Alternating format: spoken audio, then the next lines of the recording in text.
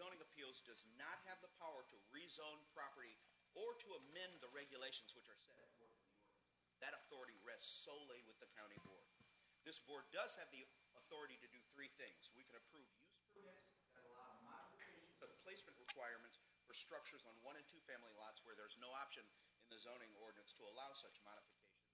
Number 2, we can grant variances from specific requirements of the zoning ordinance. And 3, we can decide appeals of decisions of the zoning administrator.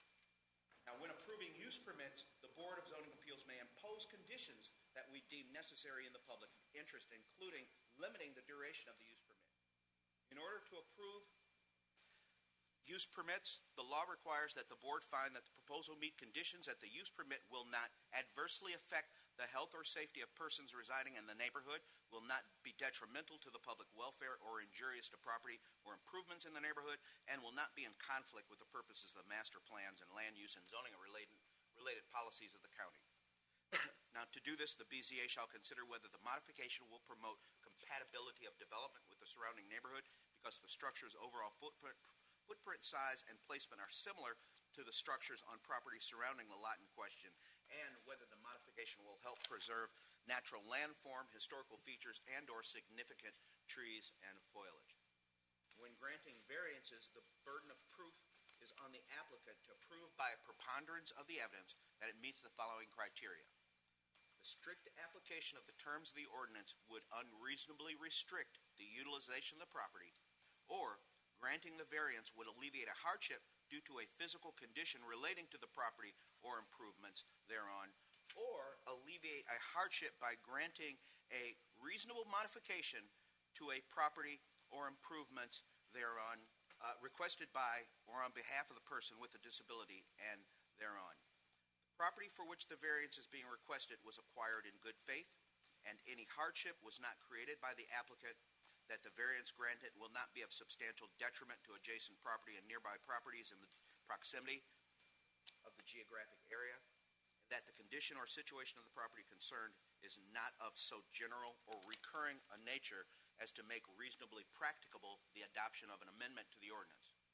That granting the variance will not result in a use that is not otherwise permitted on the property or change the zoning classification of the property, and that the relief or remedy obtained through the variance is not available through a special exception process as provided for under the zoning and or subdivision ordinance. When deciding appeals of the zoning administrator, the board must use its judgment to determine if the administrator was correct. This evening, cases will be called and a brief staff report will be and recommendation will be given. Following that, board members will ask any questions of the staff that they may have. Next, applicants or their representatives will be given an opportunity to make comments to support the application or appeal. If they choose to make a comment, they must come forward to the podium so that their comments can be recorded for the record. Next, all speakers for the item will be called. Speakers must fill out a speaker slip, which is available on the table on the corner of the dais, and it must be provided. After we hear from speakers for and against the proposal, the board may permit the applicant a brief opportunity to clarify any points. The board may ask questions of speakers, but does not permit and will not condone any cross-examination or direct questioning by others. We have deemed the following time limits for speakers to be sufficient: 20 minutes for appellants in appeals cases and 5 minutes for applicants for use permits and variances. In all cases, speakers representing organizations shall have 3 minutes and individuals 2 minutes. After the board has gathered all the information we need and discussed the case, we'll decide the matter by voting on a motion duly made and seconded. A majority is needed to approve any motion. Any appeal from decisions of this board must be made to the circuit court in accordance with state law. After your case of interest is heard, you're welcome to stay for the balance of the session or leave at your convenience. Tonight we have an extremely large agenda, so I encourage you to be brief with any remarks that you have, and we'll move along as quickly as we possibly can while affording everyone due process. Again, thank you all for being here this evening, and I'd ask Mr. Rissy to please call the first case. Case number V-437-18-APP-2 is an appeal by Daniel D. Gilbert, the owner of a determination letter issued October 31, 2018, concerning the non-conforming status of an accessory dwelling unit on the subject premise on a corner lot in the R5 zoning district, premise known as 734 21st Street South. Staff recommends the board adopt the proposed motion to withdraw the appeal per the written request of the appellant's agent. Any questions? If not, the board is ready for a motion. Ms. Malice? Question, did we act on this? This is a different appeal than was heard prior. The first appeal that the board made a motion on was of an enforcement action. This is an appeal of a determination by the zoning administrator. Mr. Chairman, Thank you. Mr. Owen? I move that the Board of Zoning Appeals accept the withdrawal of the application of the appeal request in case V-11437-18-APP-2 from BZA consideration per the written request of the applicant's agent. Is there a second? Second. Thank you. It's been moved by Mr. Owen and seconded by Ms. Fresheman to accept the withdrawal in this case. Any further questions? Any discussion? Hearing none, all in favor signify by saying aye. Aye. Aye. All opposed, the ayes have it. The matter is withdrawn. Please call the next case. Case number V-11418-18-UP-1 is a use permit request by Peter and Julie Kaplan, the owners, to permit a left side setback of 11 feet to the wall instead of 13 feet as required from the adjacent property line, and to permit an aggregate setback of 22 feet instead of 24 feet as required in the R10 zoning district regarding a left side and rear addition to an existing one-family detached dwelling in the R10 zoning district, premise known as 3730 25th Street North. Staff recommends the board adopt the proposed resolution granting the use permit request with conditions. Thank you very much. Any questions of staff? Hearing none. Welcome. Thank you. You're Mr. Peter Kaplan. Correct. Do you would like to make a statement? Just very briefly, since we met, I think 4 months ago, we've met with our neighbors, Peggy, who's here, and understand that one of the concerns was for health reasons to make sure that there wasn't water pooling in the backyard from the downspouts, and so we've added a fourth item to the proposed resolution, which is to pipe the water from the backyard to the street, essentially. And we did it in conjunction with Peggy and with the water engineer that she had hired. Thank you very much. Any questions of the applicant? Okay, take a seat, Mr. Kaplan. We have one speaker signed up, Peggy Denunzio. I'm sorry. Hi. Welcome. Thank you. Whether you're speaking for or against. Well, Your address is 3800 25th Street North? correct. Thank you. I'm the house over on the right. And I did speak with all of you, I'm sure you could never remember, in November. And thank you for letting me come and speak this evening. We have spoke with Peter about it, and I was happy to see that the conditions we talked about were added to the language. As I stated in November, that our biggest concern is about the water because of the drainage and my heart transplant, and that I cannot have mold in my house. And I have submitted a letter from my doctor that you have there indicating that it would be negatively impact my health and possibly be life-threatening to me. For that reason, we asked for them to add the language. I have with me, if you needed to talk to the water engineer, Mr. Larry Scully, who helped us with the language that we added there.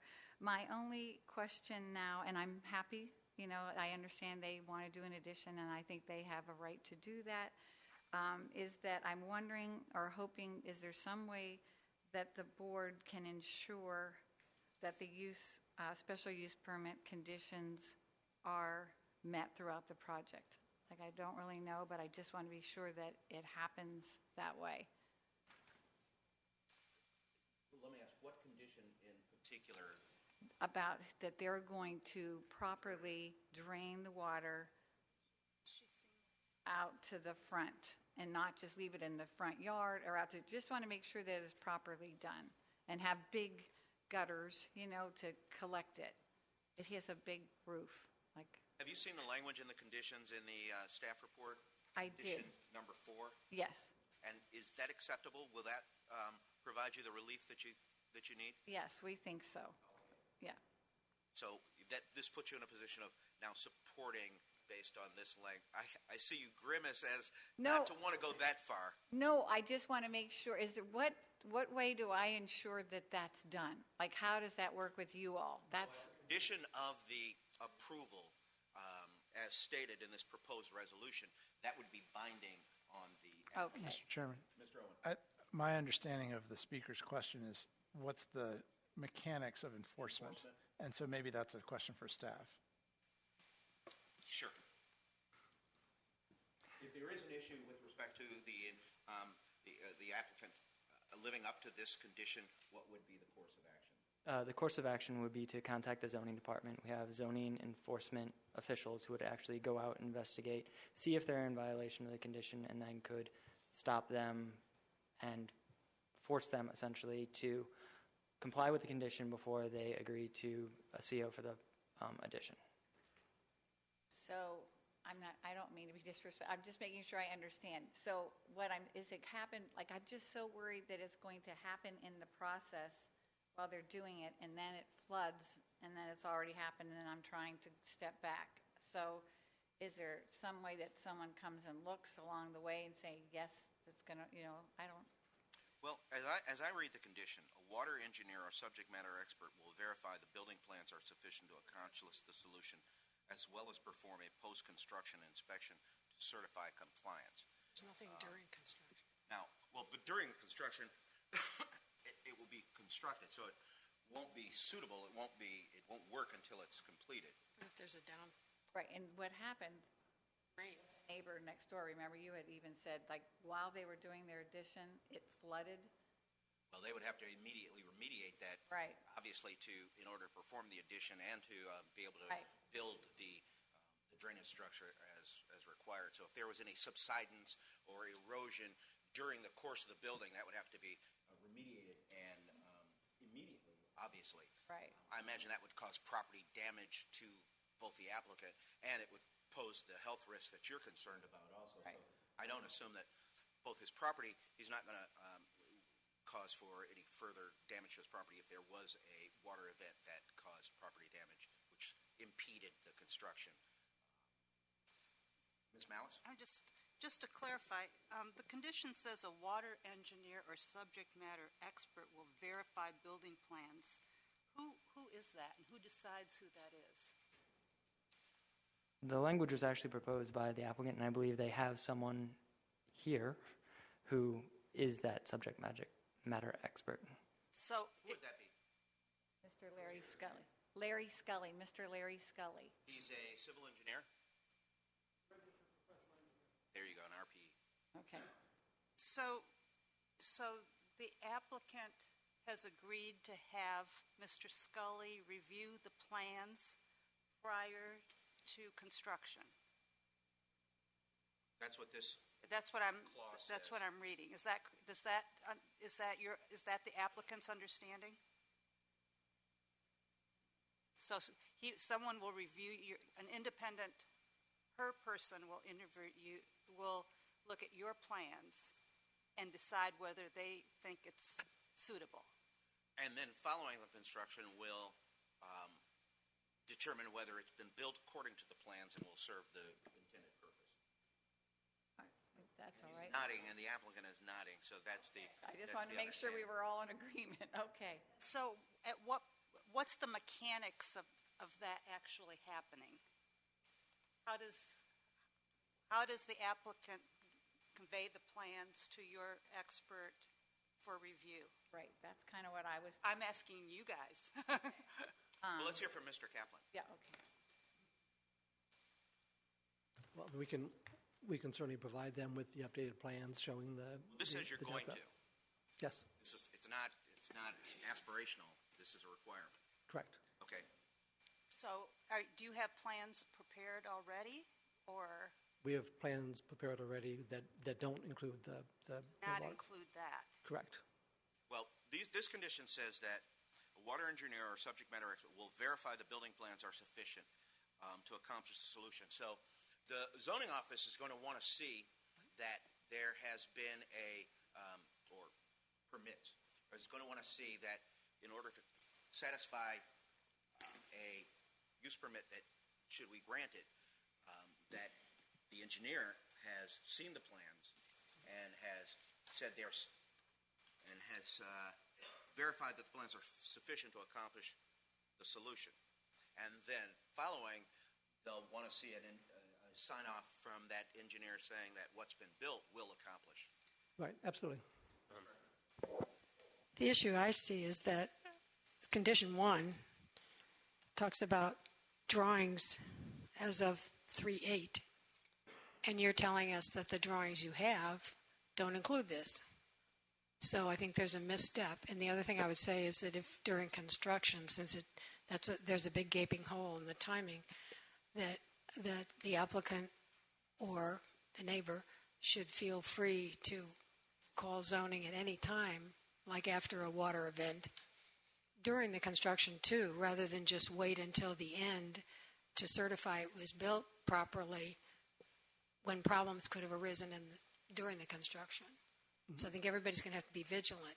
But I do think that there's a question about whether or not, if this condition is germane, and yet we have a condition that says the plans as of March 8th don't include it by the applicant's own admission. Well, if I read this correctly, I don't think that there would be any enlargement in the addition because of the underground water pipe. Mr. Chairman, Mr. Owen. at the appropriate time, I would be, to address Ms. Freshman's concern, I would be willing to make a motion to slightly modify condition 1 so as to incorporate any changes that are made through condition 4. Okay, Ms. Malice? The thing that I think we're all looking for as well is to certify compliance. At what step does that happen? There's no CO here. At what step do we say that they come back and say that it's completed? Is it final inspection? Is it, what in your process would that step be? It could be at the time of a final inspection. If there is no CO, there really isn't anything past the issuance of the building permit. Would you recommend some language that would identify what that point in time is? Yeah, Well, we definitely have at the end. but not even the way it reads, the independent engineer is going to look at the plans and also look at the final product. And the county's not involved in that at all, We need a which sign doesn't off by make the sense. county of the engineer's acceptance of the plans. That it sounds like that's the first step. That you got plans that show how the water's going to be handled. The engineer of Ms. D'Annunzio, her choosing, should say these plans will accomplish what's necessary. Mr. Kaplan is in agreement with that. But that would be at the creation of those plans. Is there? You could tie that to the issuance of the building permit. Okay. And then, obviously, at the conclusion, when it's completed, it says we'll perform a post-construction inspection to certify compliance. So that's the final. And then if there are issues in between with respect to how it's being constructed, or if there are hazardous conditions created by the construction, those can always be brought to the permits office. Any citizen during the course of any construction and that they see that affects them can make a complaint with respect to it, whether it's silt fences not being in place or the like. Correct. Operating outside the time periods and the like. Mr. Chair, Mr. Melnick? I think we also, and you alluded to this in what you just said, but I think we need to specify that Ms. D'Annunzio should be the one to choose the expert, because here it doesn't say, who chooses the expert. Just looking at this, it could just be any expert to interpretation. So I think we ought to specify that too. Mr. Chairman. Mr. Owen? Mr. Melnick, I hear where you're going with that, but in that kind of situation, if there's going to be someone who approves the professional level of someone like that, I would prefer that be the zoning administrator rather than a neighbor. Because I think we don't want to put government power in the hands of a private citizen. So Ms. D'Annunzio would recommend one to the zoning administrator? I don't think a neighbor should be mentioned in a use permit condition. Okay, because I was thinking we were assuming it was going to be the gentleman that Ms.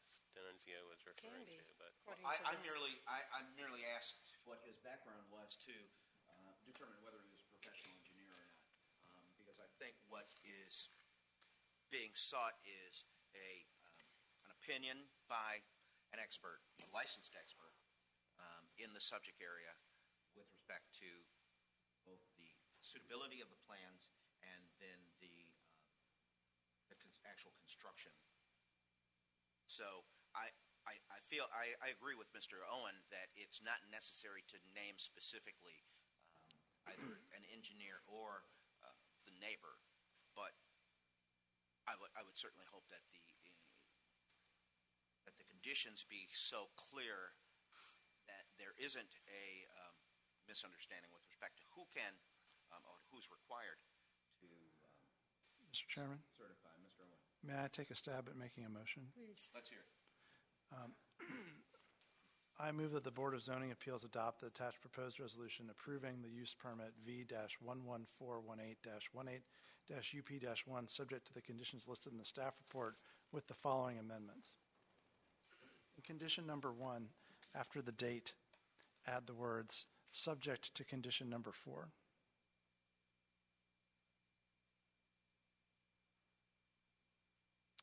In condition number 4, amend the final sentence in 3 places so that it reads, a water engineer or subject matter expert acceptable to the zoning administrator will verify that the building plans are sufficient to accomplish the solution prior to the issuance of the building permit, as well as perform a post-construction inspection to certify compliance within 30 days of completion of the project. Second.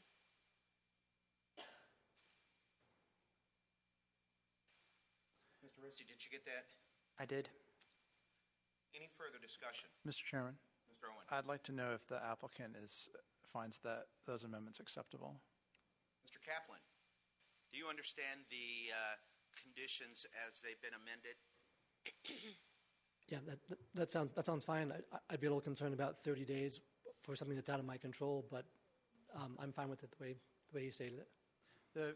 Mr. Chairman, if I may. Mr. Owen? I think the notion is 30 days is so that your neighbor knows, there's a bright line as to whether or not it happened or not.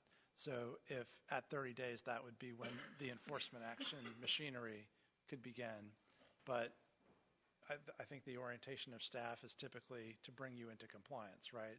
So if on the your neighbor might call on the 30th day, but on the 32nd day, you got it done, and then you'd be in compliance. So I think that would, if we don't put any date, then it could be 6 months later, a year later, and you could say, well, I'm still waiting for him to come back from his trip to Brazil or whatever, you know what I mean? So 30 days is just to say, this is when we know it was expected to be done and when the county can get involved again. So just to clarify, are those amendments acceptable to you? Yep, that's fine. Okay, thank you. Ms. Malice? I wanted to ask if Ms. Nunzio and her representative understand how this is going to work now. She's nodding yes, and I think I heard an audible yes. Thank you. Any further discussion on the motion?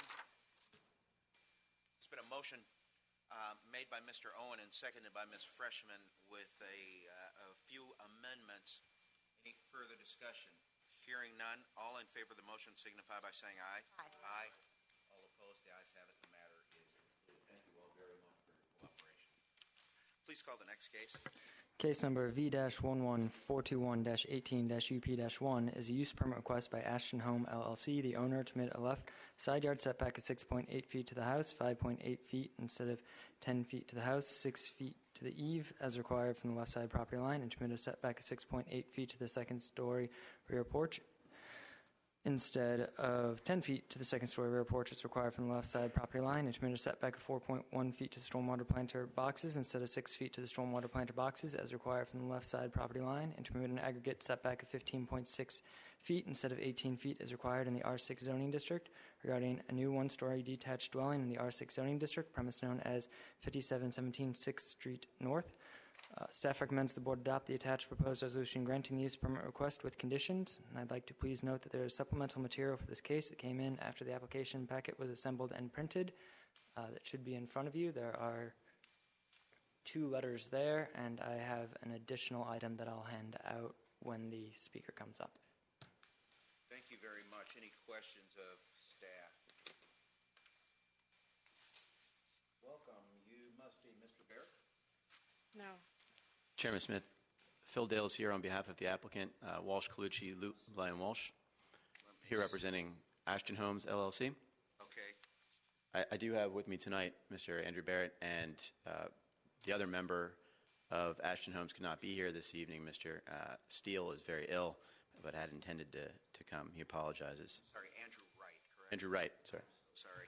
Apologies. Welcome back. Thank you, Chairman Smith. A question for clarification. The 2 additional letters that have just been provided to the board members, are either of those members from Mr. Liam Garvey? Michael and Stephanie Garvey and Charles Ketchadorian. Thank you, Chairman Smith.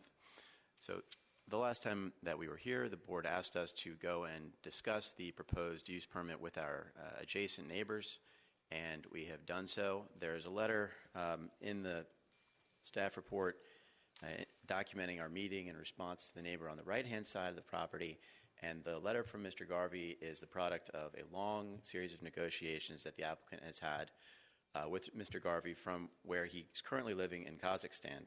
So there's a 10-hour time difference, and it's taken us quite a bit, but we've negotiated an agreement that he's indicated complete satisfaction with and is now fully in support of the application. Importantly, I would point out to the members of the BZA that the left-hand side of the property is the side where the use permit is sought. The only relief that the applicant is seeking here is on the left-hand side of the property. On the right-hand side of the property, the proposal will fully comply with the zoning ordinance requirements. So in total, a reduction of 2.4 feet from the required aggregate side yards is sought, and that's all coming from the left-hand side of the property. I would also highlight for the members of the BZA that the proposed house footprint here is actually smaller than would be built by right if the use permit cannot be obtained. As for the agreement with Mr. Garvey, we reached a private agreement, but we discussed elements of our stormwater plan and have agreed to provide a larger dry well than would normally be required, where the water from the roof coming off of the house will be channeled, and we are providing a shrub garden that will be in the area of outfall from that dry well. So those were the main points in that agreement. We also have agreed not to have exhaust directed horizontally towards the Garvey property, which is, again, the side of the property that will be closer as a result of this use permit.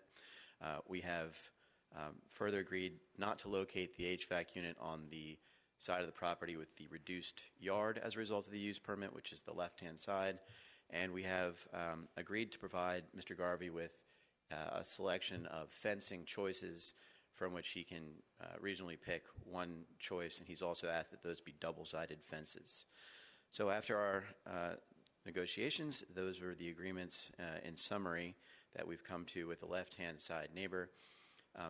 We've also been asked to consider certain issues for the right-hand side neighbor, who again is not affected by this use permit on the right-hand side of the property, and some of those we were willing to accommodate, even though the right-hand side neighbor is not going to be affected. Others we found to be disproportionate with the use permit relief we were seeking. And those responses are what are documented in the letter dated February 13th, 2019. With that, I'll thank you for your consideration. This fairly small reduction in the aggregate side yard, and the neighbor who will be affected is fully in support. We believe the design that we can offer here is a better design than could be offered without the use permit. And Actually, on that point, I do want to add one more piece of information. The staff report has been updated to star certain properties in the staff report that are listed in a table at page 3 of the staff report. Those asterisks indicate houses nearby with garages that are similar to the garage proposed here. In addition to those 3 properties on 6th Street, we have identified 5 other properties on the adjacent blocks on 7th Street and 5th Street, which have garages. Those are 5702 7th Street, 5708 7th Street, 5722 7th Street, 5724 7th Street, and 5620 5th Street. Those are in addition to 5643, 5733, and 5722 6th Street, which are noted in the staff report. Also, on this point, I would emphasize for the board that the requirement and the criteria for a use permit is that the application be consistent with or compatible with other properties nearby in terms of the footprint and siting of the proposed structure. And so the design elements aren't necessarily germane to the criteria, but in any case, we thought we would provide additional information for other houses nearby with similar size garages. Thank you. Thank you, Mr. Wright. Questions? Mr. Wright? Ms. Malice. Mr. Wright, you might want to stay at the podium for a moment. Phil Dales. Just a question. On the five points that you negotiated with the Garvey, are those included in the drawings, or is that going to be documented elsewhere? Those points are some of those points are not reflected in the drawing, in that we don't have, for example, in the drawings an indication that the fencing will be where the fencing will be or what kind of fencing it would be. The HVAC is already in the proposed plans included with the application, located on the side of the house that is not subject to the use permit, and the location of that HVAC there, it's indicated to be screened. That HVAC AC units with screening is located in the area of the yard that is permitted under the zoning ordinance. There's no reduction of the side yard there. So that already reflects our agreement with Mr. Garvey. Our agreement with him prohibits us from moving that to the left-hand side yard. The stormwater plan is a preliminary plan that we've shared with Mr. Garvey and will later be submitted to the county for approval. We've allowed in our agreement with Mr. Garvey for adjustments that the county may require, but only those adjustments which the county may require. And that was Mr. Garvey's main concern with stormwater. And so we've come to an agreement that he's satisfied will protect his house from any stormwater complications associated with this proposal. And the shrubs and things, are those documented? The shrubs and garden are on the stormwater plan that we proposed for him. There's a general area of approximately 150 square feet that'll now be covered by a garden with vegetation and shrubs. Thank you. Thank you. Thank you. Any further questions of Mr. Dales? Okay, we have a speaker signed up, William Barrett of 5713 6th Street North. Welcome. You have signed up and indicated that you are in opposition. Yes, thank you. So we're on the right side. The fundamental problem here is that the lots are too narrow. I don't know why we're in R6, because that assumes a 60-foot wide lot. So whoever did that, we'll blame them for all this. The applicant's design, contrary to what Mr. Dale said, will have a severe impact on us in addition to the Garveys, because they're proposing to build a very tall, very long house that's going to cast an afternoon shadow over our entire backyard almost and kill our vegetable garden potentially. And then I guess morning, the Garvey sun will be totally blocked out because of the height and depth of the house. It's much larger than almost all the neighboring houses, even in the larger neighborhood. There's a design concern about, it doesn't match because it has this little tiny front stoop as opposed to a front porch, which is, something I know the neighbors across the street are concerned about, in addition to us and others we've talked to. My suggestion to you is that you defer this application for 1 month, since they've just, I think maybe even just today, as far as I've been aware, made an agreement with the Garveys, which we didn't have any access to. And I want to make sure that we're being treated equitably, since we're also pretty seriously impacted. Also, I think, contrary to what Mr. Dale said, the outreach that you asked them for is not just with the adjacent neighbors, but just neighbors generally. And I don't think they've done any of that except for speaking to us and the Garveys. They're not planning to start construction until late summer, they've told me, so I think there's a little time for them to do a little more work on this. If you are inclined to grant a use permit tonight, I ask that you consider adding the conditions I've submitted to you on the sheet, which Mr. Rissi's just given you. 3 of those, which I've placed a star next to, are the ones basically equivalent to what Ashland Homes has already agreed to with the Garveys, and I think it would only be fair to have us get the same deal there, and the others I'm happy to address as well. Questions of Mr. Barrett? I'm sorry. Could you just very, very briefly list the negative impacts that you feel that the current design has on your property? Sure. So the current design has, because of its height and depth, will cast a shadow across almost our entire backyard, and also, it will have this giant wall. It may also reflect sound, which is one of the concerns with the AC units, even though by right, I suppose they can place them where they've currently proposed.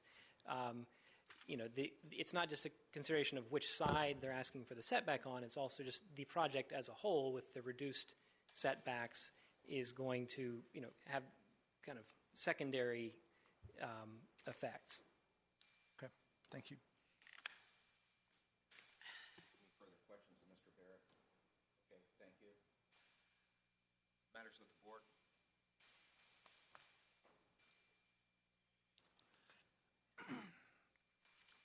Mr. Chairman, Mr. Owen. I think the applicant should be commended for in my mind, for the diligence that the applicant and their team have engaged in since the last hearing. I think that there's been obviously a lot of discussions with neighbors and careful thought about what can be done to make this a little bit easier for the rest of the neighborhood. So I think that was good to see. I think my main question is, reading the letter of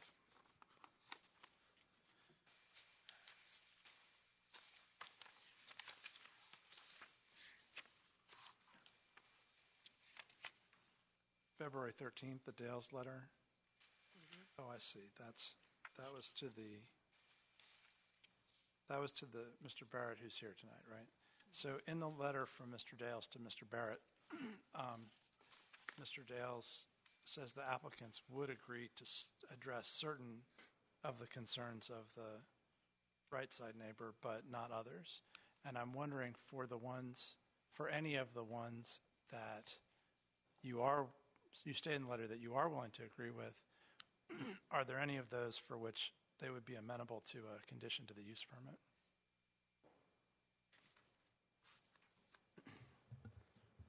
Mr. Owen, we would still agree to honor some of those issues or those commitments that we said we were willing to make. The one in particular that comes to mind is the replacement of the maple tree that will need to be removed. We would be okay with the condition that be replaced with another native species somewhere on site. The other condition that we would be willing to accommodate, although we don't feel we should be required to, is the placement of the HVAC in the rear yard rather than in the side yard, affecting Mr. Barrett. Although the location as it is currently shown is consistent with and already complies with the zoning ordinance requirements without the use permit, we'd be willing to locate that in the rear yard despite the failure to come to an agreement with Mr. Barrett. And if there can be a condition that was objective and could clearly be satisfied regarding notice of the commencement of construction, for example, notice by certified mail to the 2 adjacent neighbors when construction would begin, we would also honor that commitment.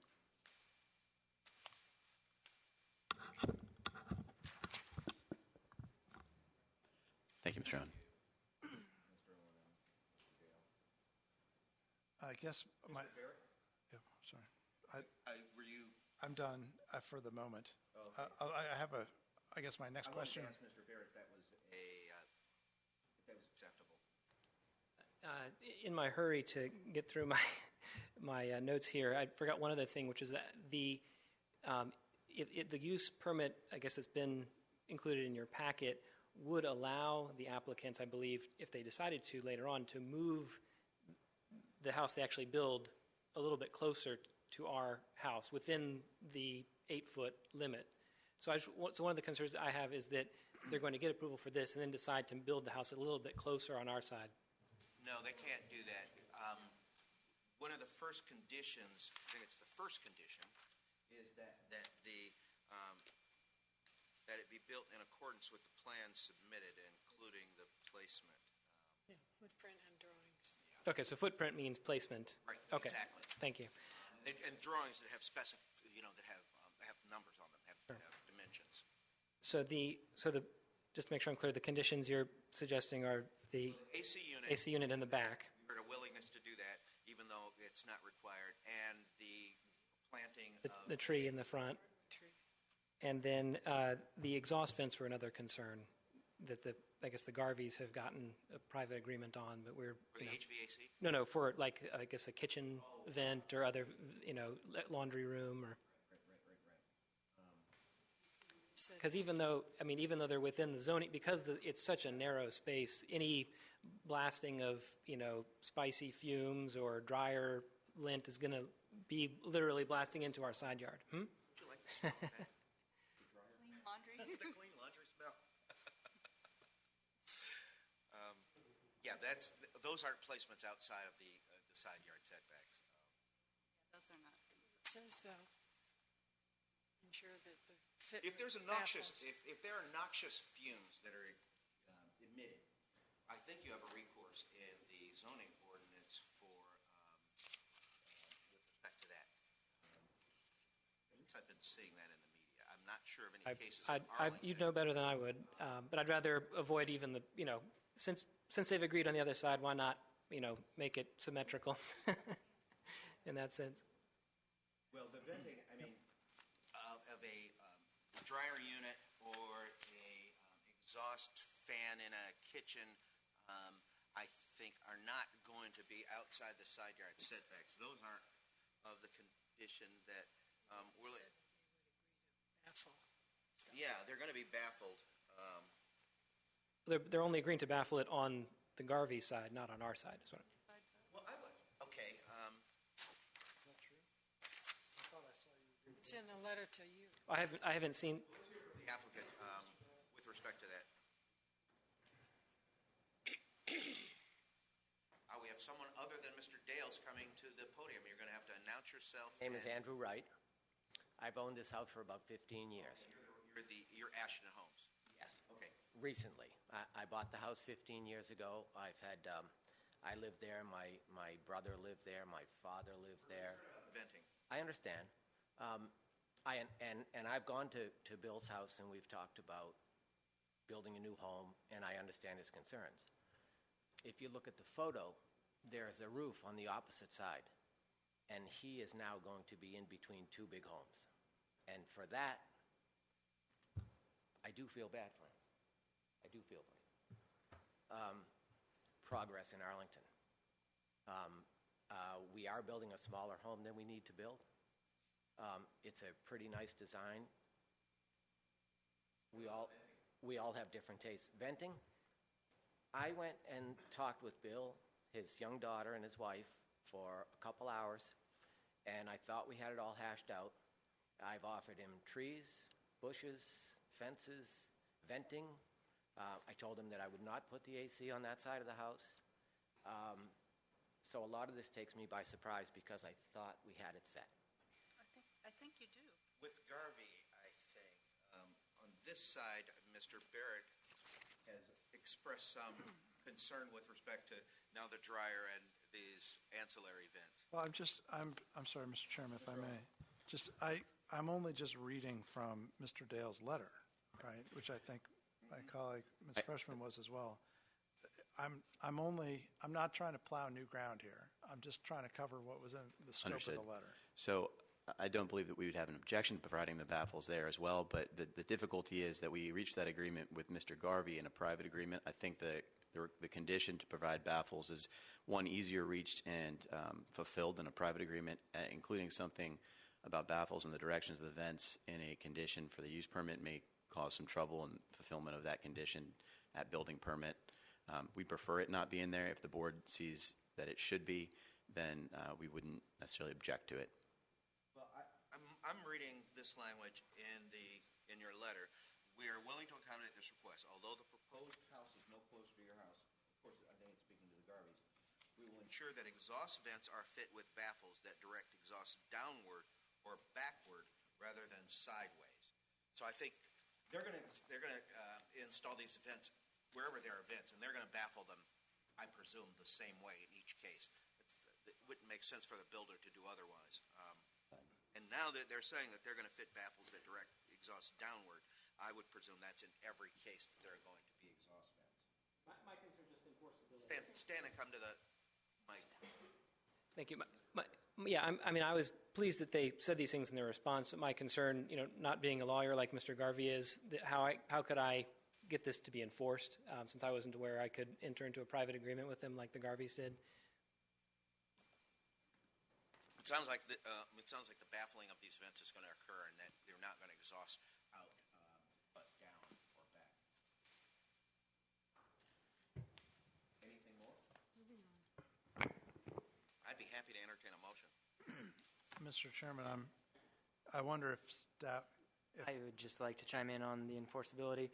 If there's something in a letter between the applicant's agent and a neighbor, I don't know that that is an enforceable condition unless you create a condition for it. We're not expecting that. Okay. I'm wondering if anybody in the room, so I'm trying to write some condition language here. If there's anybody in the room, staff or applicant or neighbor, who has specific condition language that they have already worked on, I'm happy to hear it. If not, I'll keep scribbling.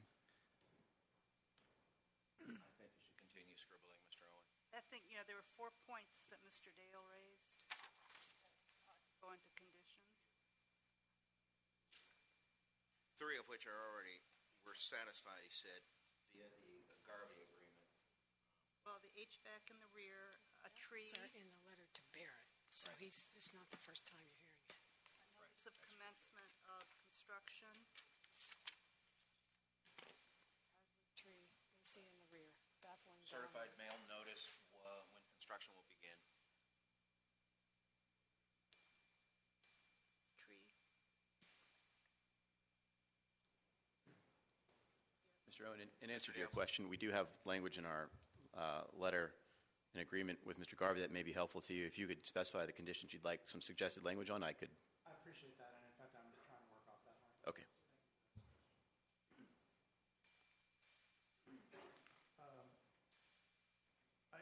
Mr. Dale, what, in terms of notification about construction, could you fill that in a little bit more about what you think would be a reasonable expectation for that?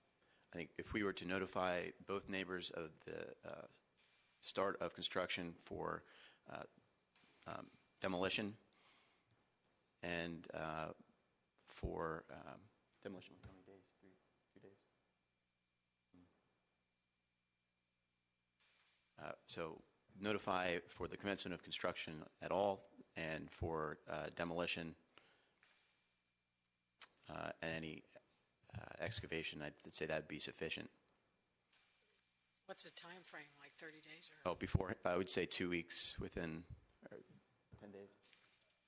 The question is how long before commencement of construction should we require 5 minutes? Sounds like 2 weeks is an agreeable time. Thank you.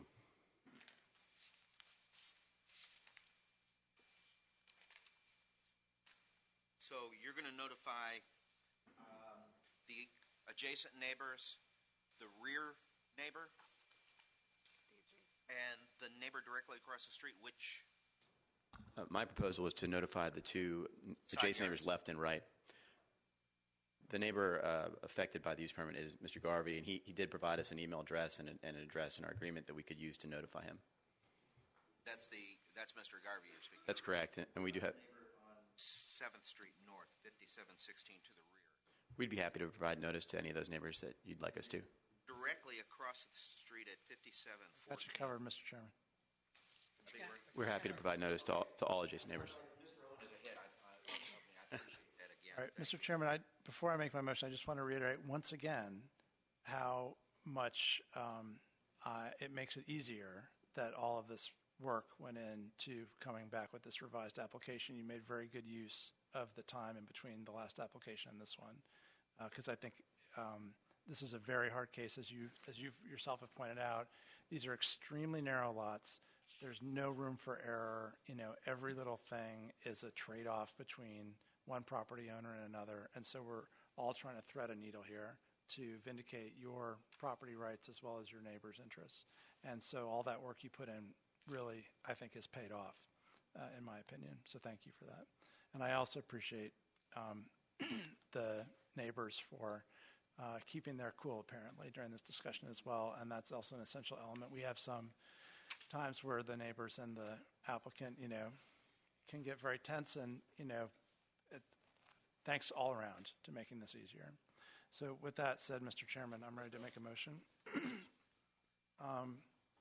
I move that the Board of Zoning Appeals adopt the attached proposed resolution approving use permit V-11421-18-UP-1, subject to the conditions listed in the staff report with the following amendments. In condition number 1, after the date, insert the words subject to conditions 5, 6, and 7 below. Oh, I'm sorry, 4, 5, 6, and 7 below. New condition number 5, applicants agree to replace the maple tree in the front yard with an equivalent species acceptable to the zoning administrator on the property. And I apologize for the dangling participle, but I couldn't think of a better way on the fly. New condition number 6, applicant agrees not to place HVAC units in any side yard. New condition number 7, applicant agrees to install baffles on any side yard vents that will minimize the flow of exhaust onto neighbor's property, that's neighbors with an S apostrophe, in a configuration acceptable to the zoning administrator. And condition number 8, applicant agrees to notify all abutting neighbors of the expected date of demolition and excavation at least 2 weeks prior to the event. So that's my motion. Second. Yeah, okay, it's been moved by Mr. Owen and seconded by Ms. Freshman to adopt the attached subject use permit in 11421-18-UP1 with conditions described and the additional conditions 5 through 8 as described into the record. Any further questions? Mr. Chairman, I'd like to know if the applicant finds those conditions acceptable. Let's hear from Mr. Dales. I see his client nodding. Mr. Wright. I apologize. I'm sorry. Absolutely, and I wanted Bill and I to be cohesive on all of this right from the start. I was very good friends with my neighbor who sold him his house. And we had talked at the time about combining forces and building 2 houses. It didn't happen. Again, the picture's not up now, but I understand Bill's issues. I sense the collegiality between you and Mr. Barrett from the outset. We'll work this out. Yes. When we're all done, we'll still be friends. Very good, very good. Thank you, Mr. Chairman. Thank you, Mr. Dales. Any further discussion? Hearing none, all in favor of the motion as made and with the conditions as amended, signify by saying aye. Aye. All opposed? The ayes have it. The matter is concluded. Thank you very much. Please call the next case. Case number V-11433-18-UP-2 is a use permit request by Matthew Dodge and Alyssa Tanaka Dodge, the owners, to permit a side setback of 6.5 feet to the wall from the left east side property line instead of the required 8 feet to the wall as required, and to permit a rear setback of 15 feet to the wall, 14 feet to the eave instead of 25 feet to the wall, 21 feet to the eave as required from the rear property line, regarding a new 3-story rear addition in the R6 zoning district, premise known as 4324 17th Street North. Staff recommends that the board adopt the attached proposed resolution approving the use permit request with the conditions listed. Welcome. I'm looking at your previous history. You are both very familiar to us.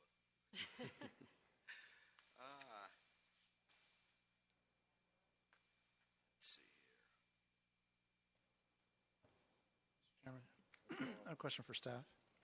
Please. Does this packet contain a letter of support or of non-objection from neighbors who previously objected? I believe that's the case. It's hard to keep 23 straight. It's the very end of the packet. Thank The last you. page of the packet. Yes, So the previously objecting neighbors don't object anymore correct. because the applicants worked with them. Correct.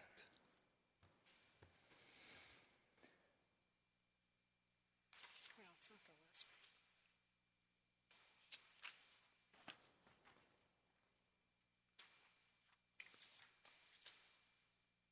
I remember this now. This way. Did we work it out? Yes. Mr. Chairman? Are there any speakers other than the applicants on this one? I'll just, since we have such a long agenda, I'll just signal to the applicants, I'm willing to make a motion to support the application. Well, let's put that on the floor. I mean, they have a right to speak, but maybe they would forego it if we could just approve. Yeah, I think the staff report accurately, That, conveys the The comments from neighbors paragraph on pages 4 and 5 captures like how our discussions with the Martins and how we modified our design. Thank you. Mr. Chairman, I'm prepared to make a motion. Mr. Chairman. First, Mr. Melny. Oh, I'm sorry. So if I could have a clarification, because just about the distances, because the staff report mentions 15 feet throughout it, but the survey that we received has 16. I just wanted to make sure that everything was lined up with the actual distances.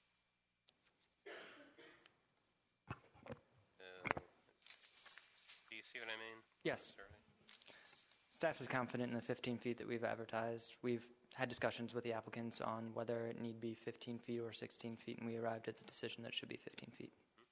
And then on the other side, it's definitely 6.5 feet to the, let's see, looks like to the left property line.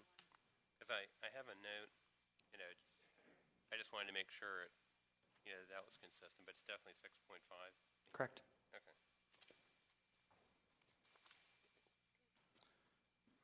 Okay, thank you. It's set at roughly 8 inches from the wall. It's going to be in a little bit. That's correct. Mr. Chairman, Mr. Owen. I'm prepared to make a motion. Please. Move that the Board of Zoning Appeals adopt the attached proposed resolution approving the use permit V-11433-18-UP-2, subject to the conditions listed in the staff report. Is there a second? Second. Thank you. Moved by Mr. Owen and seconded by Ms. Malice to grant the subject use permit. Any further discussion? Hearing none, all in favor of the motion signify by saying aye. Aye. All opposed? The ayes have it. Matter is granted. Thank you very much. Thank you for talking to your neighbors. Please call the next case. Case number V-11436-18-VA-2 is a variance request by Ann Lurth, the owner, for an after-the-fact approval of an addition deck to a non-conforming multifamily structure in the R27 zoning district regarding a previously built rear deck on a corner lot in the R27 zoning district, premise known as 2100 North Brandywine Street. Staff recommends that the board adopt the attached resolution granting the variance with conditions. Mr. Chairman, Thank you, Mr. Owen. I have some questions for staff. Please. The staff report indicates that the property for which the variance is sought is non-conforming, but I'm having trouble identifying the exact nature of the non-conformity. Can you help us understand what the non-conformity is on this parcel?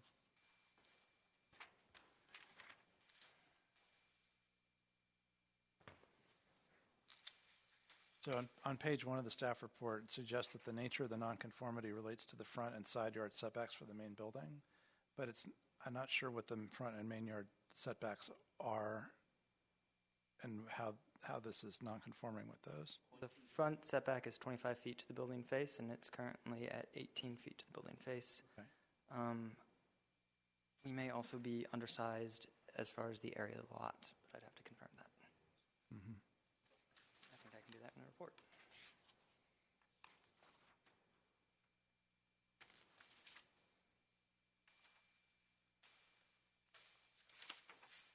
Correct. The lot is also undersized. Okay, so is this a townhouse or is this something other than a townhouse? This is a townhouse. Not a semi-detached? No. Even though they only have one abutting neighbor? Correct. Because it is the end of a row of townhouses. Okay.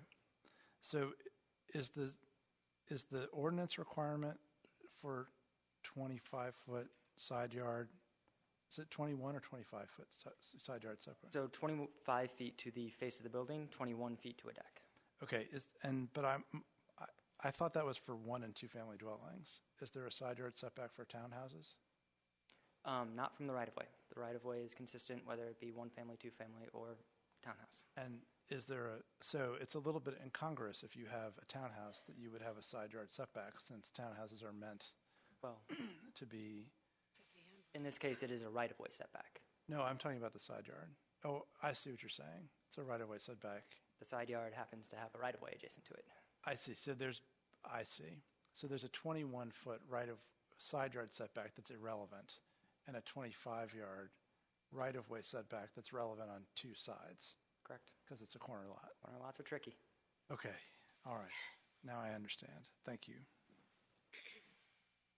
So I'm the contract. You are John Fernandez. Annie Lerner. I am not, but I am representing her. Do you have a speaker slip? I didn't know I needed one. Okay. Complete it when you're done. Okay. Who are you, and give your address? My name is John Fernandez. I'm Evergreen Design Build, LLC. She contracted me to do this, a deck. And so after the fact kind of happened because it's kind of the same situation. When I walked into the zoning office, it was an R7. So they told me to make changes to the drawings that I submitted the first time. And I made the changes, and obviously didn't come back till a week later. A lot of the building had already kind of occurred. I'm totally apologetic for the sequence of events. Totally understand that we did it after the fact. But I was under the impression that we could build the deck. There's decks down the row. A lot of the people that have applied or sent a letter have a deck. Even behind them, they have kind of the similar type of set deck. In front of them, on the other side of the street, it's kind of the similar situation of a deck. So I just assumed, not saying that I was right, I just assumed that we could build the deck. Once I did get to the R27, I guess is and then the language of it is pretty confusing. So here I am trying to ask for forgiveness, obviously. Your honesty is appreciated. Thank you very much. Question, Ms. Malice. So did you need a building permit to build this? I do. I mean, I do at this point, obviously. I mean, we did it after the fact. No, I don't. Okay. So did you apply for a building permit? I did. And what had happened is that they asked me to make changes.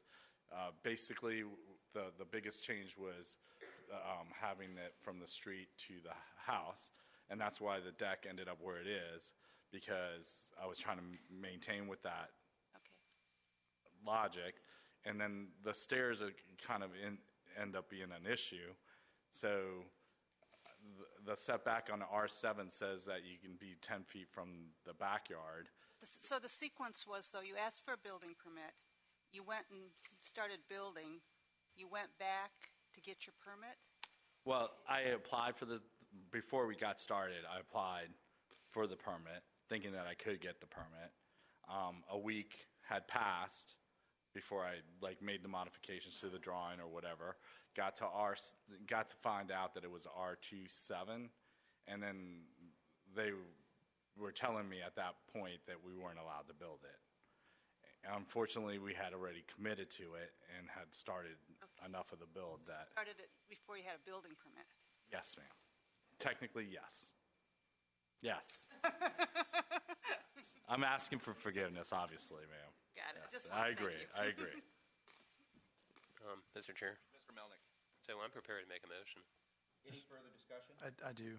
Mr. Owen. So Thought, Mr. I didn't see any neighbor feedback from the neighbor at 4801 21st Street or 2054 Brandywine Road. So those are the neighbors on the other side of the alley from this property. Okay.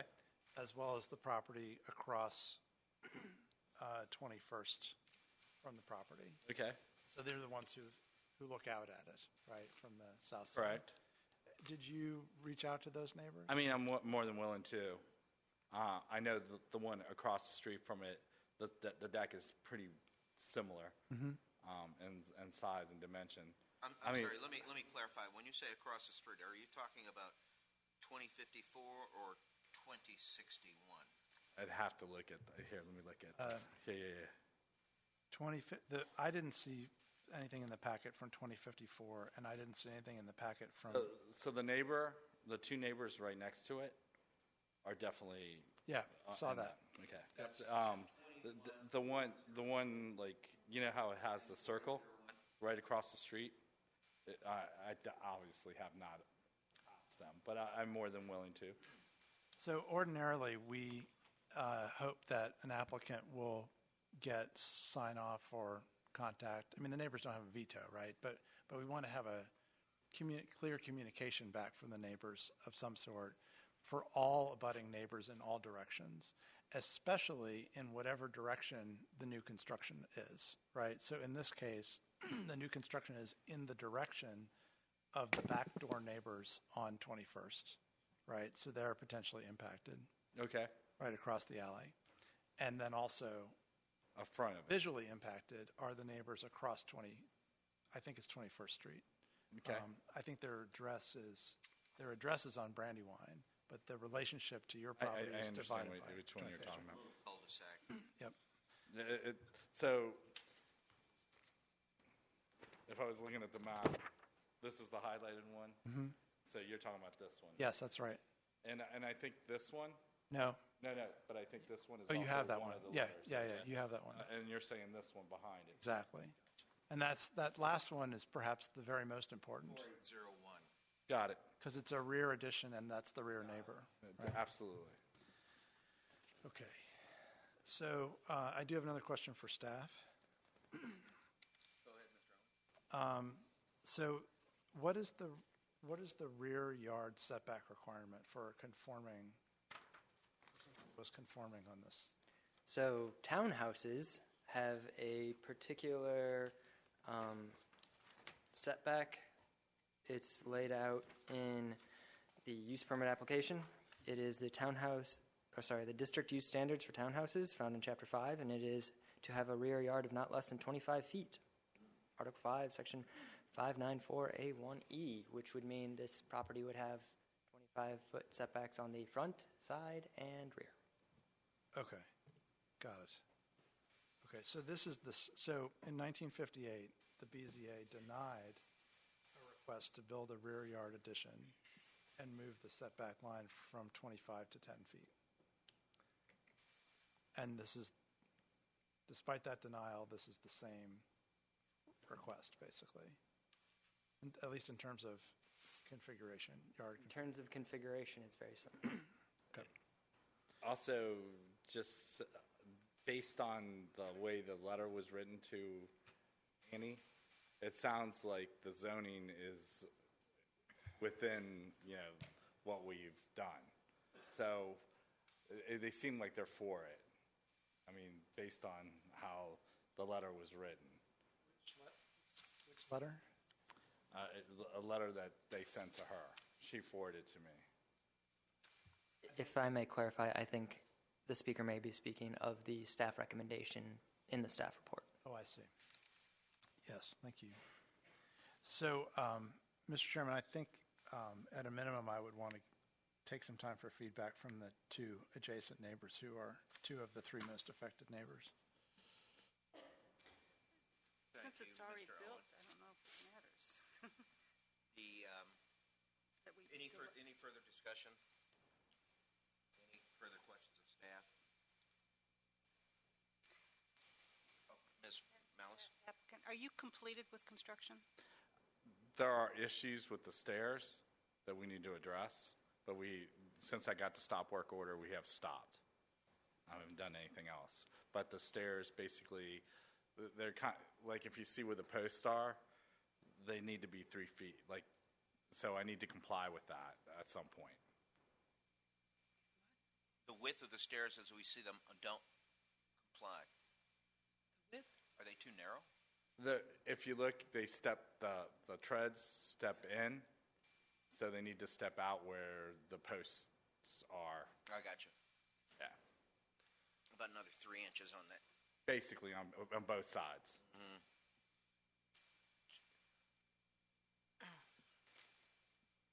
So you're going to have to take up the railing, put new treads down, pick up the old ones, put new treads down. And taking the steps all the way out. So you're going to have to take them apart. Yeah. Rebuild the stairs. Okay. Yes. At the end, basically, yes. But there's obviously there are chairs on the deck, so the decking has been laid. Essentially, it's completed except for the repairs that you have to make on the stairway. Yes, sir. Okay. All right. Any further discussion? I'll entertain a motion. Okay. Well, so what I'm fine. I'm happy with making a motion tonight. If it passes, fine. If not, that's the way it goes. And I respect Mr. Owen's thoughts about the notice, but I'm willing to proceed with a motion. So what I'll do is make a motion in case V 1143618 VA2 that the Board of Zoning Appeals grant the variance with the conditions as stated. Is there a second? Second. Been moved by Ms. Freshman, moved by Mr. Melnick, seconded by Ms. Freshman. Grant the variance request as submitted. Any further discussion? Mr. Chairman? Ms. Malice? I don't see where it would hurt to wait another month to have the applicant check with the other neighbors. I don't know that there would be a lot of damage if you had to, wait another month. I mean, I am totally in agreeance. I mean, obviously. I can go either way, personally. I don't really, I think there's going to be, we're going to talk to the neighbors. They're going to say, well, it's built already, finish it up. And on the other hand, I don't see delay being damaging either. Mr. Chairman, I wish we'd had an opportunity to communicate our interest in hearing from the neighbors previously. Under our previous practices, we could have sent out this signal 5 weeks ago, and it could have been handled by now. Yeah. Well, we've got a motion on the floor, and hearing no further discussion, all in favor of the motion to grant the variance signify by saying aye. Aye. Aye.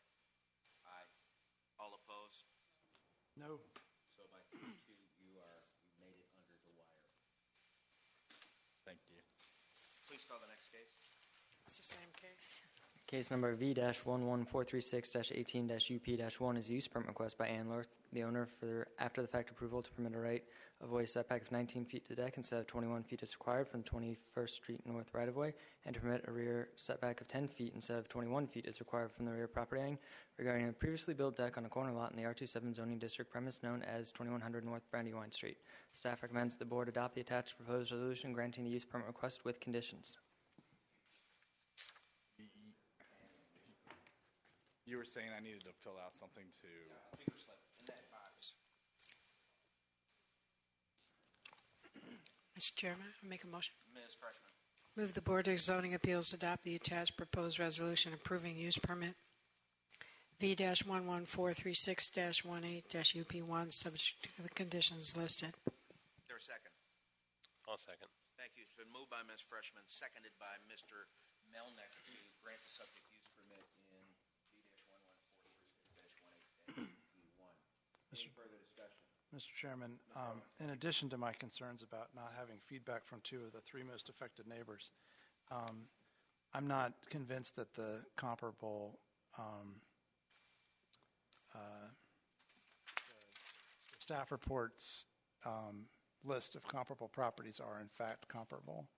I think that, for example, there's a listing for a side yard setback or for a property on the north end of the same block, and that house is in fact completely, utterly and totally out of scale and out of character with the rest of the neighborhood. In fact, it literally looks like a sore thumb sticking up from the rest of the block. North end of Brandywine? Yeah. What would that address be, Mr. Owen? From map doesn't go that far. 2176. Okay. And so, I feel like, I just feel like the case isn't made in the staff report as we have it here for that. And I recognize that there's a desire to move ahead since we've approved the variance, but I feel like if we had more neighbor input and we had more thorough study of this, that we might have a better case made before we approve this one. I appreciate that and understand fully. Any further discussion? Hearing none, all in favor of granting the motion on the subject use permit signify by saying aye. Aye. Aye. All opposed? No. So by 3-2, again, you make it under the wire. Thank you. Thank you, guys. Finish up that speaker slip. And Mr. Rissy, please call the next case. Case number V-11438-18-UP-1 is a use permit request by Calgary United Methodist Church, the owner, to permit an after-the-fact approval for a side setback of 0 feet to the deck from the right side property line instead of 6 feet to the deck as required, and to permit a rear setback of 14.6 feet to the deck instead of 21 feet from the rear property line as required regarding a previously built rear deck in the R6 zoning district premise known as 2709 South Grant Street. Staff recommends that the board adopt the attached proposed resolution denying the use permit request. 2 alternative proposed resolutions have been provided should the board see fit to approve the request as advertised or with a 2-foot side setback. I'd ask you to please note that there is supplemental material for this case that came in after the application packet was assembled and printed. There are 3 items in the packet in front of you, and in addition to that, I have some copies and an original and some exhibits that go along with a letter that is actually in your packet that I'll pass out when the speakers speak. Mr. Chairman? Thank you. Mr.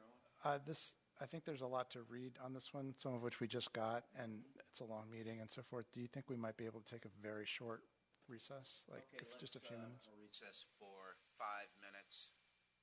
We'll reconvene at 8:25. Thank you.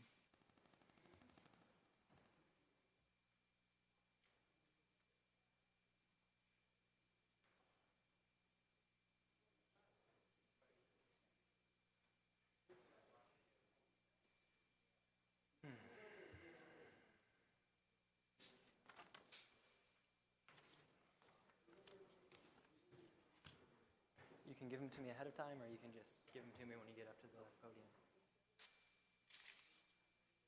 Okay. Okay.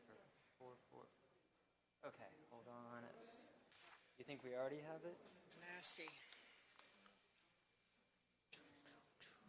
Okay, it's not in the supplement. There's a lot of things. Yeah, 442. Is it one of the letters that we have in the packet? This is the KCU D11442.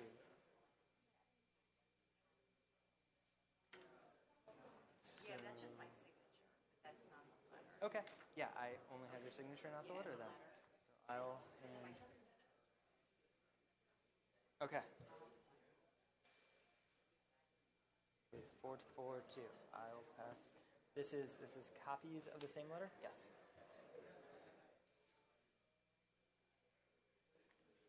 Hey. Tony, how you doing? Tony, you got a lot of letters, don't you?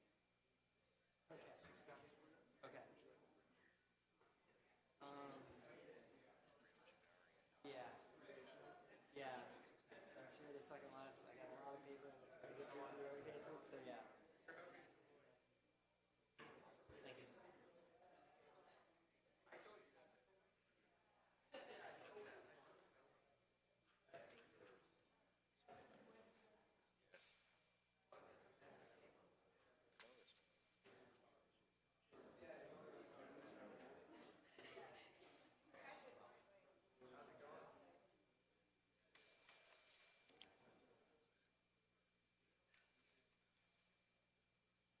Thank you.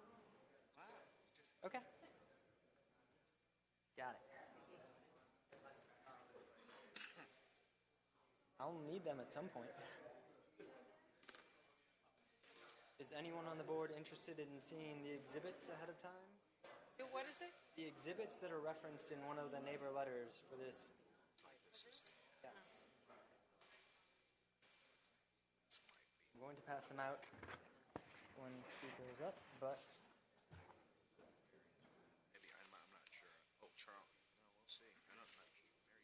since we're in recess, We'll see. I'm not.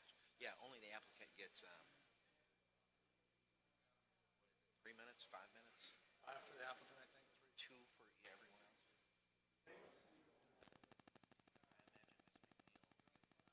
Simon as to what the timing is. Right, interesting.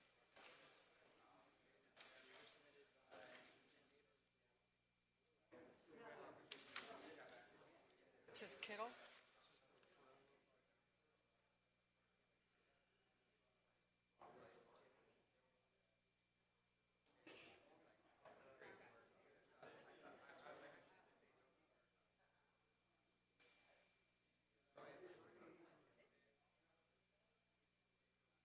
No, Kittle is opposed to it.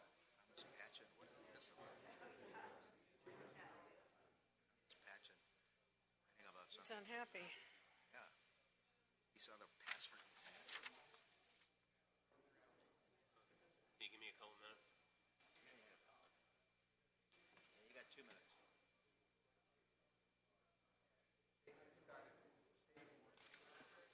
Okay, here you go.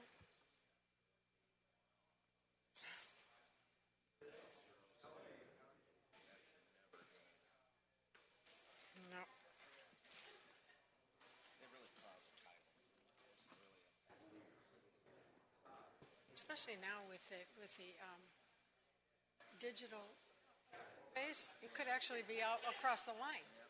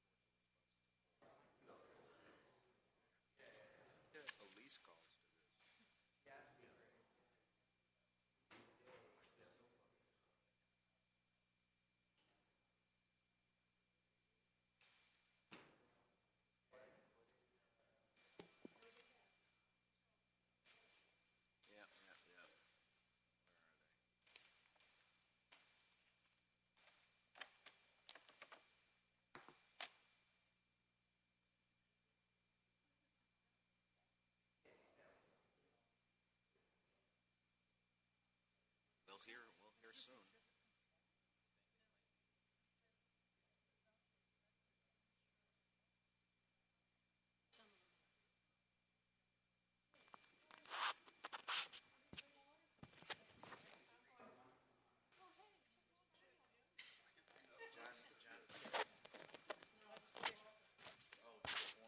Okay, the third.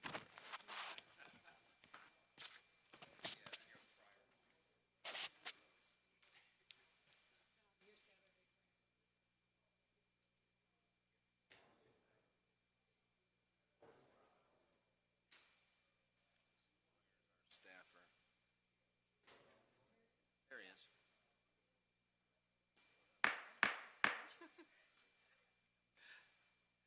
Thank you very much. We're going to reconvene. Had an opportunity to review the materials which were recently submitted in this case. Mr. Rissy, will you begin with the staff report?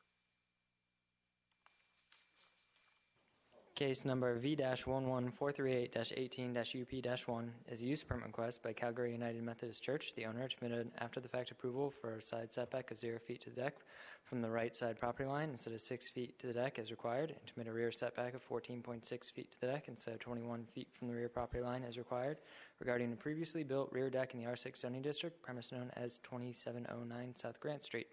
Staff recommends the board adopt the proposed resolution denying the use permit request. 2 alternative proposed resolutions have been provided should the board see fit to approve the request as advertised or with a 2-foot side setback. Thank you very much. Questions of Mr. Rissy? Yes. Mr. Owen? The alternative resolution is for a 2-foot side setback? Correct. And why Correct. is that also offered as an alternative? It was the closest side setback that staff could find that the BZA had approved in the surrounding area. So it would tie the record? It would tie the record, Okay. but not set a new one. Thanks. Thank you very much. Any further questions? If not, we have a number of speakers signed up to speak on behalf. I'd like to hear from the applicant first. Do we have a representative of Calvary United Methodist Church?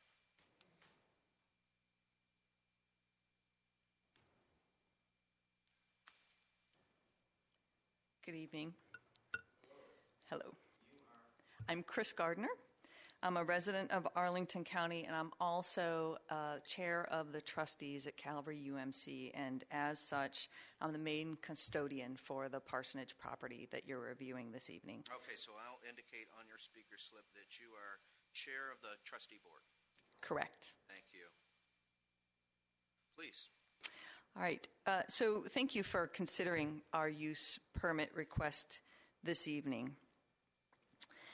As the representative for the property, the main thing that I want to point out to the board is to underscore that it was always our intention to build the structure within specification of county codes.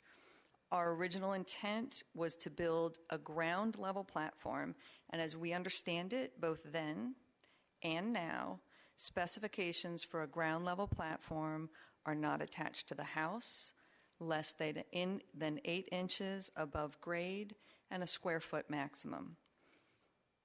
Each of the 3 times that county inspectors came out, they verified that we were working legally and that a permit was not required for the structure we were building.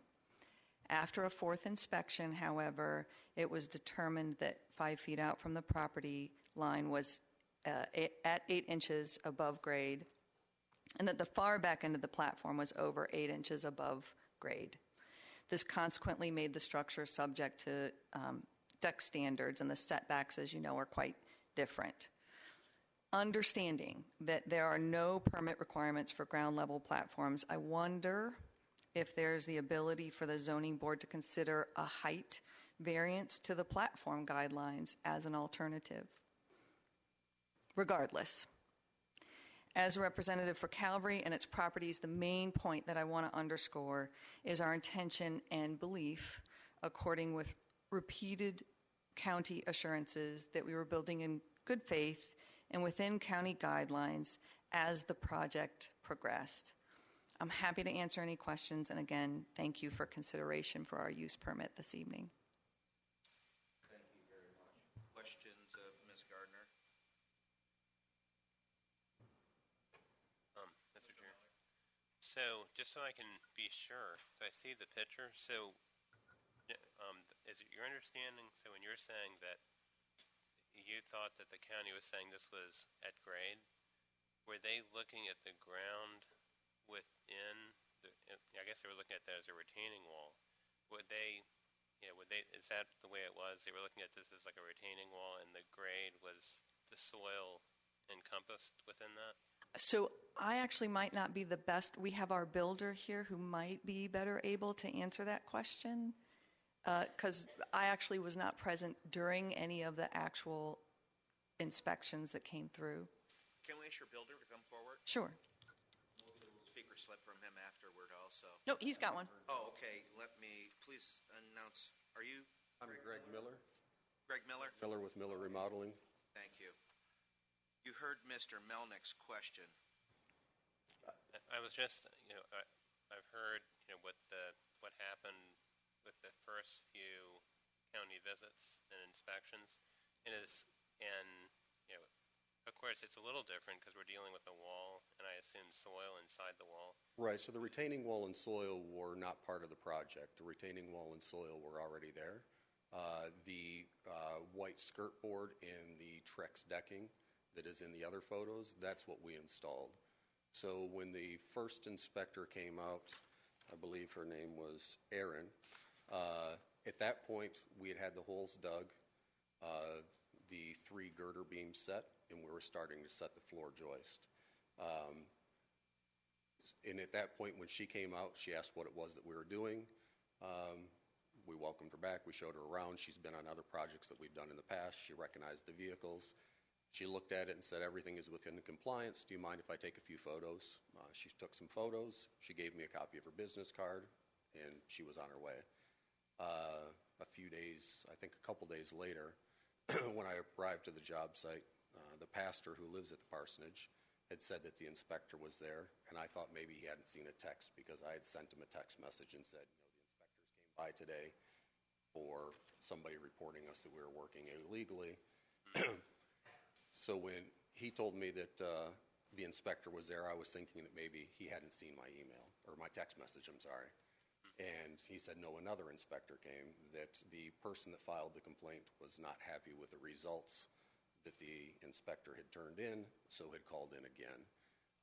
So that's where she's talking about that there were, I believe, 3 separate inspectors that came out on 3 separate occasions that had the same feedback that we were within compliance, that the complainant wasn't happy with the results, at which time a 4th inspector came out. And I believe at that time I wasn't there for that inspection. They measured from the neighbor's retaining wall, which is the one that the fence sits on top of, out 5 feet and measured down to see if we were within the 8 inches or not. That's how it was described to me. So yes, from the brick stamped retaining wall, my understanding is that the 4th inspector measured from that wall towards the table and chairs 5 feet, and from there measured down to see if we were greater than 8 inches above grade. And at that point, is when it was told that we were out of compliance because we were greater than 8 inches. Okay, thank you. That answers my question. Ms. Malice. At what point did the complainant come forward? Did it come forward as far as announcing themselves, or come forward as far as making the complaint? So I think within the 2nd or 3rd day that we were on the job is when the very first complaint was filed. And the reason why I think it was 2nd or 3rd day is on day number 1, lumber was delivered, which I was there for the lumber delivery, and I met the neighbor, which I still don't know for a fact, but I'm assuming is the complainant, and met with him, very cordial. He asked what it was that we were doing. I introduced myself. I even took him into the backyard to show him what it was that we were doing. He had talked about the previous pastor that lived there and about trees that he had helped planted and that he was actually part of the retaining wall project. Very cordial. I think it was probably the third day because at that point we had had our footing holes dug, and that's when Aaron came. So I would say day 3 would be when the county took action on the complaint. I'm not exactly sure what day the complaint came in.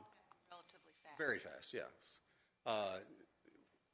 And going back to one of the things that they stated in here is that the complainant even states that they were opposed to the project from the very beginning when lumber was dropped. They were not pleased that there was work going on even before work had even commenced. The only thing that had happened was lumber was delivered. Did you need a building permit to do a deck? So at the time, because a couple things. I didn't approach the job thinking that a permit was required and I was trying to skirt it. I was under the assumption that we were a patio, that we weren't attached, that we were within the height compliance, so that a permit was not required. And on the church's behalf, the very first line item of the contract that I assigned with them and issued, the very first line item said is permit not required for patios within Arlington County. So they were not trying to deceive Arlington County either. I was the one that told them that based off of the project type, it wasn't needed. So I wasn't trying to do a project without something that I thought had to be done. That's helpful background. Thank you. Any further questions of the applicant or their builder?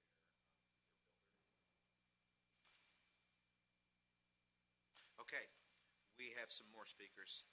Did you have a couple more things you wanted to say, or? Yeah, I don't know if that was part of my speaking or if I'm. If you have a formal presentation. I just have a few things I'd like to say. Some of them I kind of already mentioned as far as the. Well, you don't have to repeat, please. Okay, yeah, all right, I won't go, yeah. The thing that I would like to say is, so there was, I believe in the literature, there was 2 options that were proposed as far as the 2-foot setback, because there's others that have complied with it. I would like to propose potentially a third should the members decide that a 2-foot does not fall into it, and provided that my understanding is correct, that had this patio not been greater than 8 inches above grade, we wouldn't be here today. If my understanding of that is correct, then a third proposal would be the retaining wall, the existing wall that is there. If we add 1 course of block to it and fill it with either mulch or dirt and bring the grade up, we would no longer be greater than 8 inches above grade, which would fall into compliance should a use permit not be granted. And it's something that I would be willing to do, and I've talked with the church to see if they would be accepting of that idea, provided my understanding of the 8-inch is correct. You're talking about grading around the retaining wall. Right, so if there's a photo that shows the rail and the bench itself, another one? So there. So when we built this, even though it was going to be a patio and not a deck, it was approached as though it would be a deck that would be inspected as far as quality and code.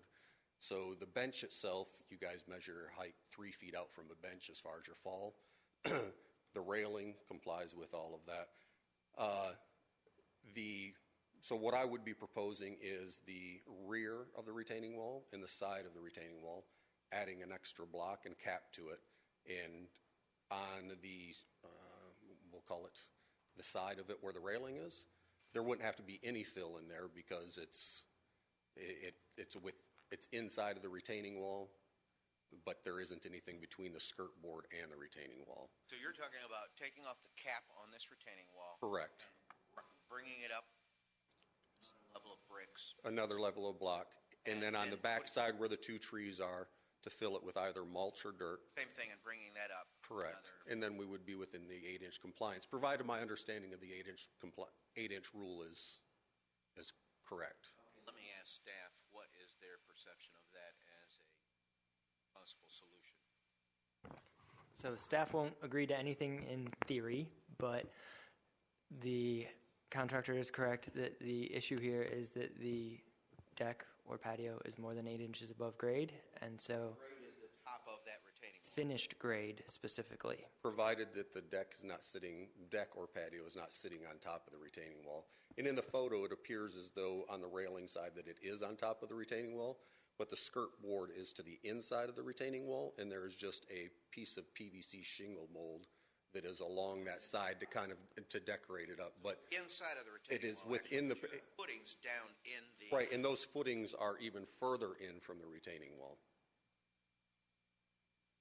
So the trim that's there, that is what is resting on top of it. And if the rule says that I think the rule says that if it's sitting on top of the retaining wall, which that PVC trim would denote resting on top, then you would measure from the ground and not from the top of the retaining wall. But if that piece of PVC trim was removed, the skirt board would be to the interior and measurement would be from top of wall to top of deck surface. Question. Does that comport with your understanding, Mr. Rissy? Correct. If there's anything on top of the wall, we measure from the base of the wall up. If it is inset behind the wall, then we measure from the base of the grade at the top of the wall. Okay. So, in this picture, at what level is the deck? Is the deck at the top of the white board? It is. So the deck is, there's the vertical skirt board, and then there's like a 1x4 trim that goes around, and then the column base kind of from this photo looks like it's resting on top of that. That is the elevation of the Trex decking. Top of that trim. Correct. Okay. Let's hear from... So what was the reason for that, putting it there? Why couldn't it have been lower? So it could have been lowered, but it would have created more steps as you came in. There may be another photo that shows a stone patio that we did, and there's a step. The other thing is this area, I'm assuming, was elevated, so it was a place to be used off of their living space.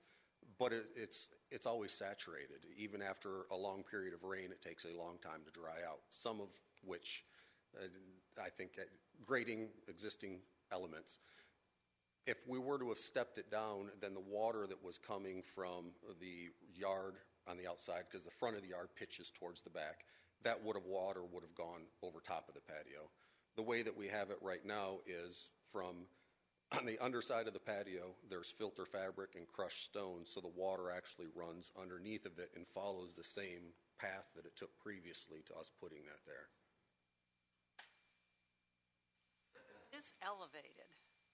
It's elevated on, so it's, if from this photo, there's like a red umbrella that you can see up there. Do you see a red umbrella? So from that area, that is the highest grade. And as you come towards this corner where the bench and the post meet is where the grade slopes. So the dirt that was there prior to us doing work, it was not a flat platform. It was a sloping platform. It was never graded or contoured. It almost appeared as though it was residual dirt that was left and it was just put in place. Okay. Thank you. Stand by. Let's hear from our speakers now who have signed up to speak against this project. Starting with Charles Walter, who will be followed by Mary Jo Kittle, Janine Aressa. Okay. Hi, I'm Chick Walter. I'm a resident of the same long contiguous block that the project is on. I'm a past president of the Ridge Association, so I've had a lot of experience with code issues over the years, not happy ones. This application should be denied as well as the alternatives in the staff analysis. Allowing it would set a terrible precedent and endanger the enforceability of single-family zoning throughout Arlington. I'd like to illustrate the bad precedent issue. The staff report had a long list of setbacks in the area. The shortest of them is 2 feet. That place is across the street from me. That's the house of my neighbor. This situation is totally different from the case we're looking at tonight. It resulted in an improvement for the neighborhood and for the neighbor, allowing them to exit to their trash cans on a narrow alley and hide them from 26th Street and from Grant Street. This list of setbacks in the staff report with no indication of comparability is not a good idea or not a good practice and can be misused.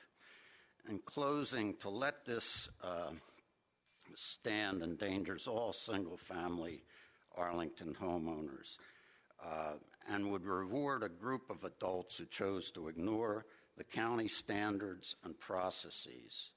Now, they've introduced a lot of who shot John, which we tried to steer around, but if you don't go through the formal process, we have no formal record of who said what to whom when. I did bring, and I hope you read the signed copies of the Aurora Highlands letter. They had some missteps and just got it in to Steve this morning. Thank you. Thank you. Any questions of this speaker? Okay, thank you very much. Mary Jo Kittle. These are yours. Welcome. Gotta get my reading glasses on. Chairman Smith and members of the Board of Zoning Appeals, John and Mary Jo Kittle concur with BZA staff recommendation to deny the use permit V11438 18 UP1, as does Aurora Highlands Civic Association. We are the whistleblowers who brought this to the attention of first building and then zoning. We sent our full opposition paper to BZA coordinator Stephen Rissy last week, and he has posted it on the BZA site. Those accompanying exhibits are mounted on 2 poster boards. All of that data on those boards is from mainly Aaron Shura and the county websites. And if you can look at some of the photos, you can see that there is quite a hole underneath those. There's 2 tiers of joists on the cement pilings in that, and that's described in my full report. There are only 2 words relevant to this use permit request: precedent and law. Precedent: the side setback for this neighborhood is only 6 feet. The request herein is for a side setback of 0 feet from our property line. Should the BZA grant this request for said elevated deck to be on the lot line with 0-inch setback, you would be setting a precedent which others could cite as justification for building whatever structures they wanted in direct contract with abutting properties. Law. From the Arlington County Residential Building Permit Construction Document Requirements, that's too long a name, see Exhibit 1 on my big poster. Failure to obtain the required permit is a violation of the law. Am I too long? What? You have a few moments to wrap up your Okay. Residential wood decks that are not attached to the foundation of the house or are not more than 8 inches in height above the adjacent grade at any point do not require a building permit. This elevated deck is from 20 to 23 inches above grade, which is over the 8-inch elevation above grade permitted by code. See Exhibits 5 and 6 by Aaron Shura. The zoning sent a warning notice, ZW 1400528, on August 28, 2018, for the structure being built without zoning approval, showing the time of violation at 12:15 p.m. on August 22nd, shortly after they started this project. See the email from Tracy O'Connor.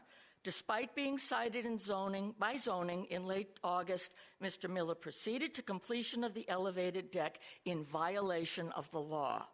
Just because a church is exempt from real estate taxes for its church and parsonage, it is not exempt from the law. In summary, we conclude with the recommendation by BZA staff to deny this use permit, and we oppose both of the BZA staff alternative resolutions. Thank you for your consideration. Thank you. stand by, Ms. Kittle. Ms. Malice? One question. The picture that we're looking at, are you the property on the other side of the fence? Yes. That's you on your side of the fence. And what's on the other side of that fence? Our yard. Just your yard. So if there was no fence there, what would that condition look like? Well, it'd probably be unsafe to have no fence there because there's a wall. And you could fall off the wall. We have a retaining wall, which we got building permits for, and the fence permits, which we got years ago. Is the level of your property below that retaining wall? Or okay. It's even with the top. My husband had knee surgery, and I'm doing the talking. Got it. All right. Thank you. Okay, thank you. Thank you very much. Thank you. Jeannie Arisa? Janine Arisa. Welcome. Thank you very much. I'm Janine Aversa. I live in the community, and I am here in support of Calvary's request for a use permit. I want to say that Calvary has... At 518 24th Street South? Yes. I'm sorry, go ahead. Thanks. The applicant, Calvary United Methodist Church, I want to say, has acted in good faith throughout the process, as you've heard earlier. And as you also heard, there's been at least 3 occasions when we were told by county inspectors throughout the project that we were, in fact, in compliance. And when we were informed after the fact that there were issues, I want to say that the builder and Calvary was very proactive in trying to resolve this quickly. So I want to say that we urge you to grant our request or any relief that you can provide to us for minimal disruption to this project, because we really have acted in good faith. And as you know, your own officials have found that this project has not been detrimental to public welfare, to health or safety. It's not in conflict with the master plan. And there's even a finding that the project may be seen as helping to preserve the natural landform, historical features, and trees and foliage. So thank you for your time. Thank you. And if you need any documentation of the inspectors that have visited. If you want that to be a part of the record, you can pass that up and it will. If it's not already in the record, I'm not sure what you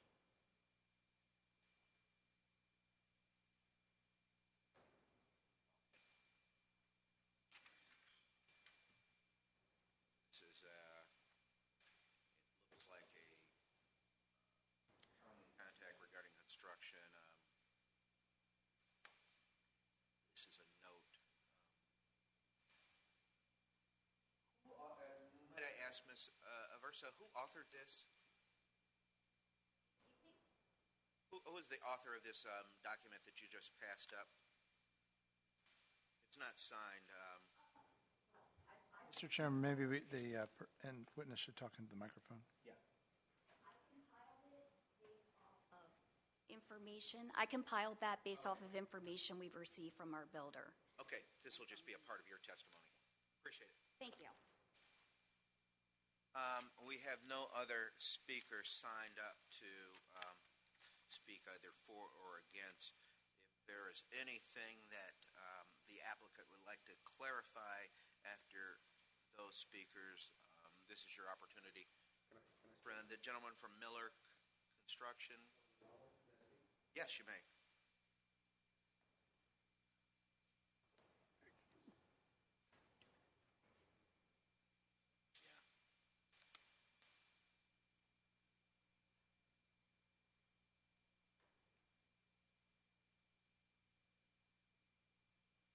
Please.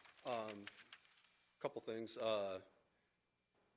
We didn't act in malice, or we didn't try to work illegally. We thought we were in compliance. The neighbor mentioned that if their fence wasn't there, that it would be a safety hazard because of the height that they would be above grade, which what we did made the property much safer for the use of the parsonage for both the people that live there and the people that will be visiting. They also mentioned, that the law that, there's the setback, and if we grant something that's more than 2 feet or less than 2 feet, that it's going to set a different precedence. If in the letter it talked about 2 proposals, if option 3, elevating the retaining wall and changing the grade, would make it fall within compliance, and a use permit wouldn't need to be granted, and 2 foot is still your setback for future precedents on other cases, I have no problem doing it at the expense to us and not to the church. Well, let me ask you this. Let me interrupt you and ask. Are you asking for deferral so that you might regrade the area around the deck so as to bring it into compliance? Correct. And that way there isn't any... With a stop work order, is the applicant permitted to do anything No. along those lines? No. That's the problem that I foresee in that. And I just want to say that a stop work orders, I never received one, provided that if I would have probably applied for a building permit, I would be on record of who to contact. I received a letter from the church stating that there was a compliance issue, but I don't believe that I ever received a physical stop work order. I believe all the enforcement has been through the zoning enforcement, and the project was completed before any stop work order was applied. But is there one now? No. Rating? I mean, there's no stop work order, so there's nothing. I mean, the project should be reviewed before the work is done. So theoretically, the applicant, I know you don't like to answer theoretically. You know it. The applicant, it sounds like, could cure the condition by regrading. I believe there seems to be an opportunity for the applicant to come into compliance with the zoning ordinance through some combination of regrading and modifications to the existing structure. Obviate the need for a use permit. Correct. Ms. Malice? So, looking at this picture, your option for a 2-foot setback would mean that the structure is cut 2 feet from the wall? That's one possible solution. Is there another? They could rebuild it Rebuild it 2 feet further from the wall. Or lower. Or lower. There's. And it's correct that a patio can be on the 0 lot line? The setback requirement is for decks and patios that are more than 8 inches above finished grade. 0. Well, no, need to meet the setback requirement. Less than 8 inches above finished grade. 0. Yes. Yeah, I'm saying if this was that grade, there would Correct. be 0 setback permitted. Correct. They could pave up to the property line. Mr. Chair? Mr. Melnick. I'd like to ask the applicant a question. Hold on a moment. Go ahead, Mr. Melnick. What's your question? Just to the applicant. So, Would I be considered the applicant, or would the church be considered the applicant? as the agent of the applicant, I'm sorry. Okay, so if it sounds like you're requesting a deferral, Mr. Mullick, for this opportunity.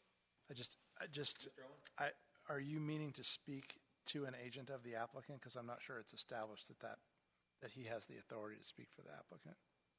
Okay. We'll get Ms. Gardner back up here, the chair of the trustee. I just don't know if Mr. Melnick intends to have agency for his purposes of his question. I wasn't using that per se in a legal sense. Sorry, I'm Okay.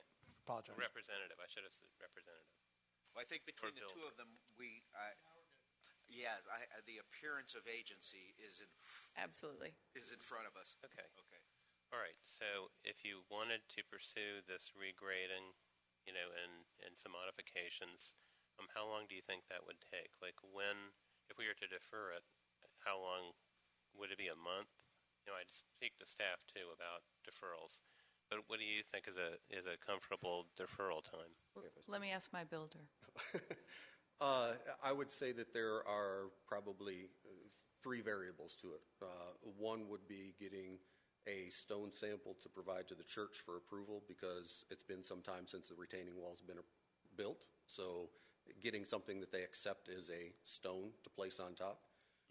The other would be weather conditions, and the third would be if the county requires any type of drawing, submissions, or paperwork on my behalf, what they would be. But I mean, if I would think that within a month or less, that regardless of what the outcome is of all three of those, it would be feasible to complete. Okay. Thank you. Okay, I'm sorry.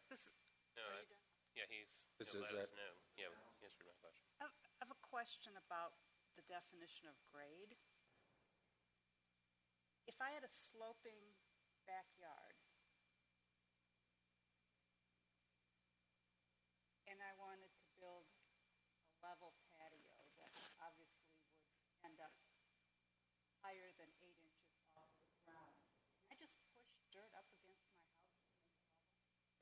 So there's all sorts of reasons I can't directly answer that question, but in this case, what we are measuring is finished grade. So if you have the ability, and you do generally have the ability to regrade portions of your property, there may be situations where the amount of regrading you would do would require things such as a land disturbance activity permit, but forsaking all of that, if you are going to regrade your property so that it is flat, you can do that, and then we apply, since this is finished grade, the measurement from your regraded surface to the top of your deck patio. So we're talking now about regrading the property and creating a new finished grade? Yes. Correct. Perfectly Acceptable, pretty. I'm not sure that's the word I use. Ms. Freshman.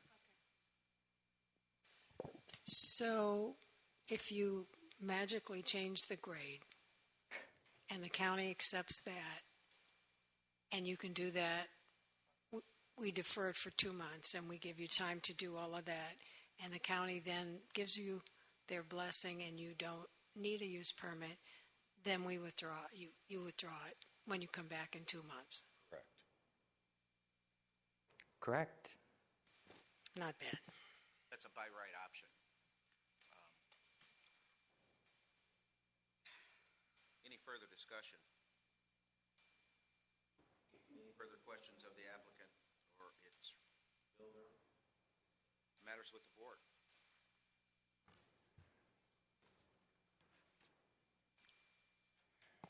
I guess, Ms. Mallon?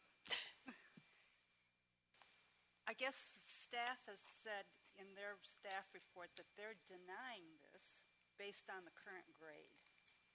Correct. Correct. So I would be in Defer for 2 agreement months. with denying this on the current grade.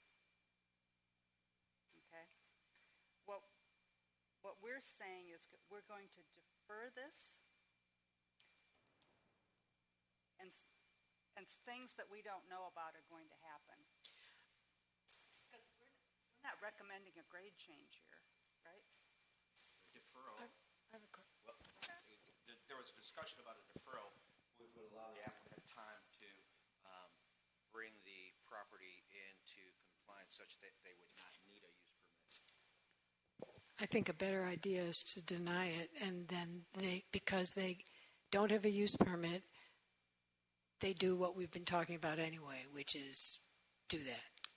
Quick question. That's the other one. If it's denied and we proceed with the grade change to bring it within compliance, is there something that, as a company, as a church, can get from the county that states that we are allowed to work, so that we have documentation that we're able to work and work legally? Well, as we appreciate it, you do not. You're not I thought under you didn't have a stop order. right now. Well, There's no red sign out by the county that's a stop work order, correct? As far as I'm aware, correct. But what I'm concerned about is the complainants causing issues why we are trying to complete our work. Mr. Chairman. Or wasting more of the county's time while we're trying to complete our work. Well, Mr. Chairman? No, that would be your concern. Okay. Mr. Owen? It seems to me that that would be a zoning administrator determination, right? Like, I don't know what the scope of zoning administrator determinations are, but if if Ms. Vaughan says, this is my opinion, you can, you can't, you can do it this way, you can't do it that way, that's the common starting point. So the zoning administrator is kind of like the level below us for issuing decrees. Mm-hmm. And it might be possible for you to get a letter or even a formal opinion about your rights from the zoning administrator. Okay. And, I mean, it sounded like, after having thought it through, that if this were denied, you then have to do something to bring it into compliance. Correct. And there's your opportunity to regrade or to change the dimensions or do Yeah, whatever. I just wanted to make sure that what I was proposing is an option 3 outside of the 2 options that were proposed in the documentation. I think I'm sorry, go ahead and finish your sentence. That's it. I just wanted to make sure that what I was proposing would comply.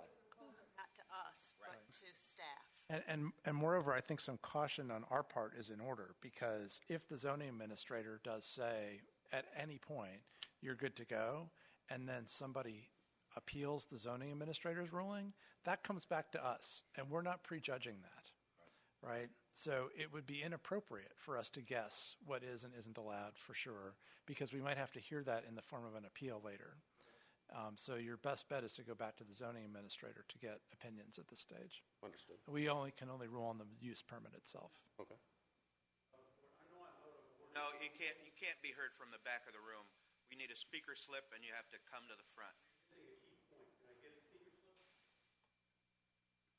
We're at the conclusion of this. If this,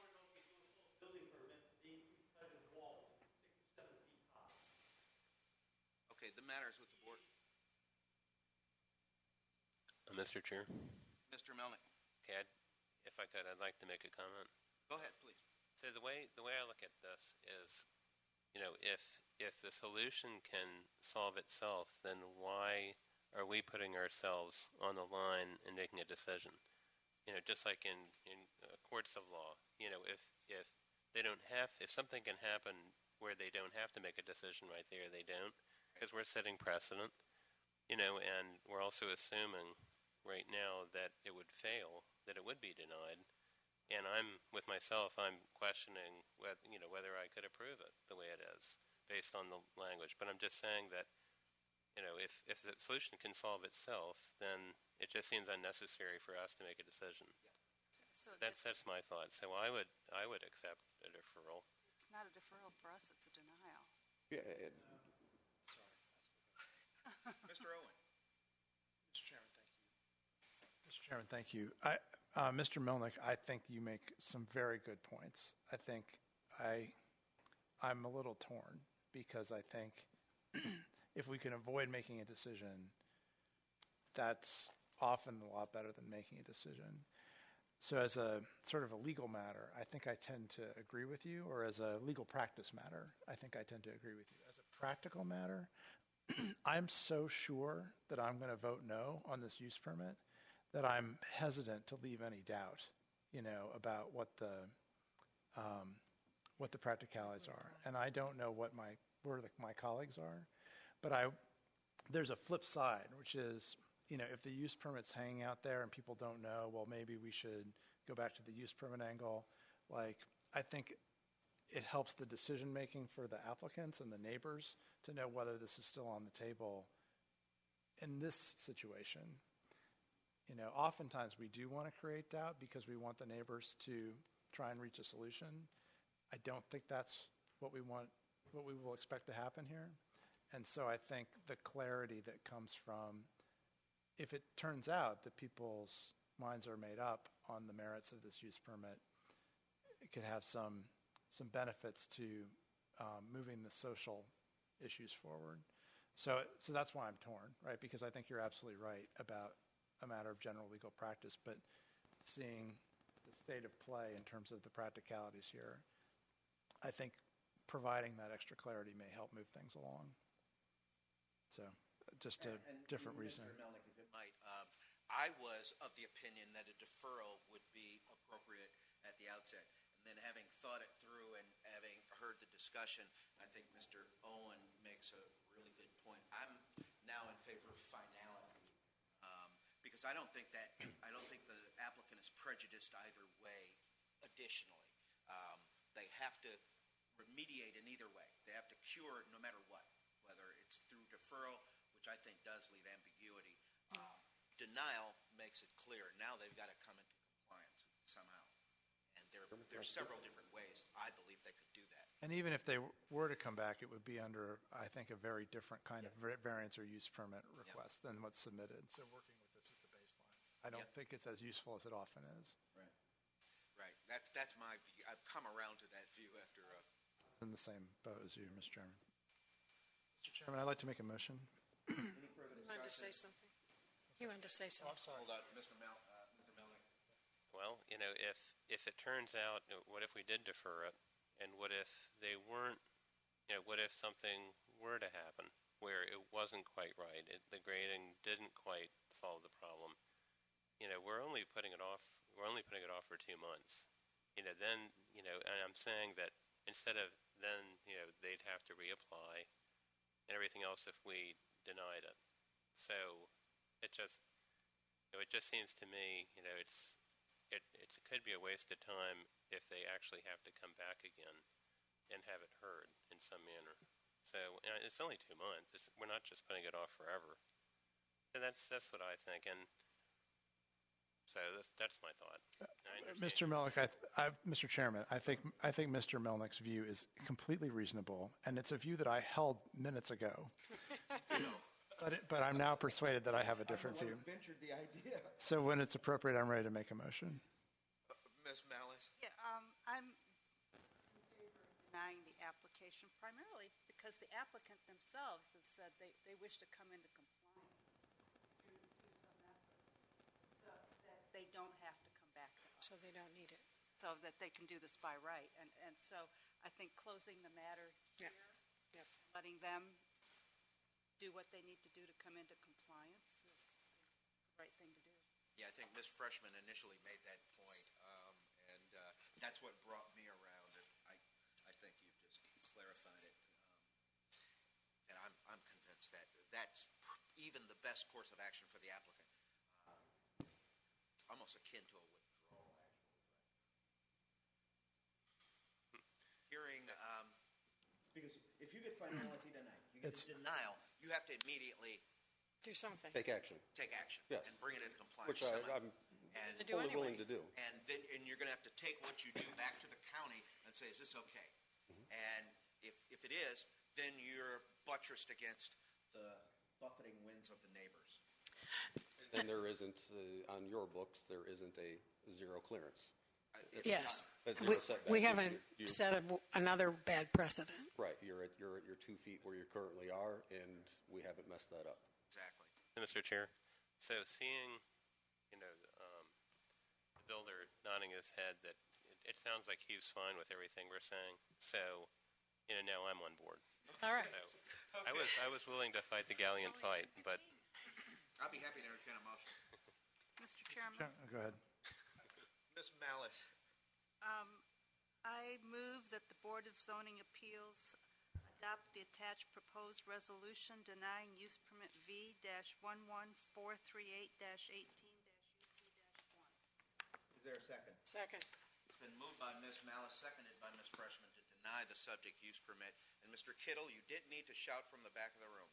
I never thought it felt good to be denied. Any further discussion? Hearing none, all in favor of the motion signify by saying aye. Aye. All opposed? The ayes have it. The matter is denied. And now you have to bring it into compliance. You're busy. Being denied would feel so good. That's right. Thank you. And with all due respect to the church, too, you really, people make mistakes. Accidents happen. And I think it was clear that there was no malice intended. There was no effort to get around the rules or anything like that. Thank you very much. Part of our record now. Please call the next case. Case number V-11439-18-VA-1 is a variance request by Sanctus LLC, the owner, to permit a lot coverage of 66% instead of 48% as required for a single-family detached dwelling in the R5 zoning district with a qualifying front porch. Regarding a new detached single-family dwelling with a front porch in the R5 zoning district, premise known as 1031 North Cleveland Street, staff recommends the board adopt the attached resolution granting the variance with conditions. Thank you very much. Questions? Mr. Chairman. Mr. Owen. The staff's proposed resolution, condition number 1 on page 6 of the staff report, says that, which you're recommending, this is the recommended resolution, right? You're Correct. recommending that we grant the variance with these conditions. Correct. And it says the applicants agree that the structure dwelling will be constructed in accordance with the footprint shown on the survey and the architectural drawings in the attached staff report dated March 8th, 2019. No enlargement of the structure, et cetera, may be made. Are those the same drawings that are in the associated use permit? Correct.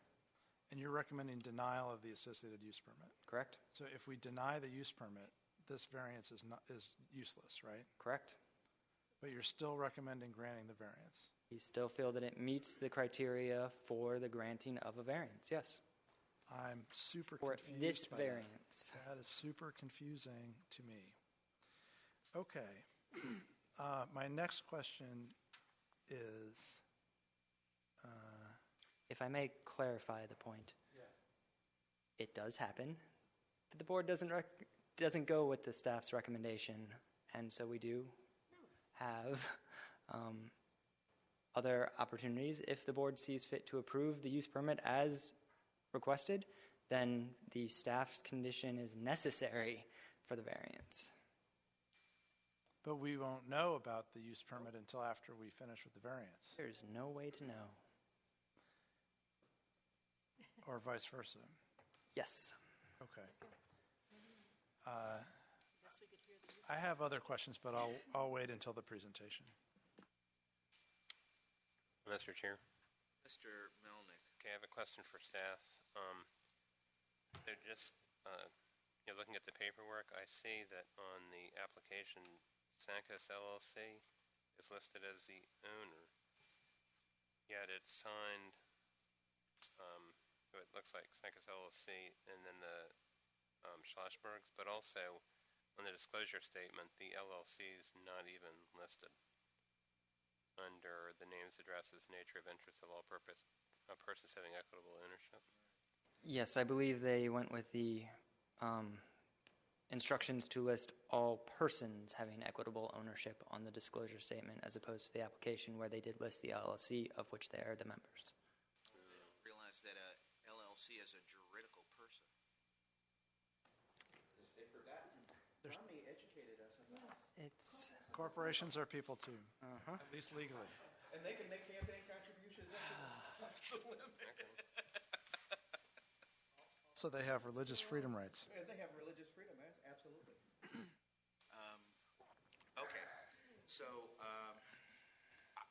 but I think your point is well taken, because the entity that actually is the owner is the Secaucus or whatever, Sancus LLC, and not as is described in the disclosure statement. It would say parcel address, name is Sancus LLC, address whatever, owner. That's the ownership interest. Now, who the owners of Sancus, that's the reason why people create LLCs is so they can hide the ownership interest often. Yeah. But in this case, we know it's Gregor and Nina. And it's a. So, what do we want to do with respect to the Mr. Chairman. Mr. Chairman. Mr. Owen. As you know, our recent practices for the Board of Zoning Appeals have been modified in terms of how and when we can get information about a variance or appeal. So perhaps we could, I know it's a long agenda tonight, but nonetheless, I think perhaps if we got all of our questions out with the applicant present and the staff present, that would afford them an opportunity to work on those questions while there was any kind of deferral. Okay. So maybe with an expectation of deferral, we could put forth any other questions and hear a brief presentation from the applicant. You know. Okay, let's move forward on that basis. We've heard the staff report, and now we'll hear from the applicant, the juridical person, Sandquist LLC. That is not me. My name is Mike Stevens, MCS Architects. I'm the fellow that drew the drawings that you see before you for the proposed project. You'll do a speaker slip for us. Yes, I will. I apologize. I completely forgot. I'm here because Andrew Moore, who's the applicant that put everything together, has been the one working with staff, and he called me and said he is going to be out of town. So I'm pretty much here to answer your questions on how we ended up with the design that we have, and I have limited knowledge of the discussions back and forth between staff as to why they wanted to deny this. We felt it was a pretty good solution. The neighbors are very pleased with what they've seen. We have reasons for why we moved the house 5 feet from the property lines and kept it as small as we could. In short, we cannot rebuild this house. It has no foundation. It's built on the ground, on wood. So whatever we end up doing, we're stuck. So that's why we're here proposing a new structure in form, in the neighborhood character, et cetera, et cetera. I'm here to answer any other questions, and the owners are here, so if you want to ask them anything as well. Thank you. Thank you. We're limited, though. Mr. Chairman. Mr. Owen. So it struck me when I was reading this, and the applicant's agent, I might want to ask you a question. Sir?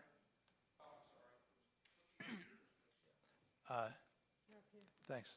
But before you do that, let's go ahead and hold the hearing.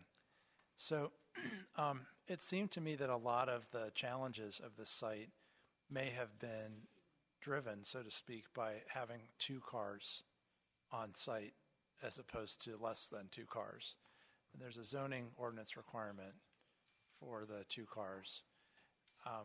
Leaving aside the zoning ordinance requirement, are you, as a matter of economics or home design or whatever, are you committed to having the 2 cars, or would you just as soon have if you could get everything else you wanted? Well, as a lot of my clients like to blame that the architect loves to spend their money, I originally did the design without the parking, and then we said, no, we need to have at least 1 car spot off because parking is always an issue in the neighborhoods. And then staff came back and said, no, there's a requirement, so we have 2 tandem spaces shown on the property itself. The issue that I call that staff is talking about is the fact that we are 5 feet off the rear property line on an interior lot. The other side, if we can't really go towards the street anymore because we're about 3 feet or so from the actual front property line. So we're taking essentially the same size box, it's a little bigger, and moving it forward to deal with fire and current design issues. So I mean, my view is I would really through variance, there's wider latitude. It's a broader power that the BZA has. And this is a very strange lot in a strange place, in the neighborhood it's in. And it's got its own history. And I just wonder whether or not cramming, also, county policy these days is to reduce surface parking lots, to reduce water runoff. It's all of the underlying policies say you could save that gigantic tree, if you didn't have to pave a driveway right there. And so I'm wondering, I guess my question is partly, I think I've got my answer from you, which is that you are open to alternatives. And then my question is to staff is, can we work any magic with our variance power to not have to build a pavement for 2 cars on this site? I'm going to phone a friend on this one. I know that typically the board doesn't allow for variances to reduce parking, but since this is found in the Chapter 5 site development standards, I'm unsure of whether the BZA has the authority to adjust that requirement. I'm going to ask if any of my colleagues have input on that. Mr. Hogan. Basically, once upon a time, the Board of Zoning Appeals was empowered to grant parking variances. That has since changed, probably in the late 70s, early 80s, and currently there are really no modifications to the parking regulations that can be granted other than in specific cases that are listed in section 14.3, and these are generally granted by a county board use permit. And again, for specific uses for things like child care centers, it's actually very prescribed, like community centers, child care centers, schools, churches. Yes. Churches can do a parking share agreement with like an off-site user to use it, but generally the parking regulations are because they are outside of Article 3, which discusses placement and coverage and building height. It's generally only within the power of the county board currently in the zoning ordinance to modify parking. And my understanding is that based on our history, I think the only parking cases we've had have come as a result of determinations by the zoning administrator. We had that Verizon case not too long ago, and then we had the condominium with the indoor underground parking, and that was a size issue with respect to the number of small car spaces. I think they could, but I don't recall any cases other than, I think we did have a child care case on 23rd Street some years ago that was a parking issue. Yeah. Ms. Malice. So when the BZA was given use permit powers, you don't think that parking piece came with it? No, the use permits, it's the section of the ordinance is in, I think it's in Article 15, but it's strictly limited to the placement of buildings and structures in specific zoning districts. The variance is defined in section 15.2.2201 of the Code of Virginia, and for whatever reason, that's not in my booklet here that I brought with me. Does anyone have a copy of that code section? 15.2-2201.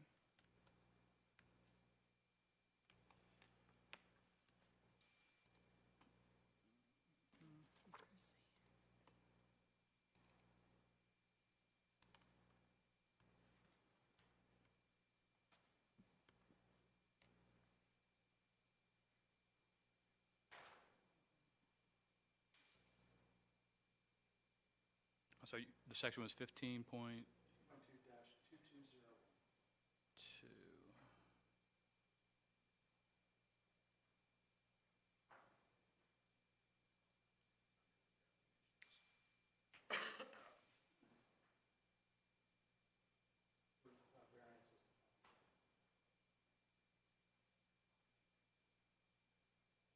2.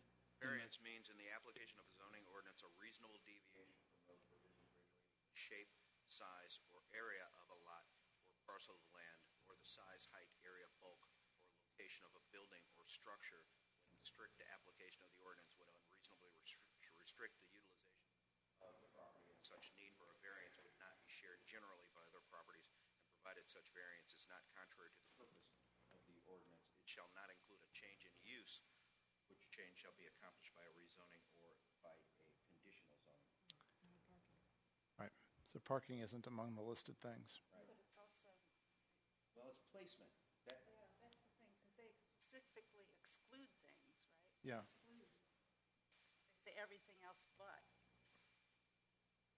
Regulating the shape, size, or area of a lot or parcel of land, or the size, height, area, bulk, or location of a building or structure when the strict application would All right. Well, we were saying we would just ask questions, I guess, tonight. So there's a question. Is there any way that we can get rid of the stupid parking requirement that's causing all the problems here? And by we, I don't just mean the Board of Zoning Appeals, right? I mean we, the system in which we're operating. Well, actually, yeah, there is a process in way. We've been working with the comprehensive planning team to put together a list of, there's actually several, I'll call them peculiarities in the zoning ordinance that present difficulties, and we've been working with actually Nick Rogers in comprehensive planning. He's the coordinator for amendments to the zoning ordinance. So this actually is on our, we don't have a proper name, we're calling it the hot list, but these are like generally like problems with administering and enforcing the zoning ordinance, and in an attempt to kind of have a more smoothly operating ordinance. So but again, we're kind of still in, we've just kind of put together a list of about 21 different problems, but it is, I guess, kind of in the works to get this corrected, but I don't have an actual timeline to hear you. All right, my only other point that I'll make, Mr. Chairman, is that we haven't gotten feedback from all the abutting neighbors, and so if the next time we hear this, if there could be feedback from 2216 11th Street and 1080 Cleveland Street, that would make for a more complete neighbor feedback. Chairman? Ms. Malice. Also, another comment on the disclosure statement for staff. I believe the applicant's signature is actually possibly Mr. Moore's signature, who's not mentioned any place here. The architect, make note, in the disclosure statement, there is a signature in the line which provides for the applicant's signature, and it's not legible. We don't really know whose signature that is. Talking about the one that looks like a railroad track? That's correct. Above it. Right above the slash line. We have a lot of problems with this form, and it probably could merit a redesign. I have a question of staff. The minimum lot size requirements are 5,000 feet, 5,000 square feet. This is only 1,500. If there weren't a structure on this land, would it be buildable? Yes. The building is not what provides for the buildability of this lot. Buildability of this lot is provided under Article 16, 16.1.1, lots in the R district, in the R20, R10, R8, R6, R5 districts where a lot has less width and or area than required in the subject zoning district and was recorded under one ownership at the time of the adoption of this ordinance, July 15, 1950. Such a lot may be occupied by any use permitted in the respective zoning districts. We have established that this was... in 1950 a build. It was a house. It was used as a lot with a house on it. Correct. So it can continue in that use. So now the question is, what can be on it? You say that you got a structure on it that was built on or about 1935. Let's say it's a stick-built house. No, doesn't meet any of the modern construction standards with respect to foundation, etc. And the owner wants to tear it down and build a new structure there, but it's a 1,500 square foot lot, and only 48% of it can be occupied by a structure by right. They're looking to build a really relatively small house on it that is going to occupy 66% of that lot, and additionally, with space for two cars in a driveway, paved. Wow, that's tough.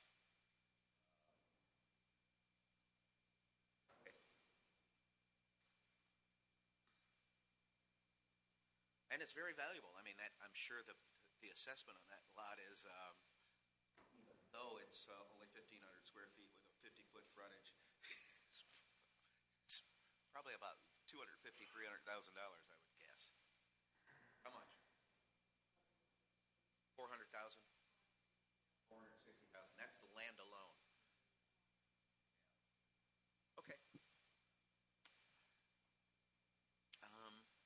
There are problems here, though.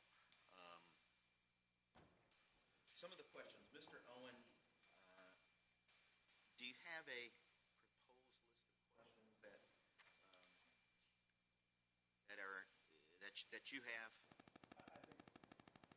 Mr. Chairman, I think just number one is what's the expectation if a variance is approved with specific drawings that the use permit is denied for?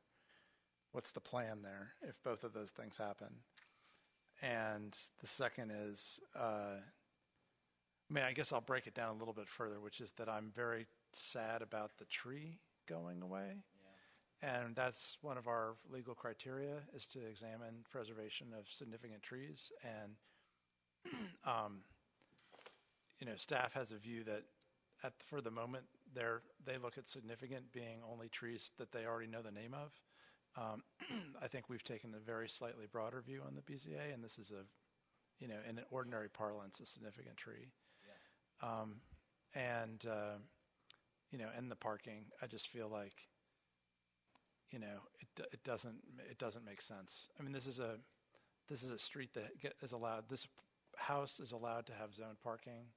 The rest of the street is on a street that is free of houses eligible for zone parking. And so I think that particular street has a lot of parking available on it, off-street. And it's true that many of the other houses in the neighborhood have driveways and off-street parking, but I don't think all of them do. And they have viable, economics, as this house does currently. I mean, I don't know if someone lives there currently or if they have in the past, but it just seems like not building parking makes everything else a lot easier. So if there's any way to get that done, that would be great. And maybe there isn't. And, but that's my main question. Yeah.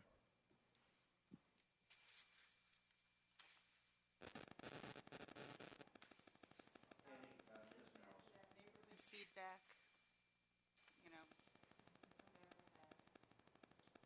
Interesting. Mr. Moore is not here, but he'd done some interesting outreach. He set up a couple of meetings, it looks like. No outcome. With limited response, it looks like.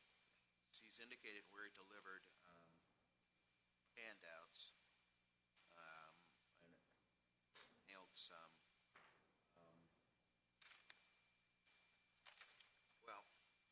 All right, let's move this along. Well, and I guess that also includes I think the legal notice goes to all the residents of that apartment building. But I would say I think we have some power under the use permit to grant flexibility if you are saving a tree. So like that's a consideration that can weigh against others, right? And so if you wind up being able to save the tree, that might give latitude to do other things that ordinarily would not be allowed in the use permit. So that's just, even if you have to build the parking somehow, if you can still somehow, whatever you wind up doing, parking or no, if somehow you can save that tree, that potentially gives us more flexibility. Okay, so since I have to translate this to Andrew and talk with my clients, what I'm hearing you say is that you don't really want the parking, you'd rather save the tree. And as far as I know, I'm perfectly okay with that because we originally submitted without the parking because we didn't think it was needed.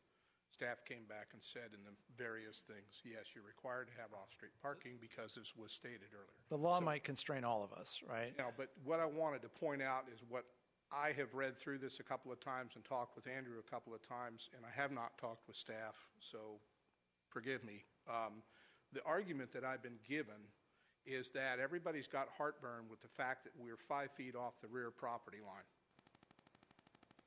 in an interior lot. Well, the current house is about 2 and change. So we're moving everything forward for fire primarily to say we need to build a 21st century legal structure. We need to keep it as small as we can, given the footprint, given everything else, making the room minimums, doing the minimums in the kitchens, doing the minimums for the, what I affectionately call the C&P code, meaning you got to have a 2'10" door to a 2'10" door to the powder room, and all those things. So all of that grows those things. Well, once we grew that, we said, well, let's get another bedroom, at least get a 2-bedroom, 2-bath in the bungalow. So we thought we did pretty good in terms of keeping it pretty small.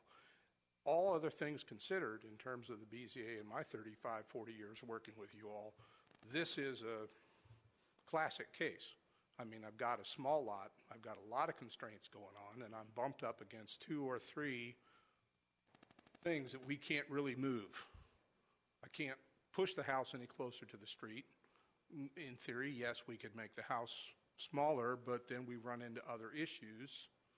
And we said, well, here we go. Let's go and sit there. And then staff said, well, we're going to approve this part, but we're going to recommend denial here because there are no houses that are 5 feet from the rear property line. And we're saying, well, yeah, you're looking at a picture of it right now, but we're going to fix it.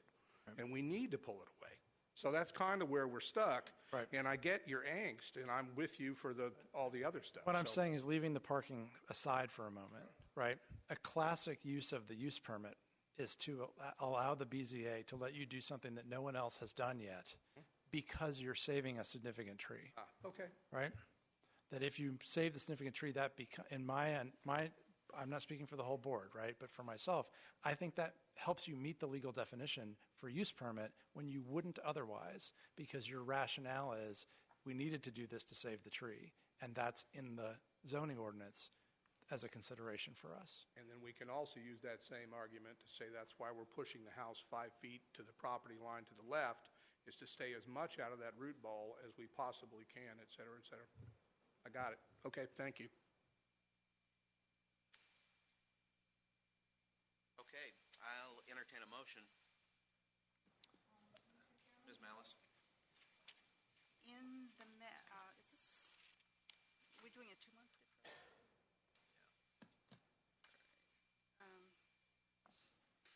I move that the Board of Zoning Appeals defer the variance V11439-18-VA-1 to the May 2019 hearing.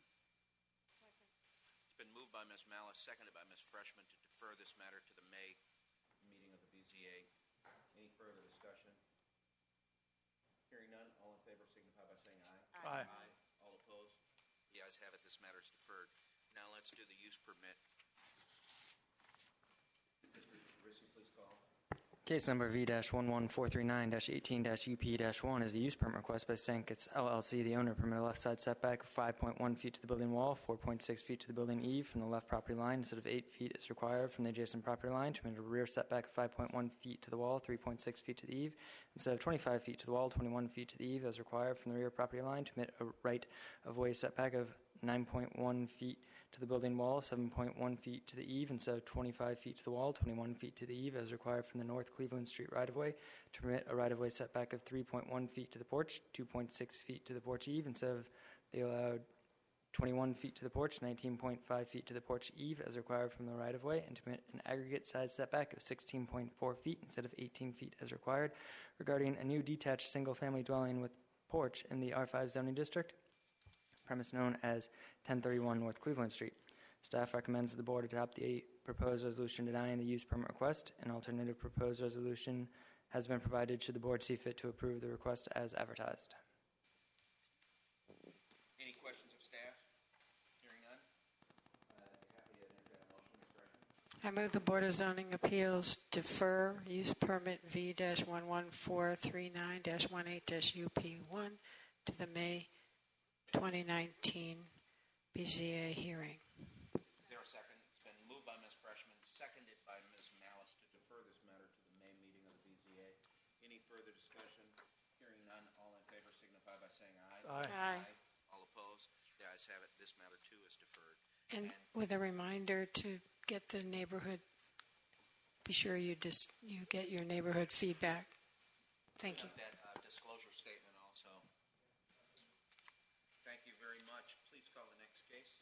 Case number V-11440-18-UP-1 is a use permit request by Damon and Eugenia Hand, the owners, to permit a side setback of 14.3 feet to the building wall, 13.3 feet to the eave from the right side property line instead of 17.9 feet to the wall, 13.9 feet to the eave as required, and to permit a side setback of 12.9 feet to the stoop from the right side property line instead of 13.9 feet as required, and to permit an aggregate side yard of 20.4 feet instead of 24 feet as required regarding a new two-story right side rear addition and right side stoop in the R10 zoning district, premise known as 4926 34th Street North. Staff recommends that the board adopt the attached proposed resolution granting the use permit request with conditions. Thank you. Questions of Mr. Rissy? Hearing none. Damon or Eugenia Hand? Welcome. Anything to add? Okay. Any questions of the Hands? Hearing none, the matter is with the board.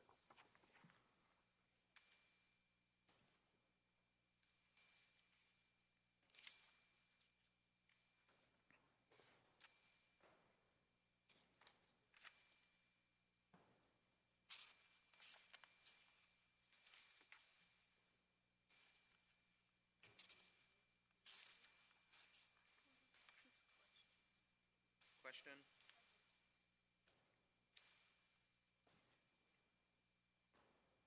Just looking at your comments from your neighbors, trying to figure out which ones.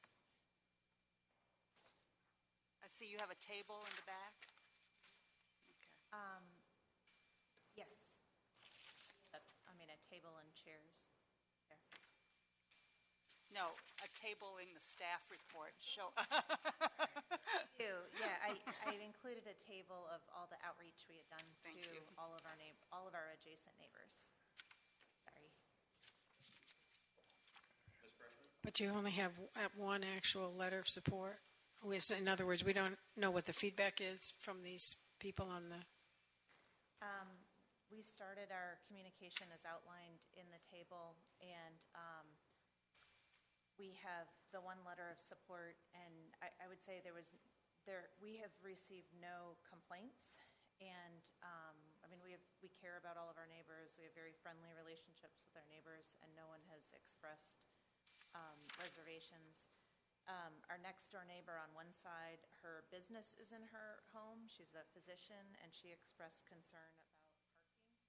And so I spoke with our contractor, and I followed that up with an email just saying that throughout the process, she's concerned about her business and parking in front of her home. And he said that he just said, please continue to remind me, because as different subcontractors come in, we'll need to stay on top of that together. And I said, absolutely. So that was pretty much it. Thank you. Thank you.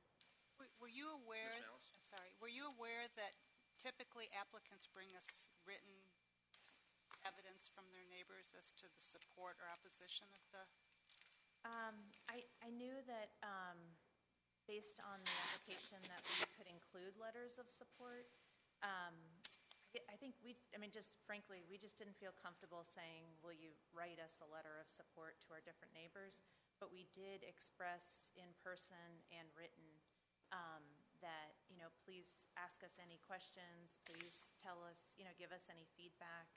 And we really, we had, like, our neighbors across the street wrote the letter, and then our neighbors adjacent to them said, we're so excited for you, this is going to be great. And then I would say the other neighbors were just kind of quiet, and I didn't push it and ask for letters, but I didn't get any other feedback except for the parking. To add to that, we emailed all our neighbors detailed plans so they could see what we were actually building. Gave them the information. What about the neighbors directly to the, sorry, Mr. Chairman, what about the neighbors directly to your rear? We sent them a letter as a follow-up prior to the last scheduled meeting. And we included all of all the different elevations, and we included a letter. And actually, it should be in the packet where we encourage them to reach out to us with any questions whatsoever. So you've twice communicated with the neighbors to the rear, right? In the rear, we communicated with them once with the letter.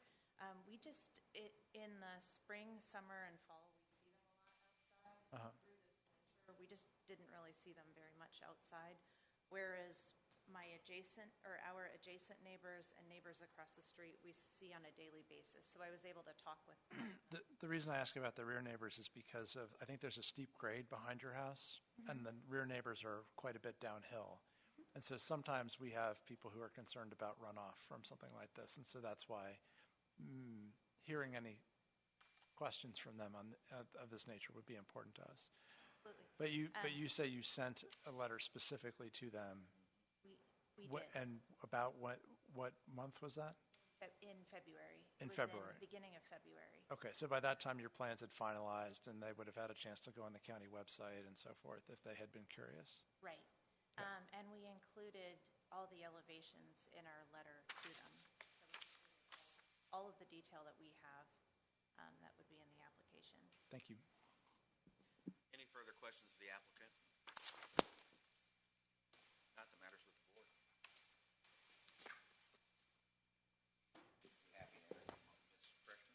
I move the Board of Zoning Appeals adopt the attached proposed resolution approving the use permit V-11440-18-UP1 subject to the conditions listed.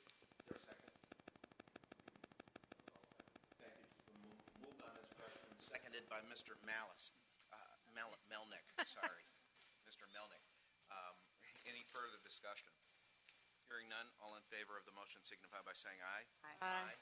All opposed, the ayes have it, the matter is granted. Thank you very much. Thank you for your time. Please call the next case. Case number V-11441-18-UP-1 is a use permit request by David Gant, the owner, to permit a setback of 17.5 feet to the porch, 17.1 feet to the eve from the 23rd Road South right-of-way instead of 21 feet to the porch, 19.5 feet to the eve as required regarding a new front porch and by right ramp in the R6 zoning district, premise known as 4804 23rd Road South. Staff recommends that the board adopt the attached proposed resolution granting the use permit request with conditions. Any questions of Mr. Rissy? Okay. Steve Tenter from Cook Brothers, welcome. We have correspondence from Thank you. Mary Beth. We have their correspondence here. Anything you want to add? No, the owners just wanted to apologize for not being able to attend today. As you read in the application, there's legitimate health concerns here. And they just request that you accept the zoning office's recommendation to approve the application. Mr. Chairman. Thank you very much. Mr. Owen. I'm prepared to make a motion. Any further questions? Hearing none, Mr. Owen. Mr. Chairman, I move that the Board of Zoning Appeals adopt the attached proposed resolution approving a use permit V-11441-18-UP-1 subject to the conditions listed. Thank you. It's been moved by Mr. Owen, seconded by Ms. Malice to approve the subject use permit. Any further discussion? Hearing none, all in favor of the motion signify by saying aye. Aye. All opposed, the ayes have it, and the matter is granted. Thank you very much. Thank you for your consideration. Thanks.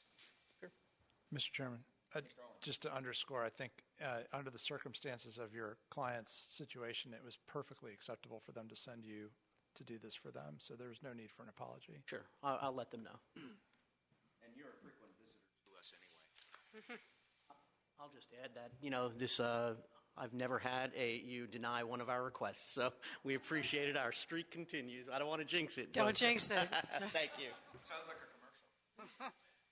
Next case, please.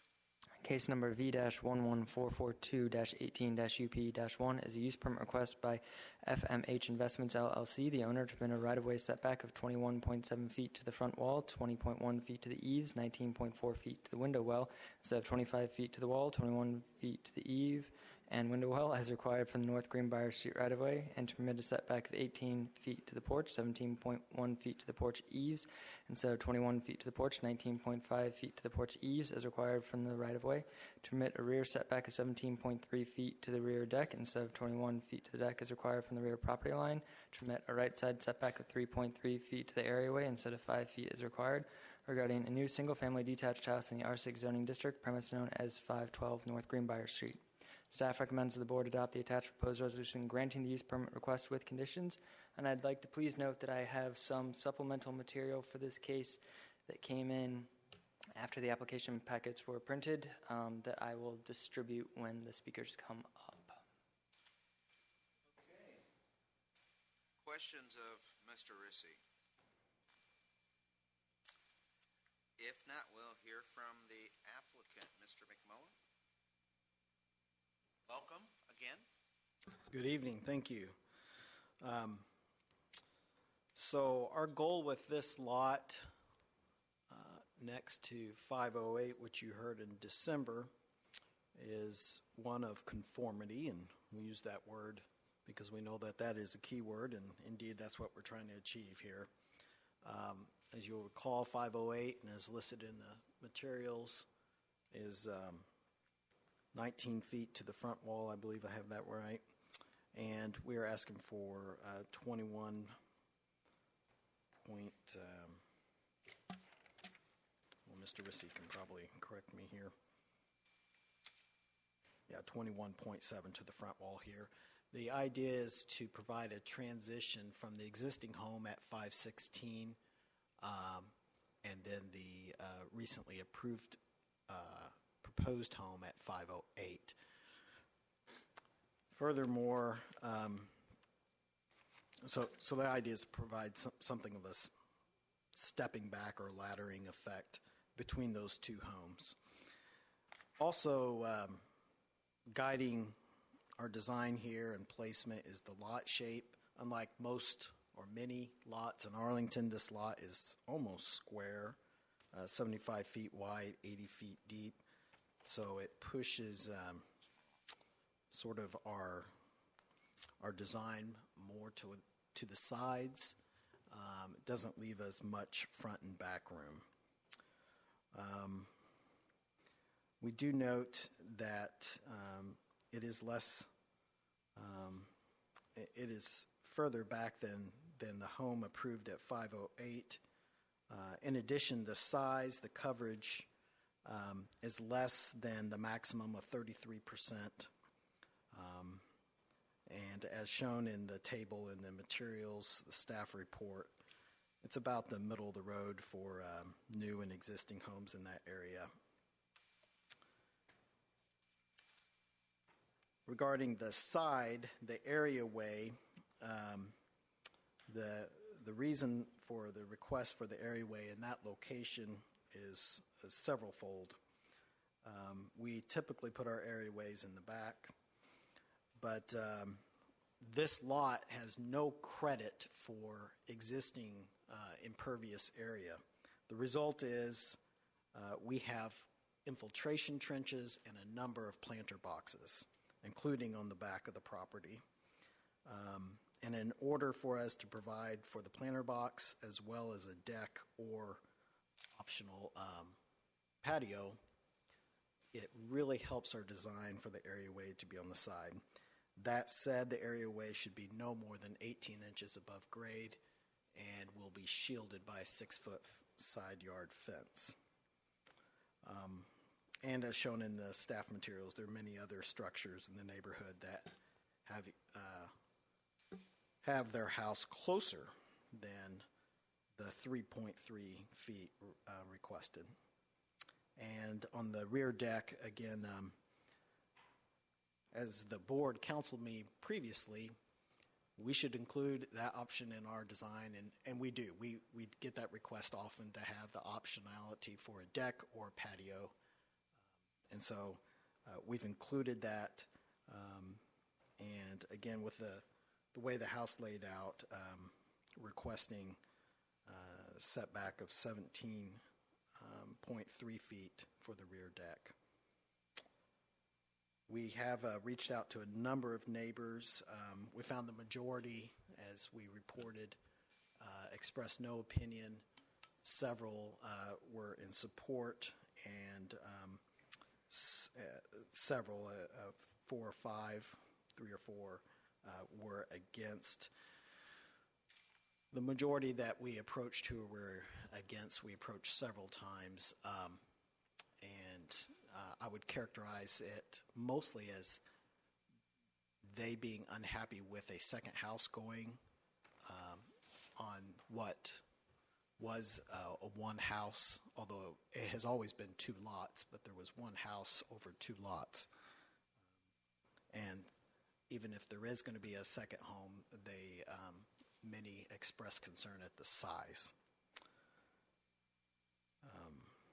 And I think that wraps up my spiel. Thank you, Mr. McMullen. Stand by, because you know there will probably be questions. Yes. And we have a number of speakers. So I don't have any designated as speaking for our civic association, so I'll go with them in order with Matt Kyer at 516 North Greenbrier.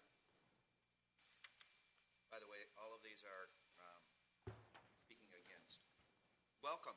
Good evening. It's my first time. Thank you. I'm a BZA rookie here, so I apologize for any mistakes I might make. I'm the 516, so if you go to the other photo, that's my house in the background right there. And if you can go to the other photo that shows the aerial shot, that one. So as you're probably aware, these were the vertical lots that were going to Fifth Street originally, and then you approved the rezoning for them facing to Greenbrier Street, which I did not oppose. And I know that the builders, to maximize profit, as he said, that those lots that are square, not the long, skinny ones, are much more profitable. He also said that being on Greenbrier, people like to buy on streets with names, not numbers. So I'm all for making money. I totally get that. 508, we did not oppose.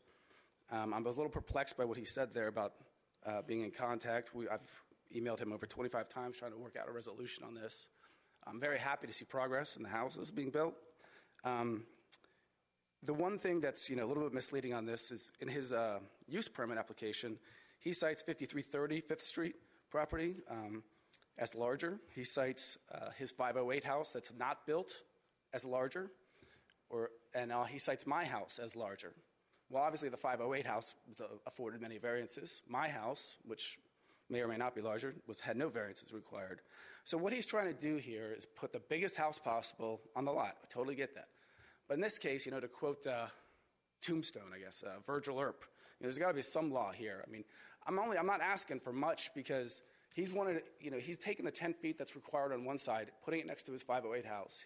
He's putting the 8 feet and then asking for a variance on my side. And for me, I'm going to let the other people speak who are more elegant. That's it. The big problem for us, obviously, is water. I need every square inch I can get. What you can't see from those photos is I'm right downhill from both those properties. And so most of my discussion with him has been about water during construction and after construction. We have not been able to come to a resolution. I thought we were close, but he won't give an inch on anything. He requires the variance. He's not providing any sort of guarantees on water protection before, during, or after construction. And he's already been cited for infractions for staging, using this as a staging lot, which has already begun to upset the water table. I'm already have to do remediation that costs $10,000. So I'll turn it over. Thank you. You can complete your remarks. If you weren't complete, you can complete your thought. Sorry. Actually, the part about remediation. Yeah, you did kind of race through that. Oh, so basically his civil engineer and my irrigation landscapers that I've gotten assessments from said, we need to have a barrier because we've got two houses going up concurrently, right, during construction. But you can't do much like with a French drain or whatever because they're just going to get clogged from all the runoff. So I've got to kind of wing it and hope for the best during construction. Something the county, I assume, will have some sort of protections for my property because he did already flood when he did his two houses on Florida Street, flooded all the yards there. So he's experienced with these problems before, and I'm only 8 feet away. So that's one concern. Then the post-production or post-completion of the house or major construction is when I wanted to put in a French drain or some sort of protection along my property line because it's hard to see from that photo, but it all goes to the back corner of my yard. And so even if he put in something, a berm or whatever, the water's still going to come into my yard. So it's gravity. It's not his fault. So I have to find a way to mitigate that to protect my property once major construction's done. And so I was hoping, my plan is he's got a bunch of subcontractors there. Maybe I can get something right now a little lower cost because it may surprise you, but most water irrigation companies right now are not in the mood to cut deals, and they're really busy because of all the rain. So I'm in a kind of a tough spot of trying to figure out when I can get that done. Okay. Mr. Owen? Just a quick question. What year was your house built? My house was built in 2012, I think. Thank It was completed in 2012. I bought it brand new. Okay, thank you. Do you have remediation ideas in mind now? Yeah, I already have received 2 proposals for how to protect my home with a French drain. You shared those with Mr. McMullen? I have emails showing that I've offered, saying these are recommendations. I asked him to take out either to help offset my costs or do something, on that case, or I asked him to take out a separate rider to protect my home since he has had the flooding before, and this is going to be catastrophic. It's going to be quick if they hit anything, God forbid. But he said he denied all my offers to resolve this amicably. And just to clarify, your house was built by right. You've got 8 and 10 and 25 and 25? Correct, sir. Okay. I'm all for the big houses, don't get me wrong. I mean, I like to have the big neighbors, but I just want it done right. Thank you. Thank you. Next, William Stewart, 519 Greenbrier. Welcome.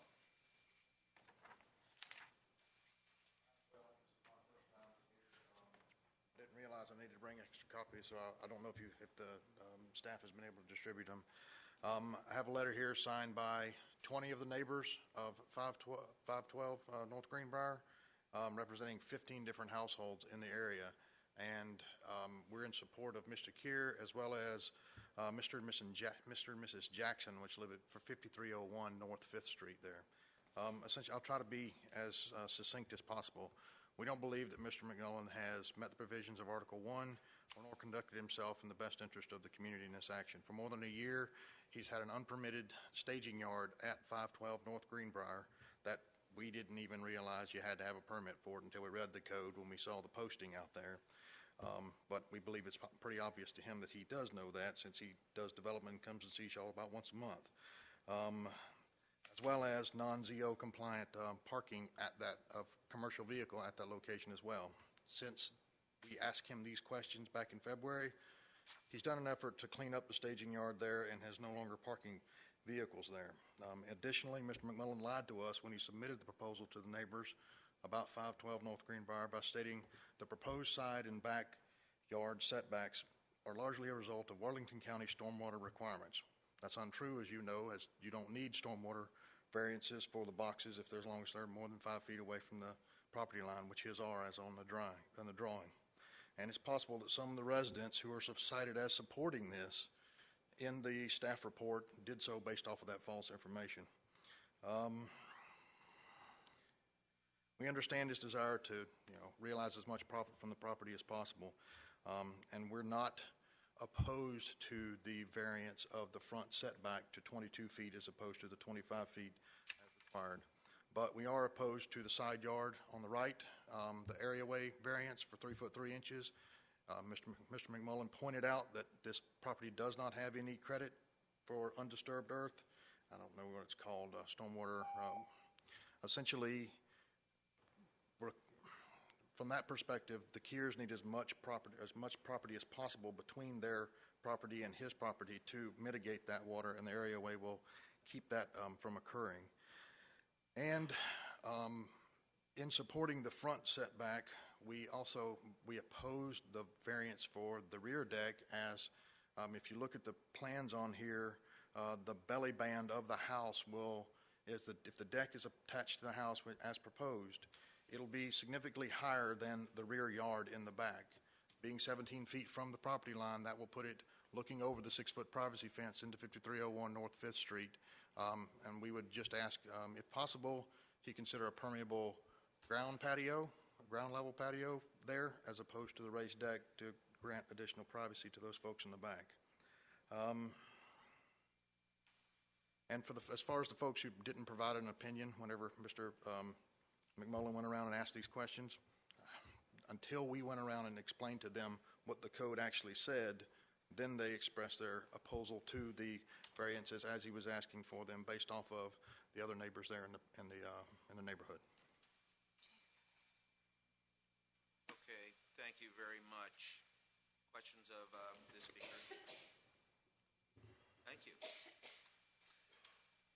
Lastly, Diane Kyer.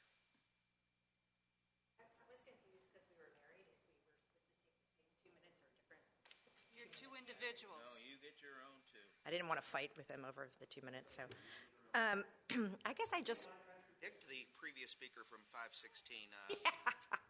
Okay. I guess I just wanted to follow up with a couple of points. Mr. McMullen said that he spoke to people and that people were in support. The only two people I'm aware of that were in support was a 600 and a 608 North Greenbrier Street. Both those properties are about 60 years old, and one of them is a rental. So I'm curious who these 4 or 5 neighbors are that are in support of it. For us, having 3.3 feet is a big deal. The 1.7 makes a huge difference from us for the water. As my husband said, we've spoken to somebody.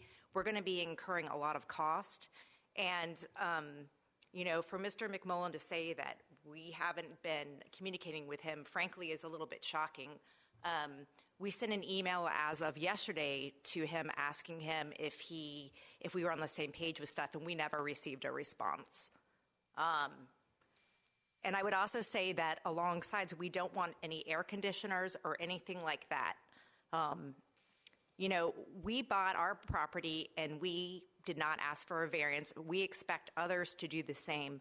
The only other thing I would say is, he mentions that 512 is, less than 508, but 508 didn't comply either, and we didn't say anything. For us, the water, it's not just about the one property. I understand we already dealt with 508, but we're having 2 properties built simultaneously, and we're downstream, and that's very impactful. And again, I just want to say we actually did try to talk to Mr. McMullen. I thought we had worked something out, but we have radio silence. So. Okay, thank you, Ms. Kyer. That was the last speaker. Perhaps we can hear from Mr. McMullen in response to some of those criticisms with respect to outreach. Sure. I did meet with Mr. Kyer 2 times in person. I'd be happy to search my email. Maybe there have been 25 exchanges, I'm not sure. The only exchange that I know that hasn't been responded to is they sent me an email, I think 1 day ago, and I didn't respond to that. Verbally, I thought we had agreement that initially they have always expressed concern about the water, and I said, understood, we'd certainly have to have civil engineering plans and explain that there'd be a site inspector and can't have construction runoff into their yard, et cetera. And that when it's stabilized, again, we can't have additional runoff into their yard. And that's why we have all these boxes and infiltration trenches. So that was my initial understanding. Then our second meeting verbally, we did discuss also the areaway. I discussed that it would be difficult for us to relocate it. Regarding lying about the boxes, we're not asking about having variances or anything with the boxes. We understand that, but they impact where we can put areaways. So I'm sorry that if the neighborhood felt I was lying or miscommunicating. I did offer verbally and in email to relocate the areaway, even though it would make our decks significantly smaller and would result in one of the planter boxes being odd. It'd sort of be sticking out into the backyard by itself. That seemed agreeable. And then the third iteration, and my understanding is, then they asked for some monetary compensation. They showed me where they have existing water problems on the side of their home. I explained that we would probably not be in favor of monetary compensations for their water problems, and that any new homes, if they added to their water problems, then yes, we would be responsible, but for existing conditions, we probably not favorable in compensating toward those. We have tried to reach out. I've documented the number of times we reached out to the neighborhood. I went in person, knocked a bunch of doors. The address 5301, which is to the back of this lot, I approached them 4 times. I was only able to reach them in person the first time and discuss with them the packet that I dropped off. They asked me to come back later, and I came 3 additional times at various days of the week and at various times.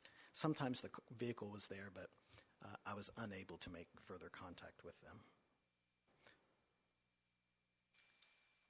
Thank you, Ms. Malice. So, as far as the runoff, what was your proposal to the neighbor? What would you do? During construction, we proposed putting a berm, a raised area, between the 2 properties, along with the standard silt fence, but in addition, a berm to help divert. Is that berm in the drawings here?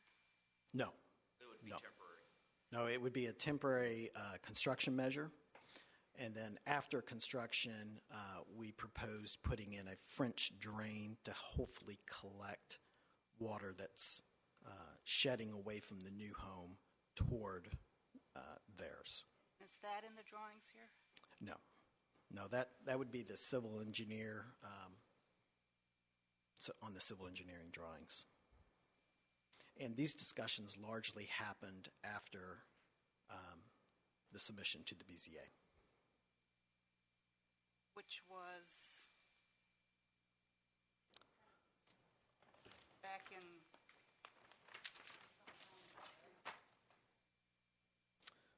December 12th? December 12th. December. December. That's 3 months. So you have a proposal for the berm as a temporary and French drains as the final solution. Yes. I also explained that the site, the DES inspector who inspects the site my experience is they won't sign off unless you're complying with the engineering plans. And we don't have the full engineering plans yet, but they usually will show either a French drain, or they may show a permanent berm or some measure of grading to address these runoff issues. It's not uncommon to work those things out with the neighbors before you get to that actual drawing stage, so that they understand and have some assurance of what's going to happen. Well, as I mentioned, I had, I hope I'm not misspeaking, 3 in-person meetings or 2 with Mr. Keir discussing these very issues, and I was in agreement with those.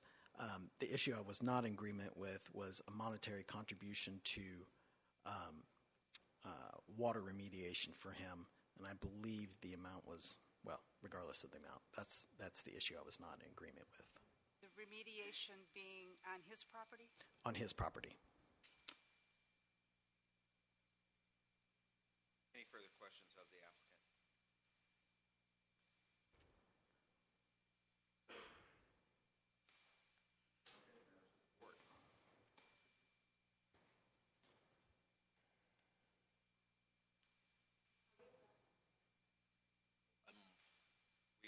Unless there are any questions of any of the speakers.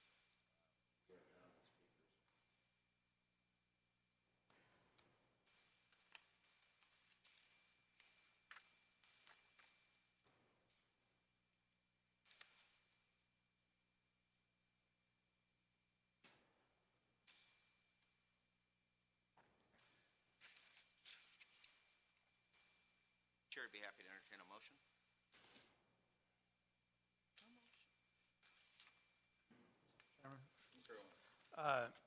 I don't think that this application meets the criteria for a use permit. I don't think that it is,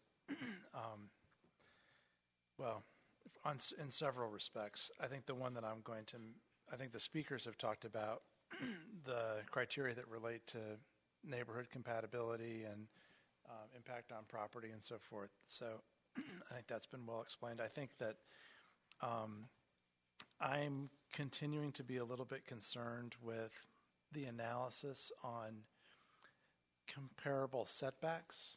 The core test is compatibility with the neighborhood, and from time to time we see comparing a setback that's sort of a want to have as compared to setbacks on other properties that are not always, the adjacent properties. Sometimes they're blocks away, and finding the very most extreme example in the whole neighborhood that we can find. In one case, we heard a couple months ago, it was 10 blocks away. One tonight, I can't remember how far away it was, but like the very closest in the whole neighborhood was 2 feet, but that was the record, And here we're talking about 5 versus 3.3 feet, so it's, not as big a difference as it is in some other cases, but there's only 2 examples of less that are presented to us in the side yard dimension. And then, as staff very helpfully clarified, by the way, since February, a lot of the comparisons for one of the others is to corner lots, which have very different needs and characteristics, and I don't think that they necessarily make for good comparisons. So, in the aggregate, and I'm not necessarily picking on any one element, I just think I'm not inclined to fix this one. I'm not inclined to renegotiate this one, personally. I just think it doesn't meet the standard for a variety of reasons, and so my inclination is to deny.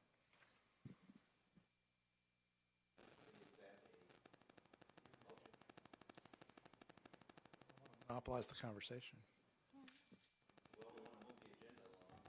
Mr. Chairman, if you want to entertain a motion. Oh, I see one of my colleagues may be about to speak. I was curious. I mean, I hear what you're saying about compatibility, but as far as like the harm to the neighbors, it seems like most of what I heard was runoff. And they are talking about a temporary berm. They're talking about a French drain. This could easily be made into conditions, but I needed to know about that. Like that didn't solve the problem for you about the neighbors' problems. I think it's about. I don't think that fresh conditions that we develop on the fly at 20 minutes after 10 on a long night, I think that's sort of a courtesy that the BZA sometimes does when we're trying to be helpful to everyone involved. But this is a sophisticated applicant who's been in very robust conversations with staff and neighbors and knows how to make agreements and knows how to propose those and knows how to offer conditions. And I just feel like, they can reapply, if need be. But this is a very complicated application. There's a lot of things and elements in play. We've massaged and fixed a lot of other things tonight, and I feel like we don't need to intervene for the next 40 minutes tonight, to get there on this application. Okay, I understand. Thanks. Ms. Freshman. I think that, I'm persuaded by Mr. Melnick's suggestion that if we add conditions on to deal with water, that's one thing. But the problem I have is the overall compatibility with the neighborhood. And if you look at the tax map, and you see that by and large, most of the houses, even those that look like they might have been expanded, are roughly the same size as what we're looking at. And actually 516 is much larger. So when you start looking around, if you're persuaded by the petition that a lot of neighbors are concerned about, not just the water runoff, but really with compatibility in the neighborhood, I would at least suggest that given that this is a brand new house, I always have a problem with fudging the rules on a brand new house because the parameters for the footprint are very clear. And it isn't like you have an existing non-conforming house that you're trying to do something with. and you're starting from a blank slate. So why can't the applicant submit a by right plan? I think that it's a what I want as opposed to what I'm permitted to do by right. And we did address the corner of the house, and there were a few different issues. But now here we are again, and it seems to me that this is, quite a good sized lot. And given that it's empty except for dumpster, they can certainly come up with a plan. When you look at the plat, the exceptions are very minor in my view. And so I'm usually disinclined with a brand new dwelling to find fault unless there's some compelling geographical problem or topography or something like that. So I'm not inclined to support it. Well, very good. That was two. Sounds like I think we should put it to a motion. I'm happy to entertain a motion. Mr. Chairman, Go ahead. I move in case V-11442-18-UP-1 that the Board of Zoning Appeals deny the use permit request. Okay, it's been moved by Mr. Owen and seconded by Ms. Malice to deny the subject use permit in this case.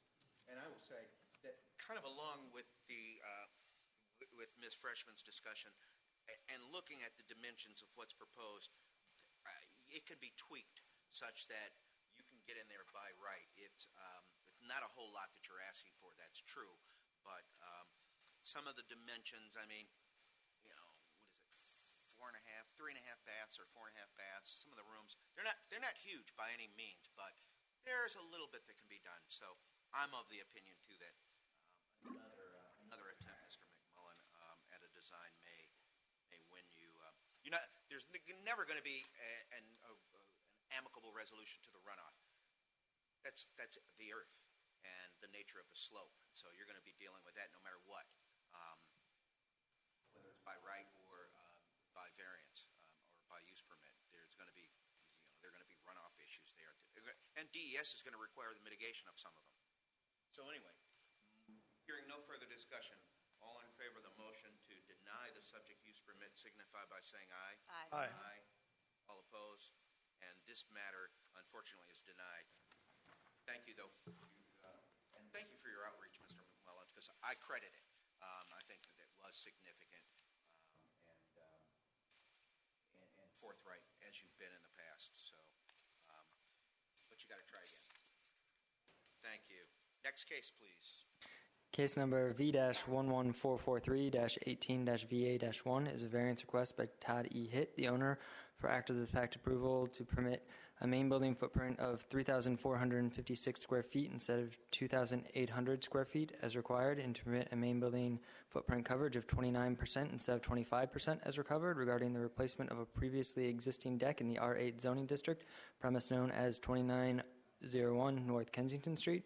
Staff recommends that the board adopt the attached proposed resolution denying the variance. A proposed alternative resolution has been provided should the board see fit to approve the variance as advertised. And I would like to please note that there is supplemental material for this case that came in after the application packet was assembled and printed. It is a letter of authorization from the owner. Good evening. Thank you very much, Mr. Rissy. Any questions of staff? Mr. Colucci? Mr. Chairman. Good evening. My name is Tom Colucci.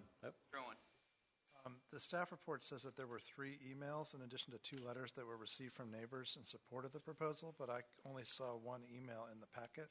If there are 2 other emails, what are they? Staff will look into this answer. If you don't want to wait for me, you can go ahead. Okay. My other questions can wait for the applicant to speak.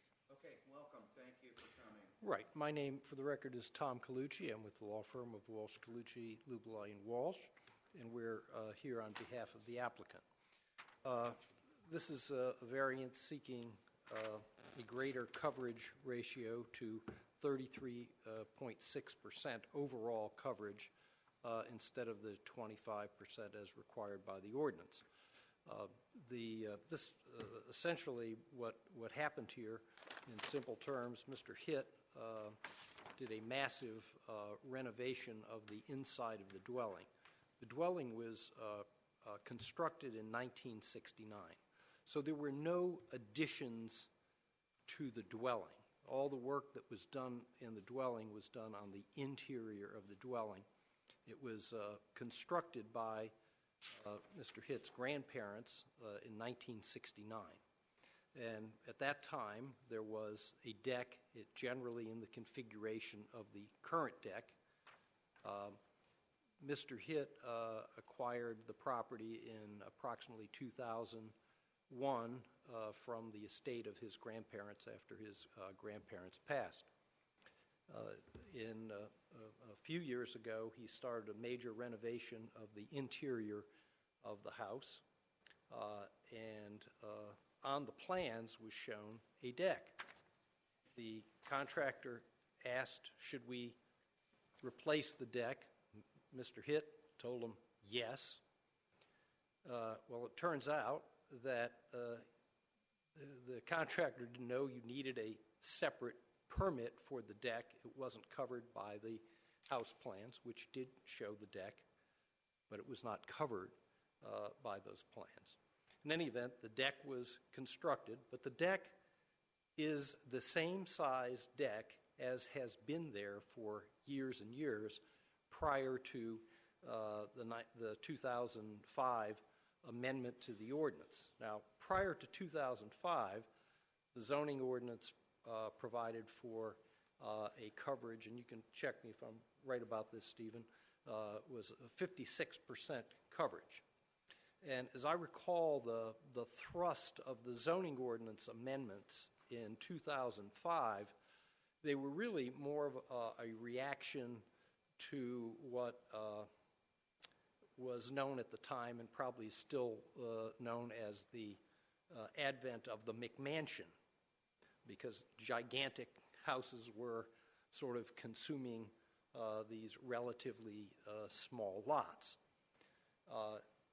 In the process of doing those amendments, they came up with much smaller coverage ratios, and they also sort of counted things like stoops sort of differently from the total coverage ratio. But in simple terms, overall, with the deck, the property has a 33.6% coverage ratio, which certainly is a whole lot less than the 56 even that was allowed under the prior zoning ordinance. And this is sort of a unique situation. This is a very large, and in 1969, you really didn't see this much. But in 1969, this is a very, very big house, sort of in terms of area, on one floor, and it was designed for one-floor living. So the only way sort of outside from the main floor, the primary living area, is through the deck, or to the deck, because there's a drop in grade, and it's a full, the basement is, in effect, a full daylight basement. So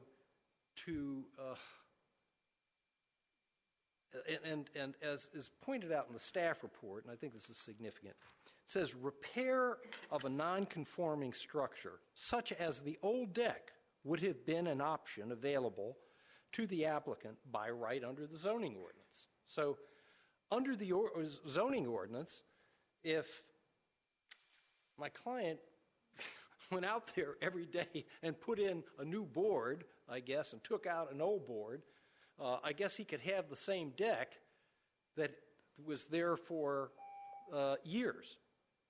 Yet the deck is the same deck that was there before. it's not offensive to the neighbors. The neighbors on both sides, to the right and the left, have, I believe, submitted statements of support, and I believe there were about 4 or 5 other neighbors that submitted statements of support. I am not aware of any neighbors who have come forth or submitted letters in opposition. And again, I mean, this is a most unfortunate circumstance, but common sense would dictate that a variance be granted, because to tear down a deck which all of the neighbors are happy with, and I guess in the main level we'd have 2 windows or sliding glass doors. In effect, they would be doors to nowhere if we had to tear down the deck. So we would respectfully request that you all grant the variance requested in this case. Thank you very much. Mr. Smith, may I clarify for the record Mr. Owen's earlier question? I have here, it is one email from Susan Hitt that has 3 correspondences within it. It was double-sided, and I believe in the package only the front side was copied. So I'll pass that along to the board members so they can see the 3 correspondences by email. Mr. Rissy, can you just tell us what the addresses are for those 3 people? Yes. The first address is 2906 North Kensington Street. The second address is 2819 North Kensington Street. And the third address is 2826 North Kensington Street. What was that third one? 2826 North Kensington Street. The first was 2906 North Kensington. The second was 2819 North Kensington Street. 28, none of them, Not beside, not during. from abut the house. Mr. Chairman, can you tell me what outreach there was to the rear neighbor at 2820 Jefferson Street? I don't know. Mr. Hitt is here. Do you know, Todd, was there was any outreach to the neighbor to the rear? I don't know if it would have been Susan. My understanding is that everybody. Can you stand up and Sorry. speak into the mic and announce who are you? Todd Hitt. Okay. My understanding is that everyone in the neighborhood was reached out to, from some form or another was reached out to. And I think there were 5 letters of support that came in. Yes. Who did the outreach? The outreach. Susan did, my wife. Yeah. There's nothing from your next door neighbors or the neighbors? I think we have letters from both adjacent neighbors on either side, across the street, and then 1 removed on the left-hand side. I think there's a total of 5, I think. Stephen, I don't know if I'm correct about that. Am I correct about that? Yeah. The ones we're missing are from the one neighbor directly in front, across the street, and directly to the rear. And for matters that pertain to the rear of the house, the rear neighbor is sometimes the most important. And in this case, we once again have, you might have heard earlier in the evening, we had a couple other situations where there's a rear neighbor and they're downhill, which I think is also the case here.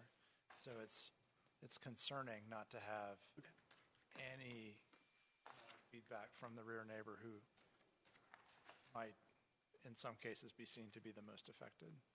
Yeah. If I may. Let me just note that the rear neighbor is actually not downhill, that the grade actually runs a little bit uphill from the back of my house. And then the entire back of our house is evergreens, and I think Stephen probably has some pictures that he took. So there really is a very private backyard.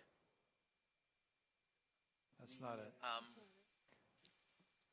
Go back to that prior photograph just before this one.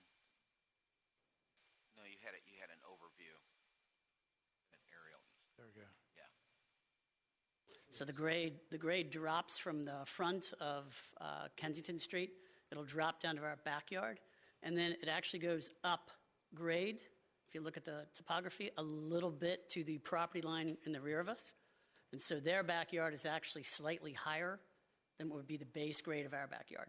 But their house is well below, right? Because it drops down to the street behind us, to Jefferson Street behind us, it is, but not the rear. Where they walk out on their patio, If you could go up to the back of the house, I've been at the house since I was 5 years old. It's my grandparents' house. They actually sit at a level that is a little bit above our grade. Huh, that's not apparent from this photograph, but thank you. It is. It's it. I have a question with respect to the reconstructed deck. Is it, was the stairway the same before, circular stairway? The stairway wasn't the same before now. It's been probably through 3 different renditions on the stair. So there's been no stair. There's been a stair that went down, on the side, probably 15 years ago. And then there's now a circular stair, which takes up less room. Okay. You said 3 different renditions? This deck has been I didn't. reconstructed 3 times, do you? It's probably been reconstructed at least that. It was built in 1969 by my grandparents. I can't tell you how many times it was reconstructed. I can't tell you during their ownership whether they pulled permits. Time prior to when you did it? Correct. Okay. And prior to my ownership. This was the only reconstruction during my ownership. I took ownership in 2001. Okay. Thanks. Any other questions? For staff, Ms. Malice? would the neighbors in the back have received written notices? Yes, mail notice was sent to all directly adjacent neighbors, including the rear properties. Do we have a topo in here? Do we have the whole thing in here? Yeah. Just see this real quick. Are we finished with the hearing? I don't hear any other questions. Matters with the board. Be happy to entertain a motion. Mr. Chair. So what I'm struggling with, of course, we have to follow the ordinance, about the requirements. And, when you have a house here that's been existing for quite a while, and it's outfitted for a deck, with the doors and so forth, and, it's rather unique circumstances, but whether that qualifies as if we strictly applied this and said, nope, you cannot have a deck because my understanding of the staff report is that there could be nothing because the house already was over the limit. But whether that's unreasonably restricted is to say there can be no deck. And so I'm thinking personally that would be unreasonably restricted. It would unreasonably restrict it to say no, you're not going to allow anything. So it's a unique circumstance, but that's what I'm saying. So I think it does qualify for a variance. So that's where I'm leaning, just leaning on unreasonably restricting if we don't grant this. Well, Mr. Melnick, if you want to make a motion, I'd be happy to entertain it. Anything else? Okay. All right. So in case V1144318VA1, I'd move that the Arlington County Board of Zoning Appeals grant the variance as applied for, as stated in the attached resolution. Is there a second? So I'm talking about approval as advertised. Yeah, that would be the alternative motion. Approval as advertised. There a second? Second. It's been moved by Mr. Melnick and seconded by Ms. Freshman to grant the variance in V-11443-18-VA1. Is there any further discussion? Mr. Chairman? Mr. Owen? I don't think this is, I think this is a close case in some ways for the reasons Mr. Melnick described. I think that the county board made a specific policy decision with existing nonconforming that I think that they were counting on things to fall apart over time to bring everything into compliance. And they could have made a rule that said you can replace what's existing nonconforming. It's not a surprise to them that situations like this could come up, not just with respect to this particular property, but with other properties. And so I think that the county board made a specific policy decision with existing nonconforming that I think that they were counting on things to fall apart over time to bring everything into compliance. And they could have made a rule that said you can replace what's existing nonconforming. And but they and it's not a surprise to them that situations like this could come up, not just with respect to this particular property, but all sorts of non-compliant signs and stuff that are grandfathered in. And I think Arlington County has a general policy, whether it's wise or not, it is their policy that things rot over time and bring things into compliance. So that means that, to me, the fact that it's a replacement isn't grounds, isn't relevant to the consideration. So that leaves whether or not a deck of this size on this kind of property is sort of so inherently reasonable that the zoning code is overall is just too restrictive on properties like that. And that, I think, runs afoul of the capable of repetition, common situation.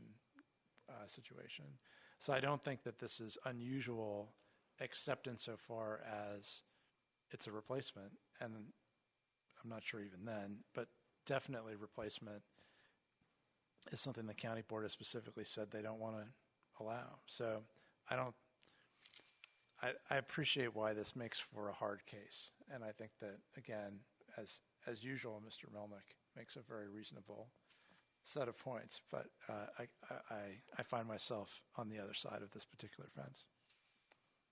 Thank you very much, Mr. Owen. Any further discussion?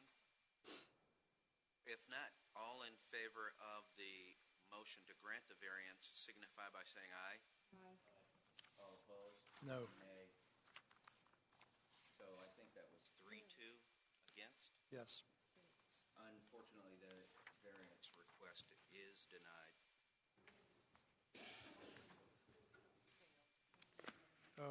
Mr. Chairman, I move the Board of Zoning Appeals adopt the proposed resolution denying the variance in case Second.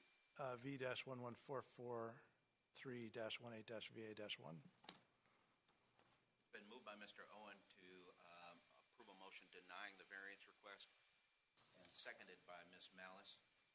Any further discussion? Yes, Mr. Chairman. In variance cases, I think it is helpful to the circuit court, if a matter is appealed, to have findings of fact by the Board of Zoning Appeals. And it would be best if we allowed parties an opportunity, both parties, frankly. I mean, even though we're ruling against you, you might want us to make findings of fact that would help you in the case you wanted to appeal this to the circuit court. And the dynamics of the way that we hear variances don't really allow us to easily make written findings of fact. And so I wish that we could figure out a way procedurally to solicit written findings of fact and be able to consider and potentially adopt them, and especially in a case like this. I mean, I think our reasoning verbally on the record is tough to follow. I think that we've had situations with the circuit court in the past where, we don't appear before them, and sometimes it's a little garbled how the county attorney portrays our reasoning.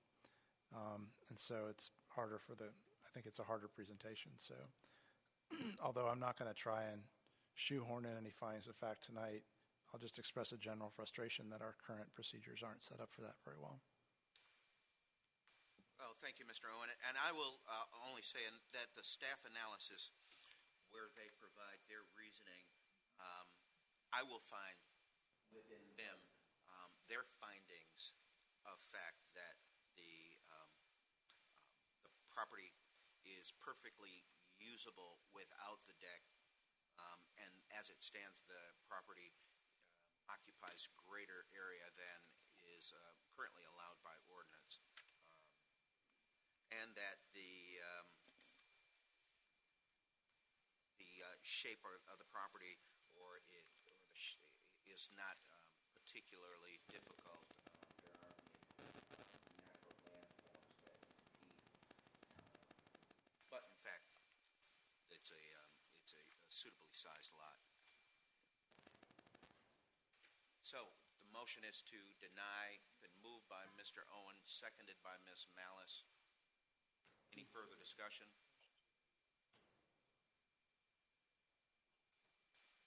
Hearing none, all in favor of the motion to deny signify by saying aye. Aye. Aye. All opposed? Nay.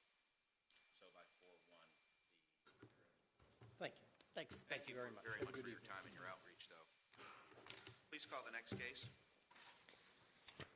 Case number V-11444-19-UP-1 is a use permit request by George and Tyler Smith. The owners submit a side setback of 5.5 feet to the wall and porch instead of 8 feet as required from the adjacent property line regarding a two-story addition and porch on corner lot in the R6 zoning district, premise known as 975 North Madison Street. Staff recommends that the board adopt the attached proposed resolution granting the use permit request with conditions.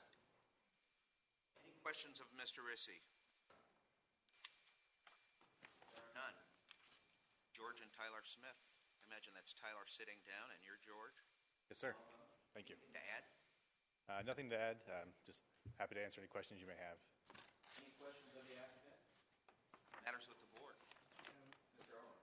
I move that the Board of Zoning Appeals adopt the attached proposed resolution granting the use permit request with conditions in case V-11444-19-UP-1. Thank you. It's been moved by Mr. Owen and seconded by Ms. Malice to grant the subject use permit. Any further discussion? Hearing none. All in favor of the motion signify by saying aye. Aye. Opposed? The ayes have it. Thank you very much. And just because this went so fast, don't think that we didn't consider it carefully. It's that you did a good job getting ready, and so that's why it went fast. One quick question, a clarifying statement on condition number 4. It states of March 13th, 2020 date for the permit. Is that to obtain the permit for construction or to execute a final inspection? No. Okay. Great. All right. Thank you very much. If you don't pull a permit within a year, then it dies. Thank you very much. Appreciate it. Thank you. Next case, please, Mr. Rissy. Case number V-11445-19-UP-1 is a use permit request by Two Way Help Investing LLC. Owners to permit a right side setback of 1.6 feet to the wall instead of 10 feet to the wall as required, to permit a left side setback of 7.4 feet to the wall instead of 10 feet to the wall as required, and to permit an aggregate setback of 9 feet instead of 18 feet as required regarding a two-story rear addition in the R6 zoning district, premise known as 5012 22nd Street North. Staff recommends that the board adopt the attached proposed resolution granting the use permit request with conditions. And I would like to please note that there is supplemental material for this case that came in after the application packet was assembled and printed. It is a map for you that shows the parcel in question as well as the surrounding parcels overlaid with the zoning districts. It's a very helpful map. Thank you for giving it to us. What a tortured zoning district, though. My God. One lot that's C1, and then you have, it looks like R27 right next to it, and then sort of C2 kind of next to that. S3A. Yeah, S3A down at the end. What a. Oh, what an interesting place to live. And then you have this, one of the narrowest lots in the county. Okay. Any additional questions of staff? I presume this is a representative of Two Way Help. Let's see who that would be.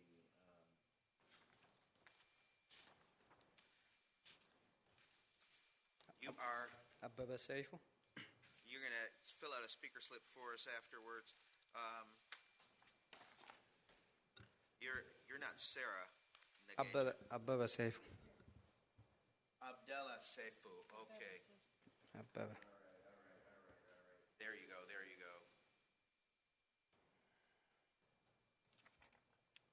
One of the four owners.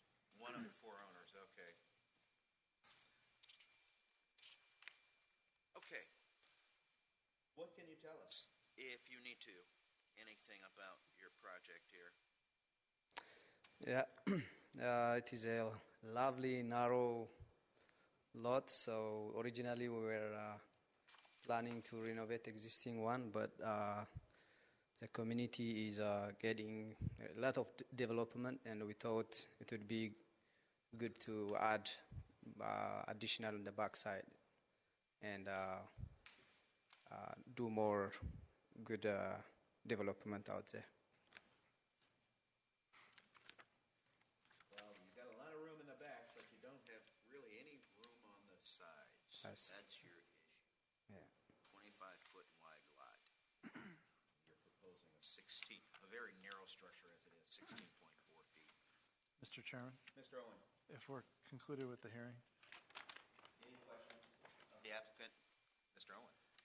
I just note that both of the side neighbors have concurred with this, as well as some other neighbors. We are missing, I guess, 2115 North Edison Street, but as you point out, it's an extremely long lot, so there's like a lot's worth of difference in between them. So as a technical matter, it would have been nice to have had some feedback from 2115, but I'm prepared to move approval of this. I think there's I'd be happy to take a motion, Mr. Owen. Mr. Melnick? So, I would note, even just for future reference, I noticed that this petition, the neighbors aren't saying that they consent or don't consent, they're simply acknowledging. It's almost like acknowledging the existence of this construction. I think that's better than nothing, because at least they know to contact us if they have a problem with it. But I think it's definitely more helpful if it can say whether they agree or support it or don't support it, because I don't find this all that helpful. So You're talking about the home renovation in Arlington list? Yeah, exactly. I understand the point that you're making. I agree, Mr. Miller. I think that's right. Mr. Chairman, it happened to be another owner, adjacent owner is here for another hearing, 5016. Yes, the right side property owner is a company that also has a use permit before us tonight. Okay. Okay. Well, let me ask you, Mr. Sifu, were the neighbors shown plans? I know. You didn't show them any plans? They ask what we are going to do. We are adding addition and explain that. And describe how close to the side lot line you were going to be? no, we didn't.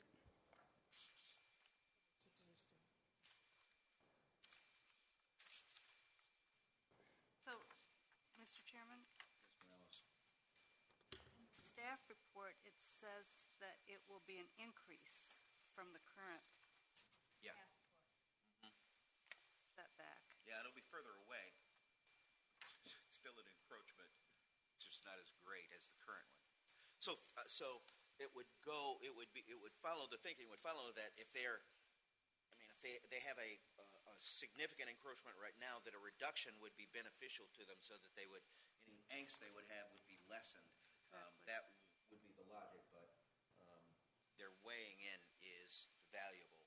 I can't imagine that they would say, no, we like it close. That it's going to be a little bit further away is probably of some benefit. Maybe. Any further discussion? The encroachment is on 5016?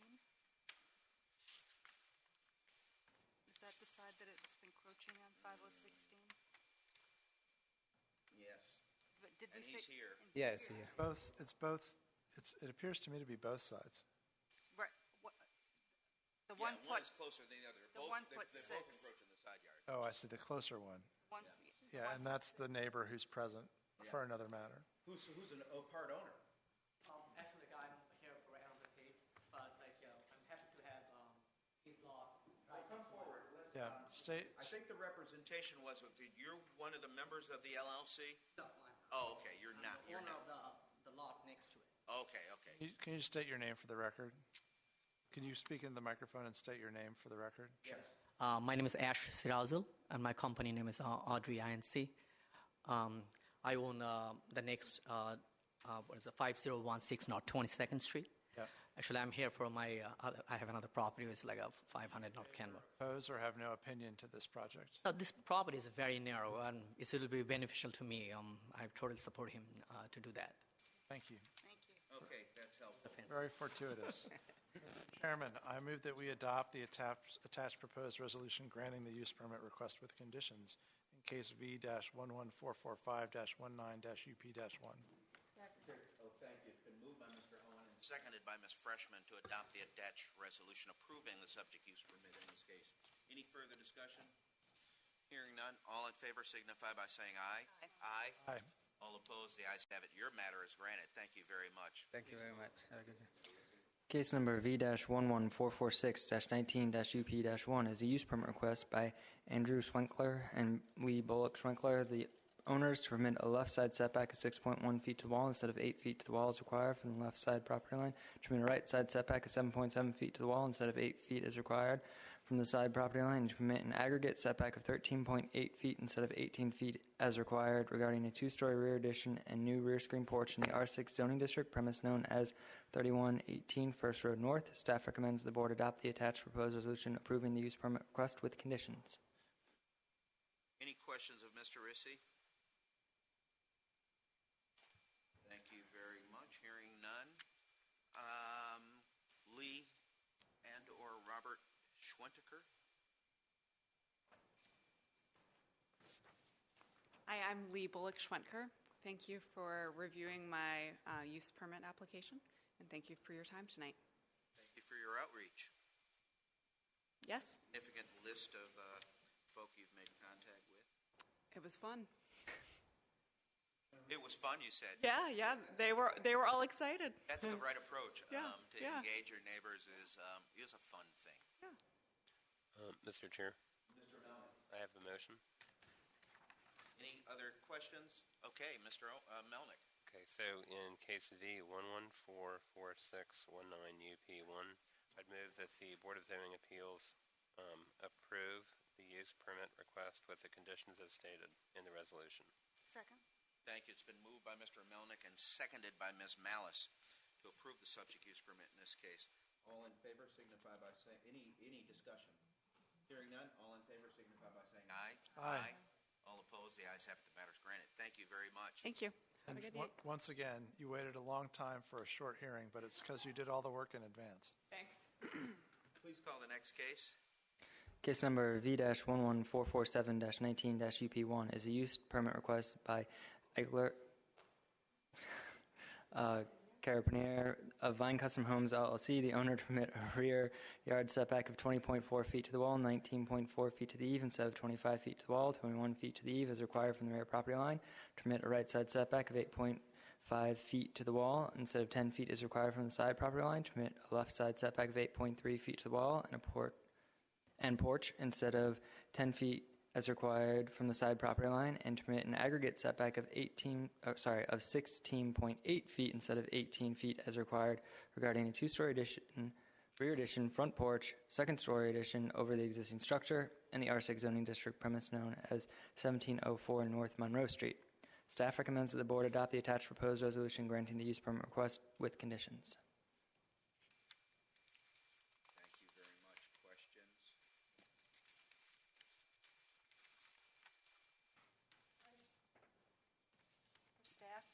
Any other comments come in?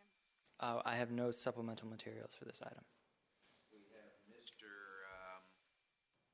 Ilker Yes. Carapiner. Yes. How close was I? It was close. Ilker. Ilker? Yes. And your last name? Carapiner. Carapiner. Okay. Welcome. Thank you. You heard that question from Ms. Malice with respect to further additional outreach. Do you have any other outreach? I saw you looking at a Yes, folder. actually. I build homes. That's my job. But this is one of those homes not for business. This is for my family. So I've been building homes. It's been a long time. I'm assuming I have over 20 homes in Arlington, and I never been here. So this is one of those situations. And my wife, she liked the house, and we never lived in that area. The only person I can reach, which is the right neighbor, if you guys will look at the plan, that's the most important neighbor. I reached out the backside. I couldn't reach. There was renters in the house. And also, I called my realtor to ask him to get a small piece of his land, which he ended up asking $100,000 for 2 square feet. So the left neighbors, I saw them once. I work in Arlington. I pass by if I will see them. I knock their doors. It says twice, but I knock their door more than twice. So the only one neighbor I got the sign. And to be honest, we've been in the fight with my wife because we never lived there, and we don't want to ask the people from the beginning. You know, you don't want to start the game with 1-0. So that's the situation. That's a Carpenter's family home I want to build, if you guys will let me do it. Which, if you guys will look at it, my encroachment is actually 6 foot by 4 foot triangle. Not more than that.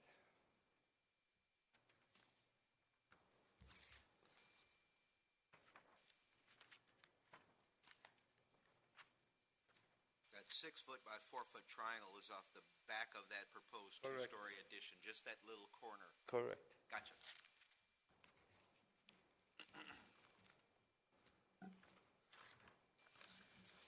Okay. Right here in this page. This little corner.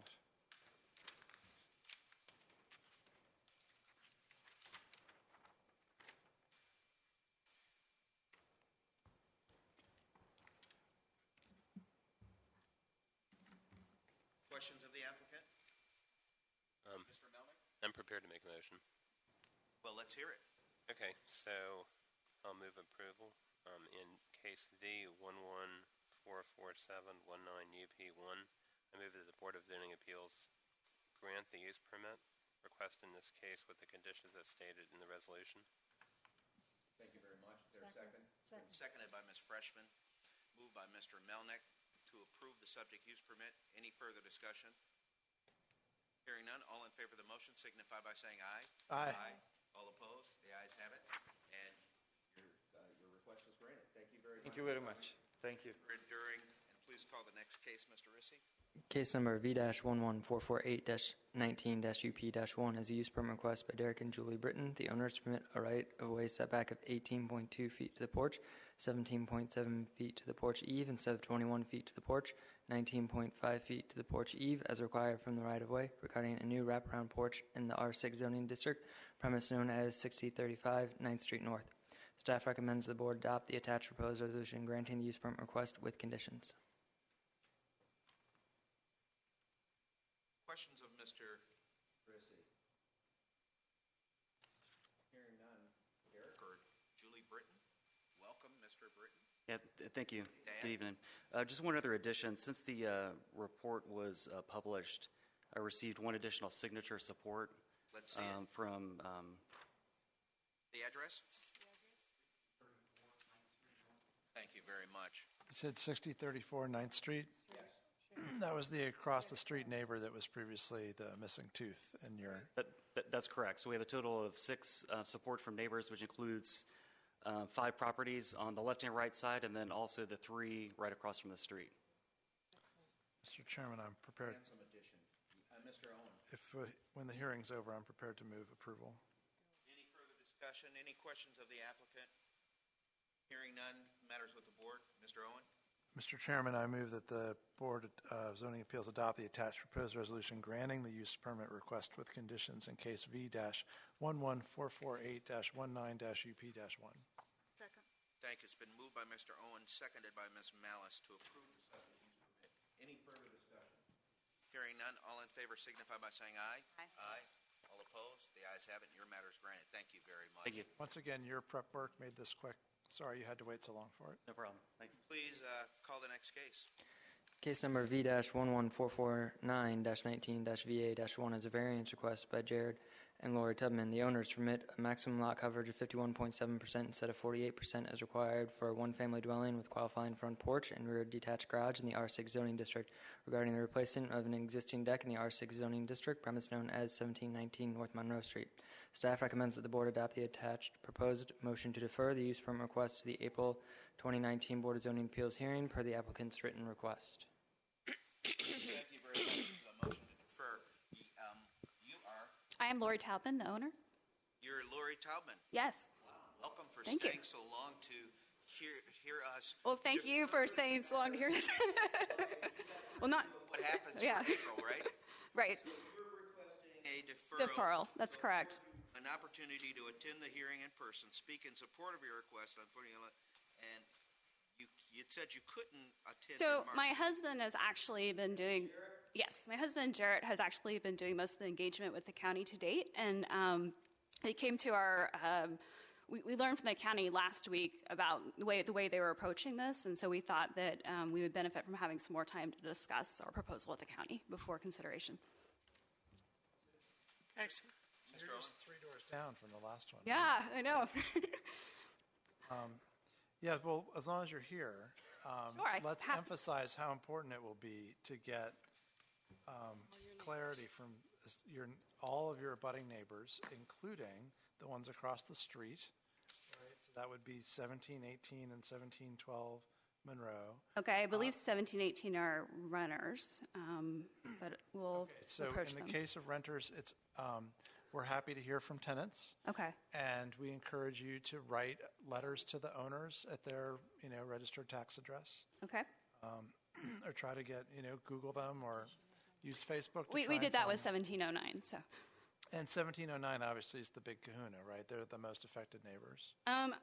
Yeah, I mean, we actually spoke with 1709, so there was in the packet an email where my husband had summarized our outreach. So we actually spoke with 1709 directly, the tenant at least, and then the owner, we sent notification of our statement of justification as well as a cover letter with our email address and phone number to the address that was on record.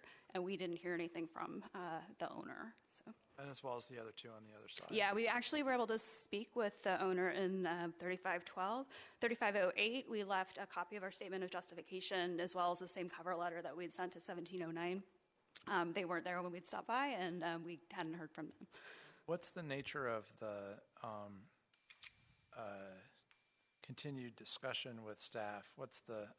Sometimes their deferral comes in because staff signaled that they would recommend denial, and so you're working on... Yeah, so I was actually out of town last week, and so I believe my husband received an email late last night. And so our position had been, since we're simply asking to replace the same deck in the same existing footprint, that it'd be a straightforward analysis. And, the communications with staff had indicated, it gave us more clarity about how they were thinking about the issue, and so I think we're in a better position to address some of those concerns. In fact, you saw what happened on the earlier application, right? I did, That was yes. the justification, and it did not prevail. Yes, our lot size is a little bit different. It has a much narrower Right, frontage. you might have other arguments that they didn't have available to We have a them. large tree in front, yeah, so.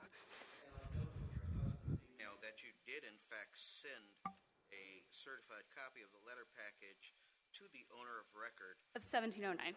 Where the long-term renter lives. Yes.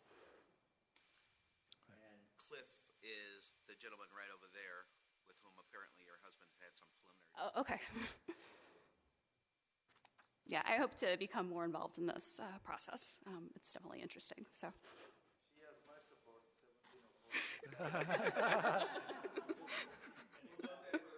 Okay, you don't have to talk to him. It's been happening all night. All the neighbors come together for their variances. All right, well, I'll entertain a motion. Mr. Chairman? It's a one-month deferral. I move that the Board of Zoning Appeals defer the use permit request in case V11449-19-VA-1 to the April 2019 BZA hearing. Second. Thank you. It's been moved Okay. now, second by Ms. Freshman to adopt the request of the applicant to defer this matter to the April meeting. Any further discussion? Hearing none, all in favor signify by saying aye. Aye. Aye. All opposed? The ayes have it. And you did very well anyway. Thank you. Tell your husband that. Yeah, you represented. His attendance may have been optional. Okay, thanks. Thank you. And please call the third from the last case. Case number V-11450-19-UP-1 is a use permit request by Jonathan and Kimberly Wilk, the owners, to permit a rear setback of 19 feet to the wall, 18 feet to the eave instead of 25 feet to the wall, 21 feet to the eave as required from the rear lot line, and to permit a rear setback of 18.6 feet to the deck instead of 21 feet as required from the rear property line regarding a new rear addition and deck in the R6 zoning district, premise known as 223 North Wakefield Street. Staff recommends the board adopt the attached proposed resolution granting the use permit request with conditions. And I'd like to please note that there is supplemental material for this case that came in after the application packet was assembled and printed. It is a copy of a portion of the copy of the minutes that covered the prior BZA approval for this property. In 94. Okay. Correct. Mr. Chair. Mr. Melnick. So I just noticed in the application that nothing was checked under owner, occupant, or contract owner. I'm assuming they're the regular fee simple title holder, but I just wanted to bring that to your attention. Nothing is checked where?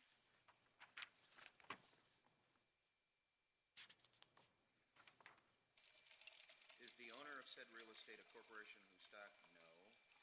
And Sorry, to clarify for the record, I believe that Mr. Melnick was referring to the application page, the disclosure statement. Where you can check Oh, what it is. oh, owner occupant or contract? Justin and Jacqueline Olewick. Let's ask. It's also stated on the disclosure statement. Find out. It looks like it's. They say owners You can fix that. on the disclosure. Jackie and Justin. Okay. Okay. Mr. Smith, if you'll permit me, the applicants are listed on the disclosure statement as owners of the property. Yeah. Okay. We're on 50. 451. Nope, 450. 50. It's the Wilks. I'm sorry. No wonder. I'm looking at 51. Okay. Jonathan and Kimberly Wilk. And there was a question about the disclosure statement. No, Or it's the, about the application. application statement. The page after the tax map, Yeah. right in the upper right-hand corner below the date. You didn't check this. There was no checked and it wasn't. Gotcha. So Same information is provided on the next page. it's just owner. Right. Okay. Thank you. I'm clear now. I was on the wrong case. All right. Any further questions of staff? Jonathan and or Kimberly Wilk. Jonathan, welcome. Thank you. Anything to add? No, just that the staffing report accurately reflects our requests, and thank you all for your time this evening. And let's see, the extent of your outreach was significant. Chairman? Either side. I didn't see any feedback from your rear neighbor at 4527 Henderson Road, and this is a rear addition. So I'm curious about what the nature of your outreach to that property was. Sure. We were actually able to talk to them this past Saturday, the renter of that house. We provided our contact information to the renter to pass along to the landlord, but haven't heard back yet. Was last Saturday the first time you tried, or had you tried to reach out on other occasions? Gone by before, but we had actually gotten to them. We saw them in the neighborhood that day. So you do have feedback from their next door neighbor at 4523 Henderson? Correct. And how did you make contact with that neighbor? Door was open and knocked on the door for them. So you weren't walking down that street specifically to solicit feedback? I was driving to the grocery store and saw that the door was open. Oh, I see. Got it. So you seized that opportunity. I seized that opportunity. They have a nice glass door in the front, so I could see that they were in. Okay. Good. Any other questions of the applicant? Be happy to entertain a motion. Mr. Chairman, I'll just say I'm more troubled this time than average for the lack of any feedback from the rear neighbor. I think there's closer proximity and, more likely impact this time than we get on a lot of, on some of the other applications tonight, it's been sort of a pro forma thing to get the rear neighbor feedback. But if you walk in this neighborhood, you can see that there'll be potentially a big visual impact at a minimum for the rear neighbor. And I think it's a real shame that we don't have more affirmative feedback from that neighbor, especially since the applicant did clearly go to the trouble to get some other neighbor feedback, which was also helpful. But here we have the very most affected neighbor with a congruent and very close by rear lot for a rear addition. Well, let me ask the applicant, what was the reaction of the renter to the rear? They had no issues with it. Okay. Yeah. It's also, I mean, the other challenge is that, as BZA members for a lot of other things, we can walk around the neighborhood and clearly see if it's a front porch or if it's a two-story addition or whatever. And here, the configuration of the neighborhood that even, craning my neck, I'm not going to trespass on people's property. But, it was difficult even to get a view of, what the impact was for myself. And so I feel a little bit like flying blind on this one. Okay. Any further discussion? Mr. Chairman. First, Mr. Rissy. For what it's worth, we do have photos of the rear of the property in the presentation this evening available to you. I went and visited the property myself to take the photos today. That overview again. Yeah.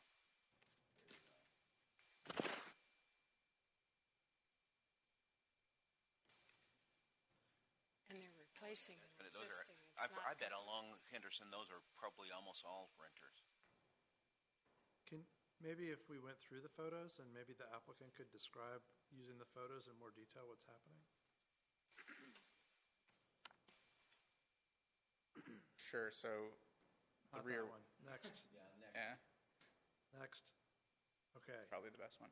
So the addition that is being shown today was there when we purchased the house 7 years ago. So that particular structure would be taken down, extended slightly, and made a two-story addition. What do you plan to do with the pergola? We would make that a grass area. Those pavers are coming up? The pavers are coming out, and we're moving to grass there, yes. Or grass and shrubbery.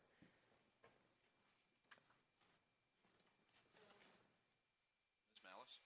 The proposed addition, I'm trying to think, is this am I looking at the proposed addition, extends 12 point.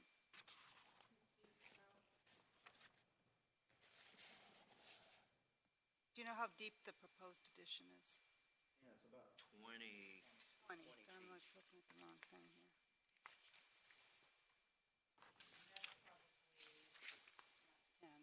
The house is 22.3 by 26 right now. They're going to propose to put another 20 feet on the back. And that gives them the rear yard of 18 and, what is that? 6 at the narrowest and 25.0 at the other. So they're extending farther than are you, in terms of how far back you're going, are you going farther than the existing? Yes. So how many feet farther?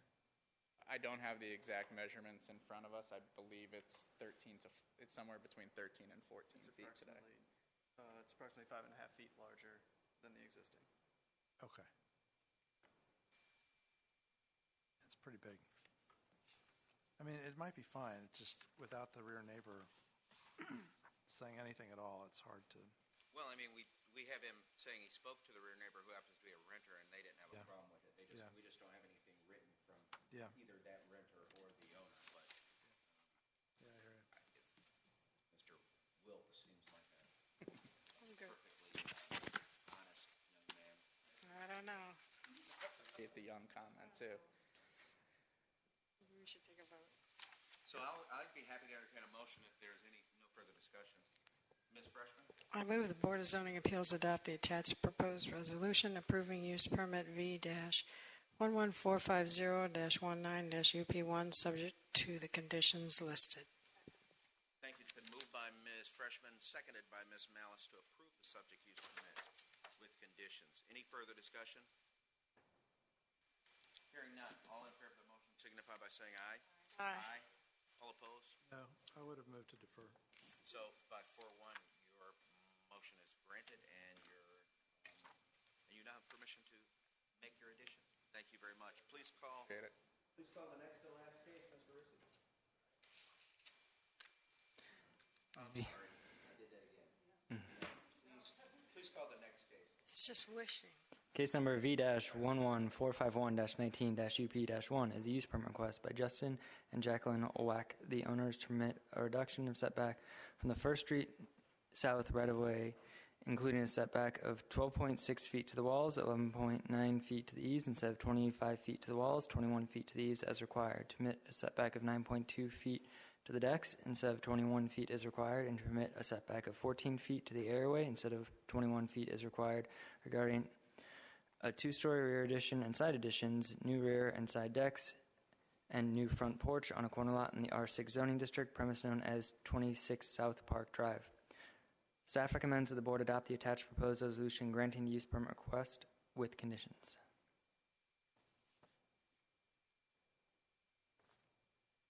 Questions of Mr. Rissy?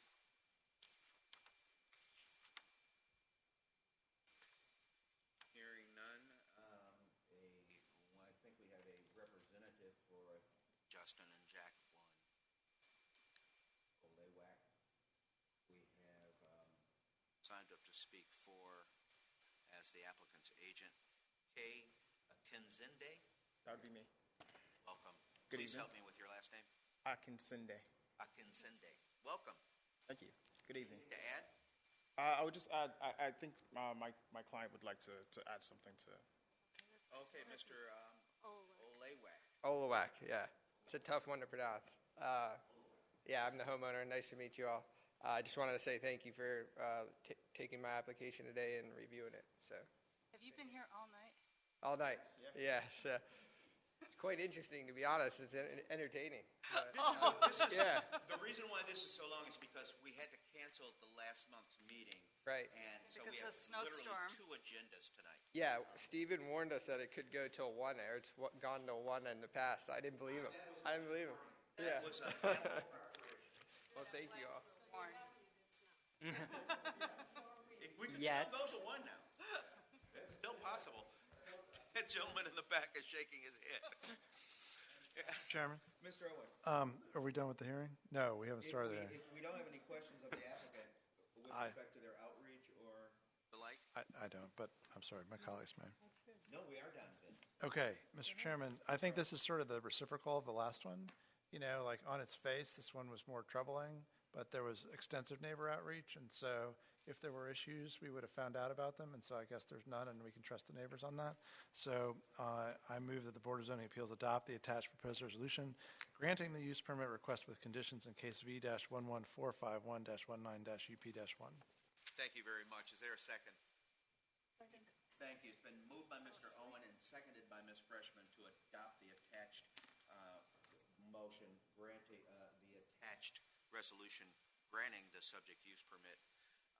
Any further discussion? Hearing none, all in favor signify by saying aye. Aye. Aye. All opposed, the ayes have it, the matter is granted. Thank you for staying. Thank you all very much. Have a good evening. Good night. Yeah. Get some rest. Please call the next case. Case number V-11452-19-UP-1 is a use permit request by Anthony D. Agostino.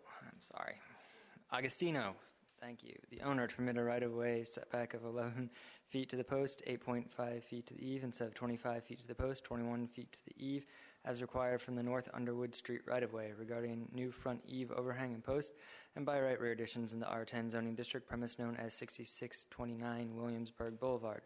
Staff recommends that the board adopt the attached proposed resolution granting the use permit request with conditions. Please note that there is supplemental material that came in for this case after the application packet was assembled and printed. I have 2 copies of letters in front of you, and I believe the applicant has some more that he will distribute right now. Chairman? Mr. Owen. Thanks. I have a question for staff when the appropriate time comes. Okay. You can just Thank you. give them, man, I'll pass them along. Thank you. Thanks for the clip.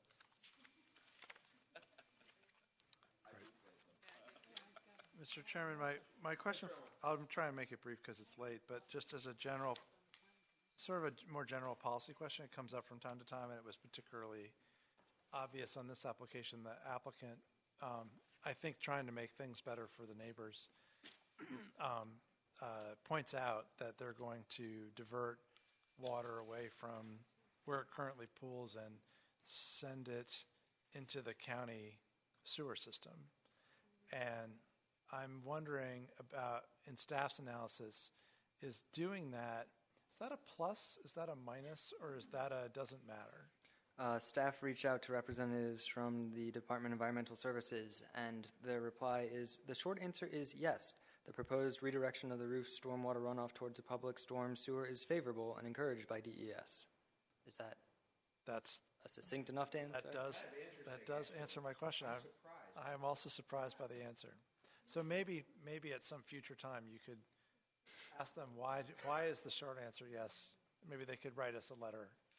If they have a moment, they could write us a paragraph, in their spare time that just explains a little more detail so that we can make good policy decisions here. Or not make good policy decisions, but interpret the county's policies more clearly. In some jurisdictions, your water rates go up because of that. All right, so that's my question for staff. Thank you. Good one. Any other questions of staff? Okay, Mr. DiAugustino, welcome. Thank you for staying through the duration. We weren't going to go to one. Anything to add? It's not too late. Might happen. Don't jinx it. Answer any questions from the board. Do you have any questions of Mr. DiAugustino? He provided some more signatures, more evidence of outreach, which is always beneficial. So very glad you did that. I think that makes things a lot simpler for us tonight. Appreciate that extra work. Thank you. Any additional questions of the applicant? If not, the matter's with the board. Ms. Freshman? I move the Board of Zoning Appeals adopt the attached proposed resolution approving the use permit V-11452-19-UP1, subject to the conditions listed. Thank you. Any second? I'll second. Thank you, Mr. Melnick. Moved by Ms. Freshman, seconded by Mr. Melnick to grant the subject use permit.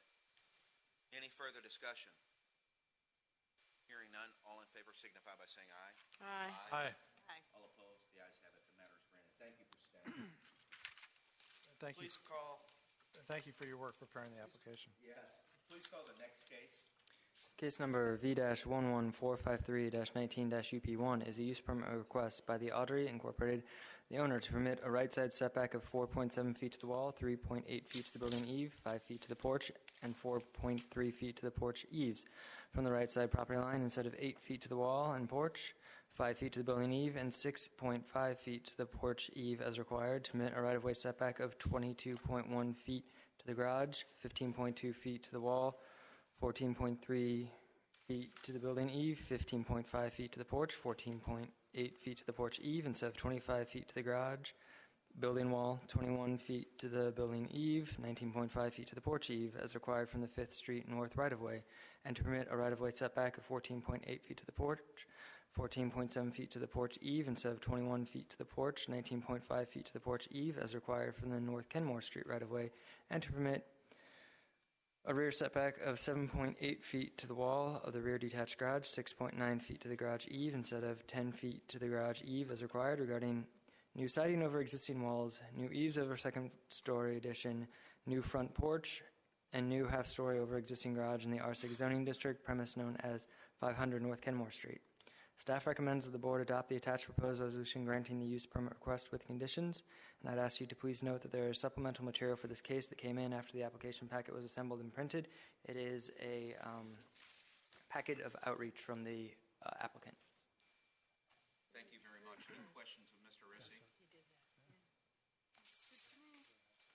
If not, you must be the representative from Yes, Audrey. yes.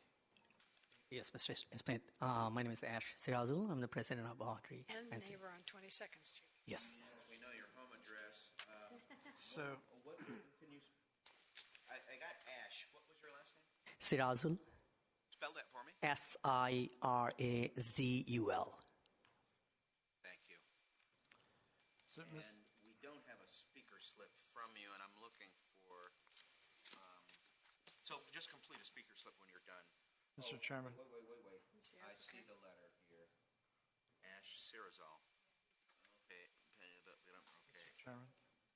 I pretty much reach out to everybody that I know. What is your relationship to the Audrey Inc.? It is my company. He's president. Yeah, I'm the president of this company. Mr. Chairman. Thank you very much. Mr. Owen. So on a previous application, we had the natural persons, but not the corporate person. Yes. On this financial disclosure form, we have the reverse. We do not have the natural person listed. Correct. Yep. We have the president of a corporation. Yes, this is my first time doing the BZA application. It was actually Mr. Reese helped me out a lot to do the process. And even though and you're the registered agent. Yes. Right. I think the thing that confused me a little bit was that there's two different addresses listed. So it's not clear to me. Vienna address. There's a Gallows Road address and a Tapawingo Road address. Yes, the Vienna Tapawingo address is my primary residence address. And later on, I had when I wrote down the letter to BGA board, I put my office address. But the Vienna 500 North Kenmore is the parcel's address. Yes. 614 is his residence. Is your residence. Residence. Gallows is his office. And I'm looking for I don't see the Gallows one. I think it's on the letter that I wrote it. So okay, yeah, 1960. Yeah, Gallows. it was.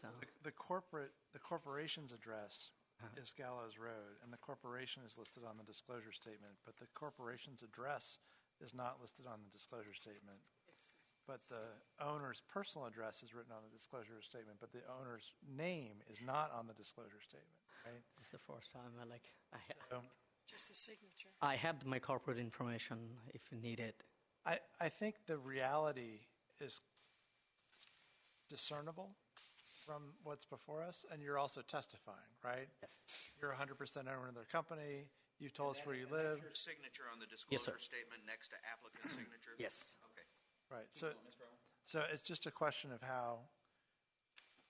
I mean, I would sort of defer to Mr. Melnick's judgment on this. I think has the keenest eye for these things. So to speak.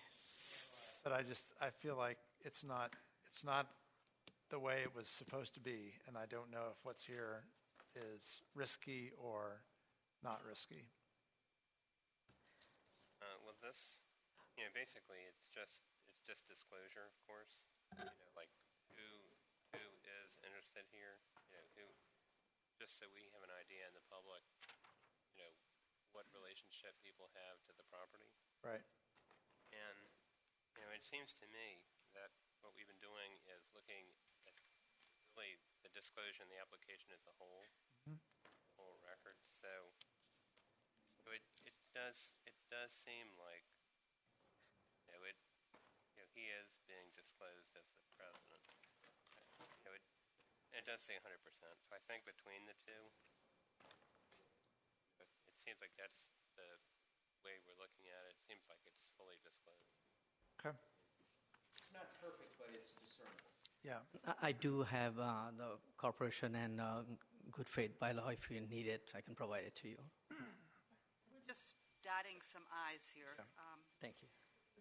And trying to get into the record too that we are dealing with a person who has the authority to speak on behalf of both the Audi Inc. and the property 500 North Kenmore Street. Yes. It does seem, though, that we have these issues that come up almost every time, and that tells me that the fault is partially with the form. Yes. And or the instructions, so that, not that we have a lot of free time for that sort of stuff, but if we're going to take it seriously enough to, in some cases, as we have, kick it out to be redone, that tells you that there's a problem. Yeah, and it seems like at the front end, when the applications are taken in, that should be a concern of the zoning office when they're taking in these applications to make sure that there is linearity with respect to the ownership, so it's clearly discernible on the face of the document. Is, And I'm sure Mr. Rissy will take that back to the staff and convey the concern. yeah, maybe after we excuse the applicant, we might follow up a little bit in more detail on that. Any other questions of the applicant? Now, any with respect to the substance of the application? Good to go. Okay, I'll be happy to entertain a motion. I think there was a question about the date of the application. The application was dated in August. The application was originally filled out in August, but not submitted until January of 2019. Yes, it was, if I may. Actually, this is the first time to doing the BZA, so I wasn't worried about like how to do this thing. And when the original application was filling up, I gave the authorization to one of my worker to submit it. But I wasn't worried about that. We need a as-built site plan. Plat, and there was so I used the same old application and fill it up, and if you can see that there's two different ink in there, so we couldn't submit it the last time. So I ended up submitting this time. Well, we're going by the later date. Okay. Well, we're going by today's date anyway. We're having a hearing today. Sure. Anything? Better hurry it up, or it's not going to be today. Yeah, we're going to be tomorrow. It's going to be tomorrow. Yeah, so since the applicant owns multiple properties in Arlington, may come back. I hope this has been educational. That's the reason I stayed around here, and I wanted to go through this process and see that. Outreach is more helpful if it comes in the original package, right? So if you could do neighbor outreach at an earlier time next time, that will make it faster for everyone. Absolutely. Now, I do keep in touch with all my neighbors whenever I do something. I have one of the neighbor, as I was listening to you, they always care about the next door or their rear neighbor. And Mr. Terry, he's actually in California. He'd be like, I do try to take care of my neighbors as much as possible. So I want to be in a good stand on that. Yep. I'd be happy to entertain a motion if there's no further discussion. Mr. Chairman, I move that the Board of Zoning Appeals adopt the attached proposed resolution approving use permit V-11453-19-UP-1, subject to the conditions listed in the staff report. Thank you. Is there a second? Second. Been moved by Ms. Malice, seconded by Ms. Freshman to approve the subject use permit. Any further discussion? Hearing none, all in favor of the matter signify by saying aye. Aye. Aye. All opposed? The ayes have it. The motion is granted. Thank you so much. Thank you for waiting. And that was the last case. It was a learning lesson. Thank you, sir. Minutes. I move approval of the November 2018 minutes. Is there a second? Second. Moved by Ms. Freshman, seconded by Mr. Owen to approve the November 2018 meeting minutes as presented. Confused. As revised. As revised. December 19th. No, we have two of them. November, we have two. I think you said November. November 2018. 18, okay, got it. Did we vote on that? No. Moved by Ms. Freshman, seconded by Mr. Owen. Yeah. Yes. All in favor signify by saying aye. Aye.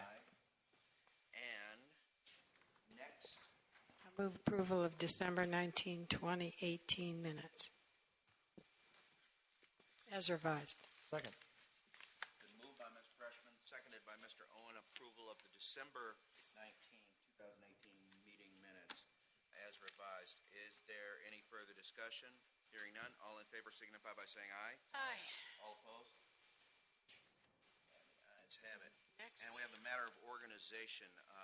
Adopt the calendar. Would be happy to finish out my term on the BZA as your chair. I would entertain any motions with respect to the reorganization of the Mr. BZA. Chairman, I move Mr. Smith as chair and Ms. Malice as vice chair for the coming year. Second. Thank you. It's been moved by Mr. Owen and seconded by Ms. Freshman to reappoint the chair, Charles Smith, and the vice chair into Malice. Any further discussion? Hearing none, all in favor signify by saying aye. Aye. Aye. not required to redo, I think. We'll let the record state that we are going to continue the term of the secretary, the current term. Do we have to adopt the By calendar? unanimous consent. To do the calendar. Yeah, the calendar, the 2019 calendar is in front of us. Thank you very much. I move that the BZA adopt this calendar as presented. Second. Mr. Chairman, Ms. Malice. I will note that I will be absent on August 14th. I will be absent in July. So August 14, Ms. Malice will not be present, and July 10, Ms. Freshman will not be present.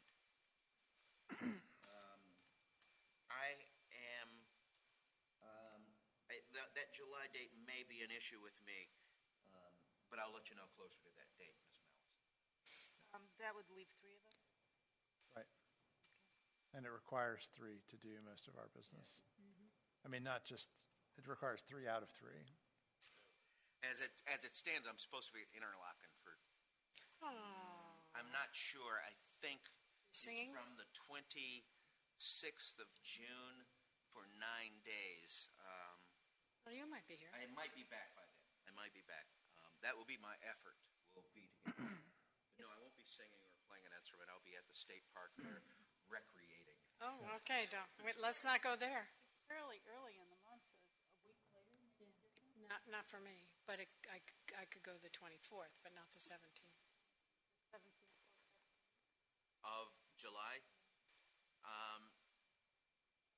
Yeah, probably, but If we did that, we might catch more that would otherwise bump into August, and we're short-staffed as well. I'm on vacation in August, too. well, August I'm fine. It's July for me, but August for Ms. Malice, and July for Ms. Freshman and possibly myself. And I think a later date in July, right. But I don't know what my plans are in August, so I can't, I mean. I always do it earlier in August anyway, but. I can't do it early in August because. No, I mean, my vacation I'm out of town, I know, in the early part of August. August 7th, I'm always at my niece's birthday. Yep. Mr. Rissy, is the 17th an option in July? I'm unaware at this point. I'd have to check the boardroom calendar. We don't have to do it on Wednesdays. No, we don't have to do it. As long as the boardroom's available. That's true, and. Like we did it Thursday, potentially. But for staff's sake, in terms of them putting out, they put on the website these dates for the drop-dead dates for submission and when an applicant can expect to have their case heard. So the earlier the better for them.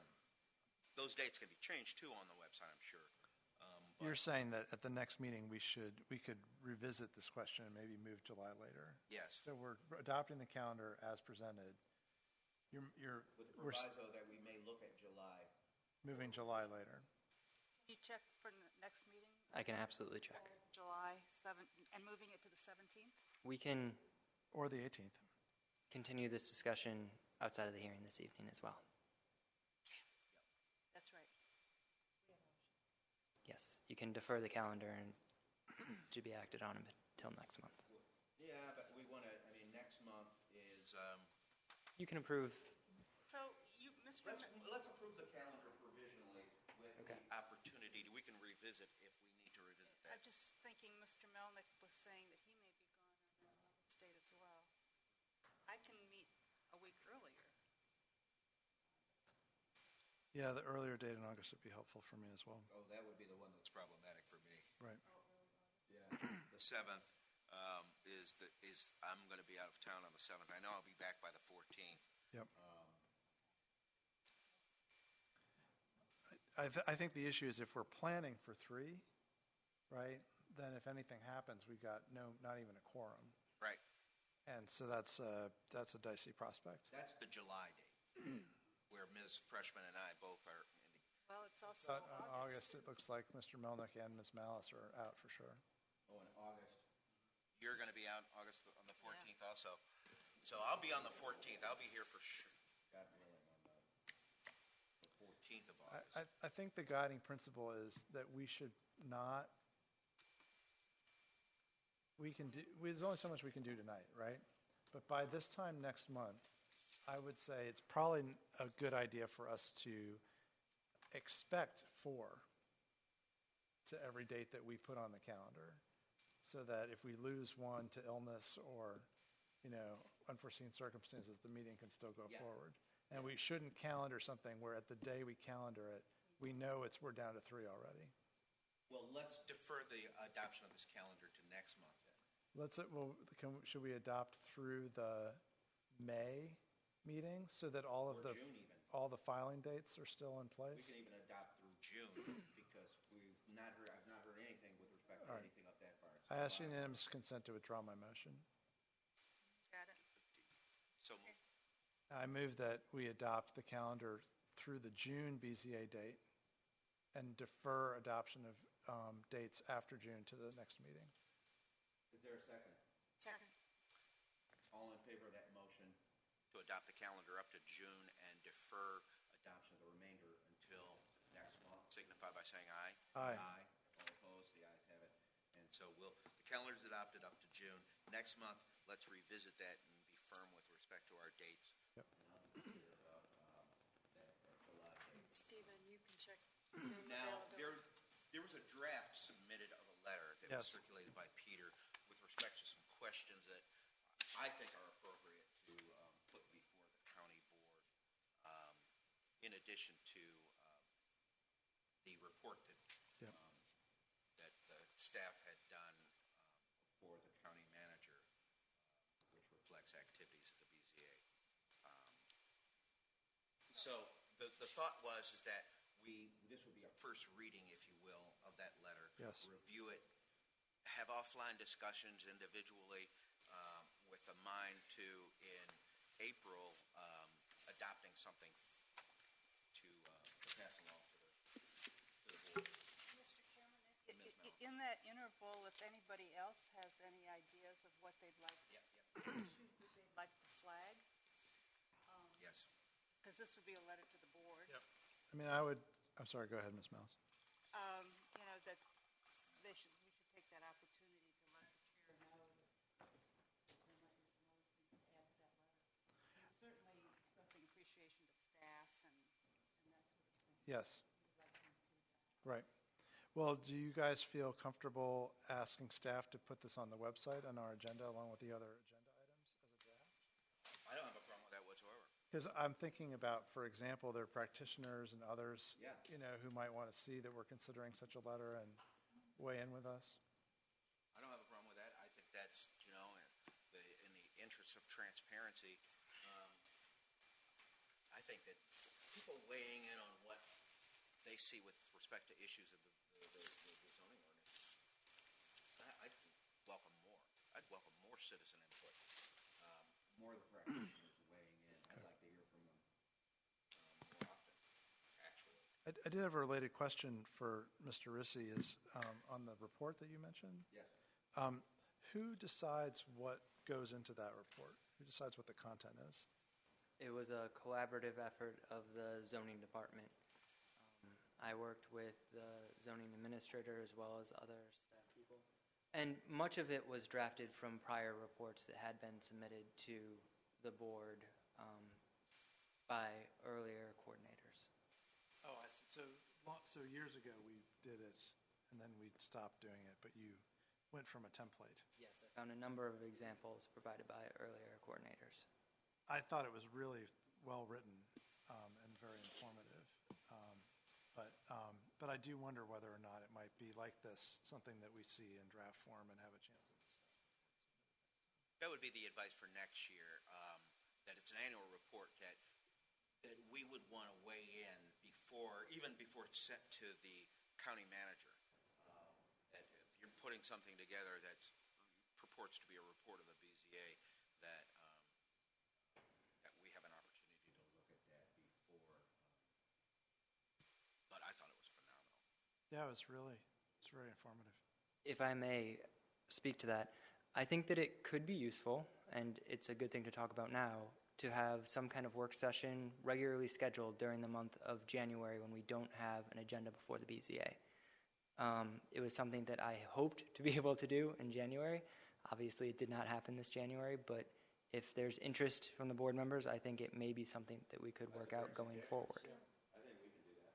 Yep, absolutely. It's a great idea. Yeah, we would advertise. that. Anytime you're a quorum. Yeah, once there are three of us, it's a public meeting. Yep. Only if we're talking about personnel or contracts or other matters that are subject to non-disclosure under the Open Meetings Act.